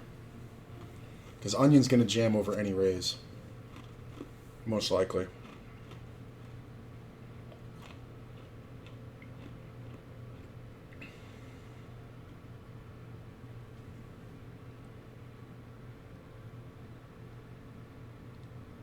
He's got to jam here with anything halfway decent. Really? I mean, Eddie should have something. Hey, thanks, boss. Yeah, it's going pretty good. We're already in the cash.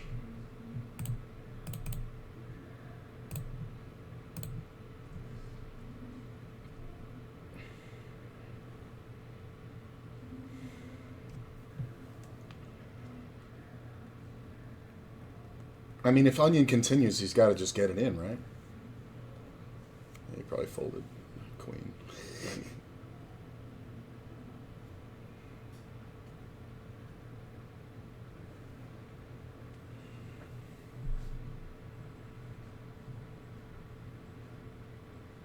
Wow. I don't understand how you don't raise the flop. That's super bad.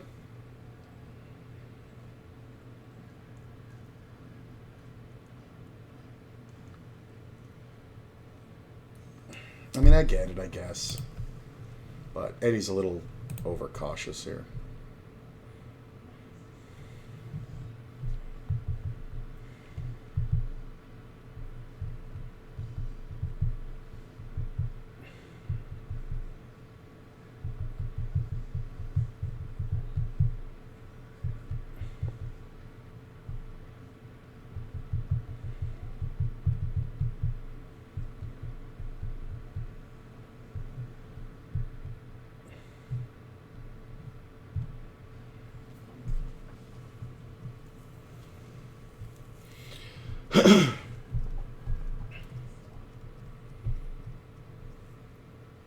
Who's the shortest?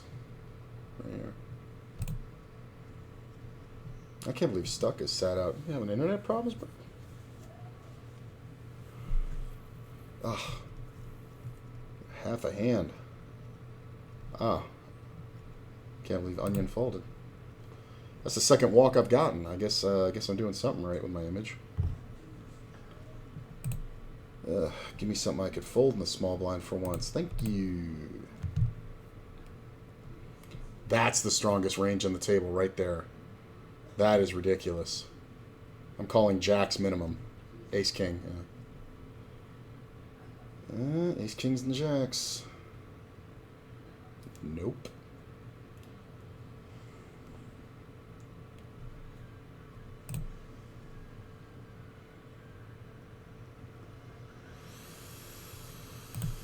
It's going to be interesting if Stuck is sat out next hand. Wow, Eddie's getting a little active here.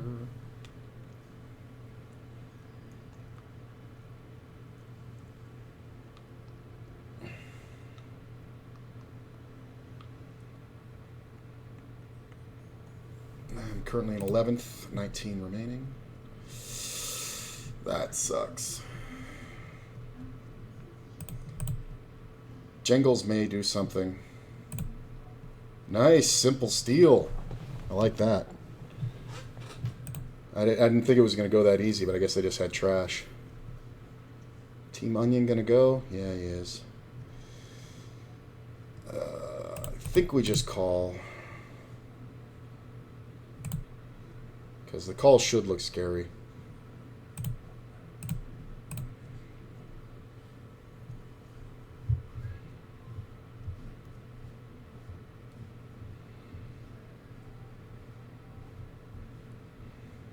Thinking about it. Hold. Fuck.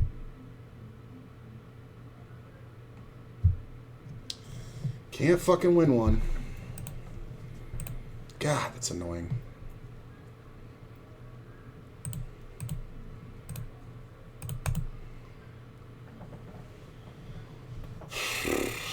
Both the short stacks doubled up. That's frustrating. Bottom two stacks now have 11K. I mean, I'm glad we're on the seven-handed table, not a six-handed table. Look at this. Team Onion. This is the second time he's jammed on him. Or no, the other one was here.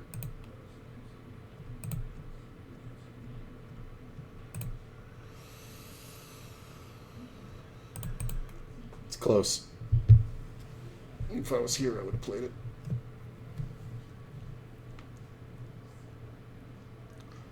Blind's going up in 25 seconds.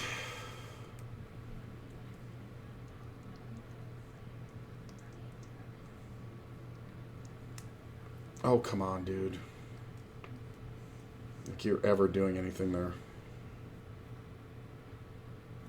Ooh, hello, kings. Come on, baby. Raise stuck. He can raise, and this guy would jam, right? Don't walk it. You got 23 blinds. Oh, don't walk it. And the guy has walked 3 of them so far to me. Or 2 of them. 2 or 3. 4. Oh my god, that's the worst fucking scenario.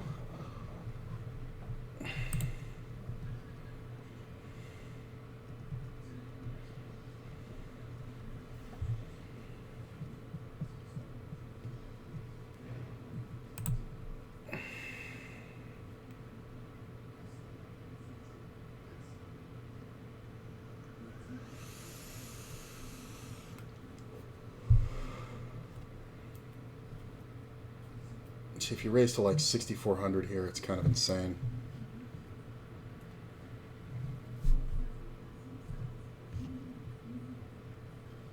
You got a bit more than that, man. Even with just an ace, you got a bit more than that. Because the flush should live here. So I would have bet 6.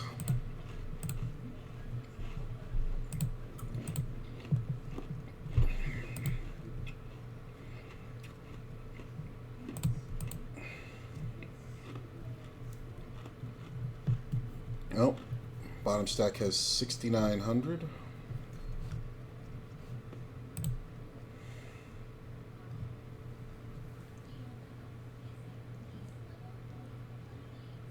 Yep. I mean, my dude is so aggressive. I just get one hand and like the small blind or the button. Ah.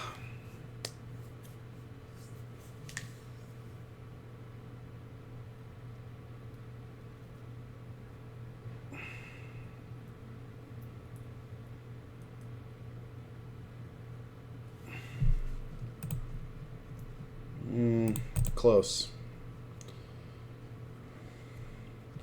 God damn it. Oh, it gets walked. It was close because of jangles. Maybe I should have just done it. Hijack should be my good steal spot. But whatever.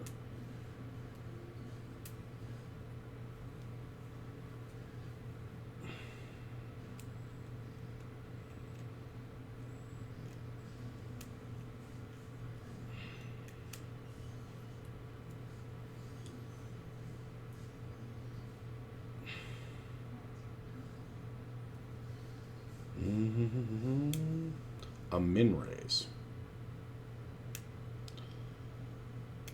I mean, the only hand you should be doing that with is a monster.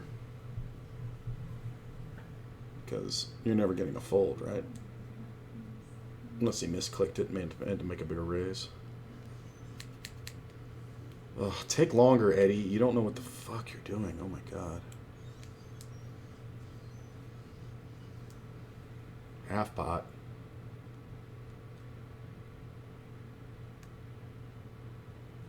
That's like ace 5 or something from Onion. Jack 10. Look at this. Drawing dead. Drawing absolutely dead ski.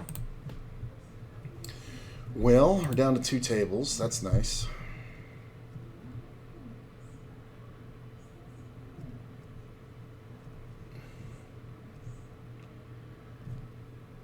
Okay. Sorry, I gotta do this for a second. Whoop. God damn it. Alright, so we got move tables. Down to the last.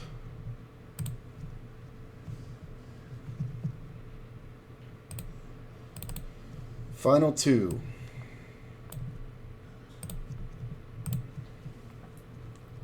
Spooky Pants. I know you.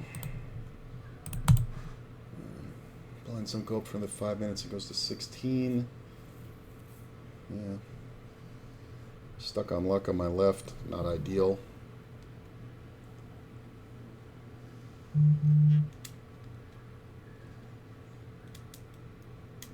Jack's 3-bet. Stuck has had to fold a lot of raises pre-flop. Like, this would be like the fourth one. He had like 40K, but he's had to fold like 4 or 5 raises pre-flop to 3-bets. But he is coming out of early position. I don't know.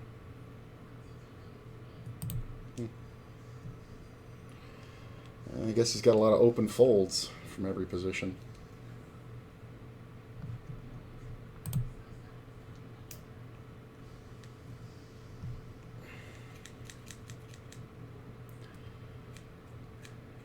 Walking around. Spooky's never going to walk. No. I thought he would jam. Can't even call it. Annoying. Yeah. I mean, one double, we're well above the average, so I'm not really worried.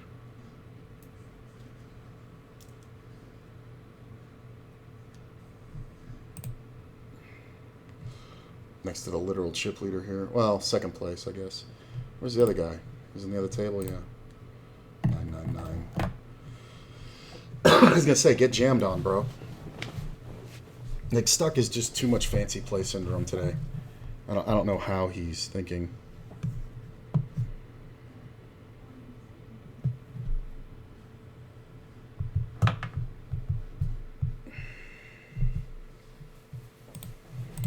You have 3-bet folds from the big blind versus the chip leader. Really?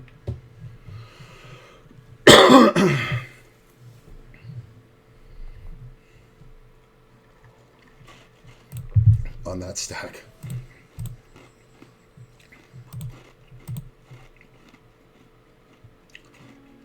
What was that, like 24? On 15 big blinds, you have 3-bet folds versus the big stack from the big blind. I don't buy that. There's 18 players left. There's not even any...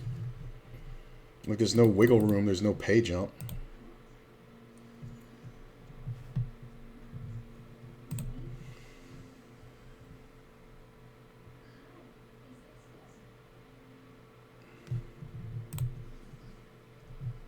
Wow, this just happened on the other table. Free rolled. They both flopped the fucking straight and the guy turned the flush. Total free roll.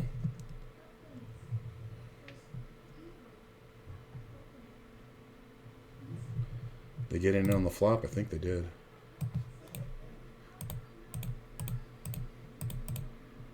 It was a min raise. Just the small blind calls. They both flopped the joint. Check. Jam all in. How insane is this?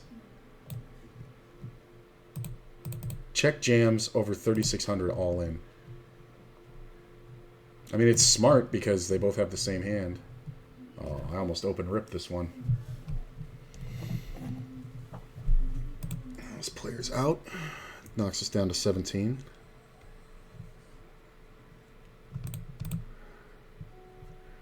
I would have cracked aces with the computer hand. Classic. Currently sitting in 10th with my stack. Wow. There's a lot of chips up top.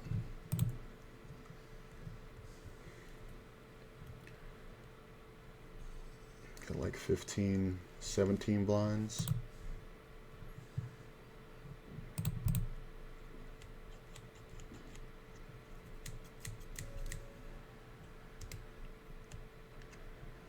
I mean, why don't you just jam on him? It's fucking stupid. You're never going to fold. Just jam.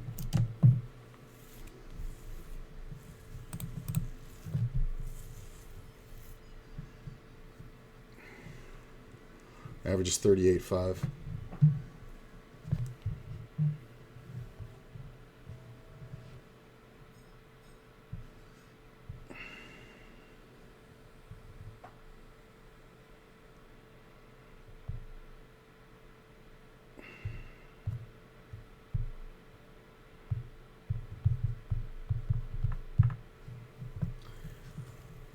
Just the Nutter Butters, huh?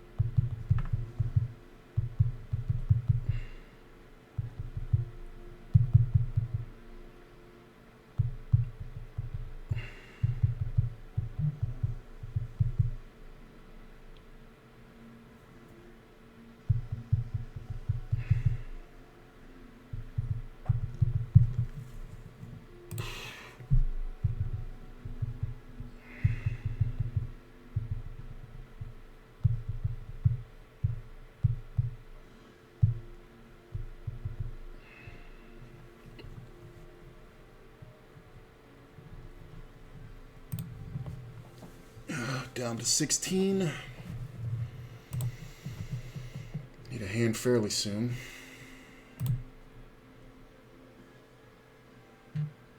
Huh. Good call. I mean, he's got the chips, right? And it's good.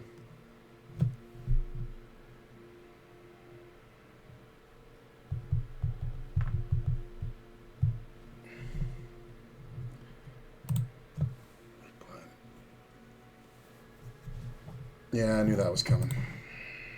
Standard. Down to 15.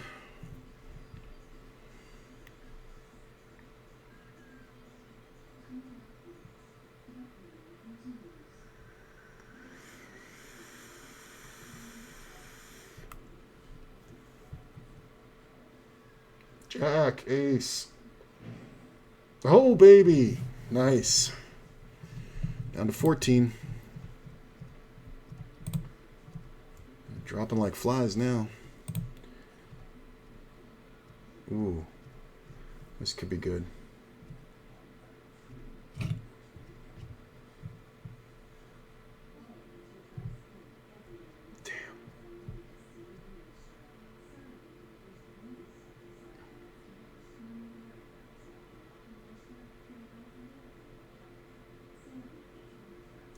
It's a jam or a fold. Let me think. So,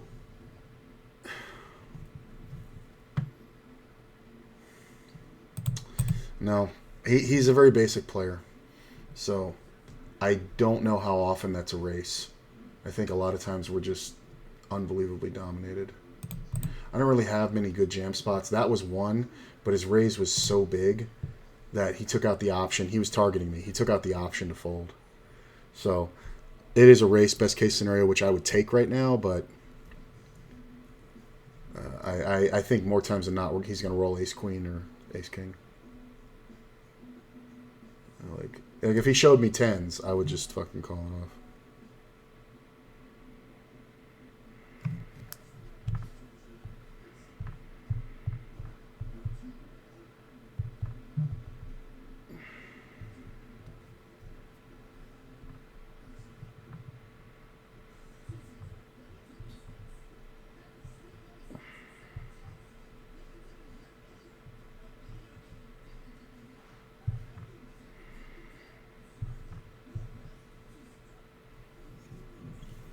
Everybody fold, everybody fold.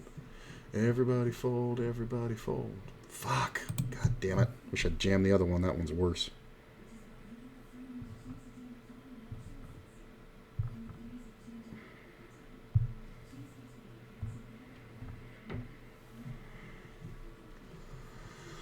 That's his standard open. I wish I'd jammed the other one.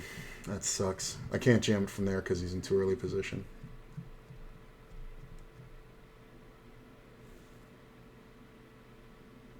Yeah, this one. If he folds, I'll do it.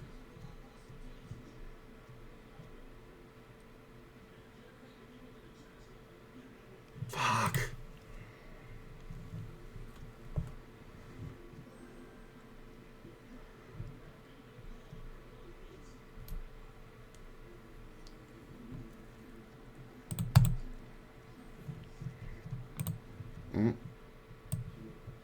All in on the flop. Down to 10, I believe. No. What am I talking about? 13.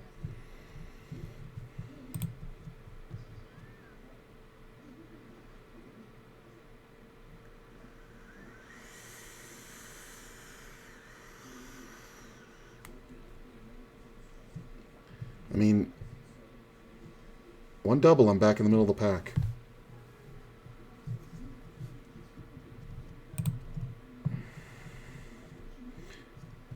Well, the other table's got action. Look at this.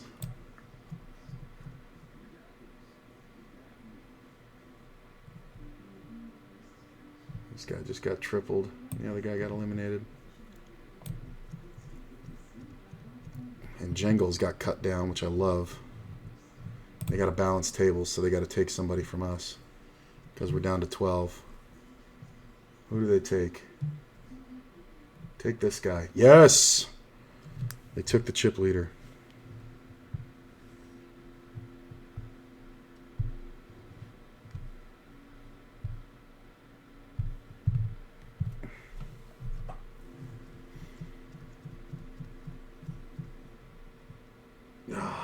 Why?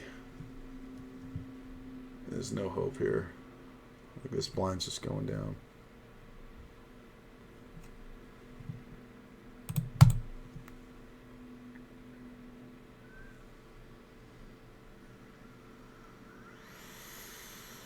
Fold, fold.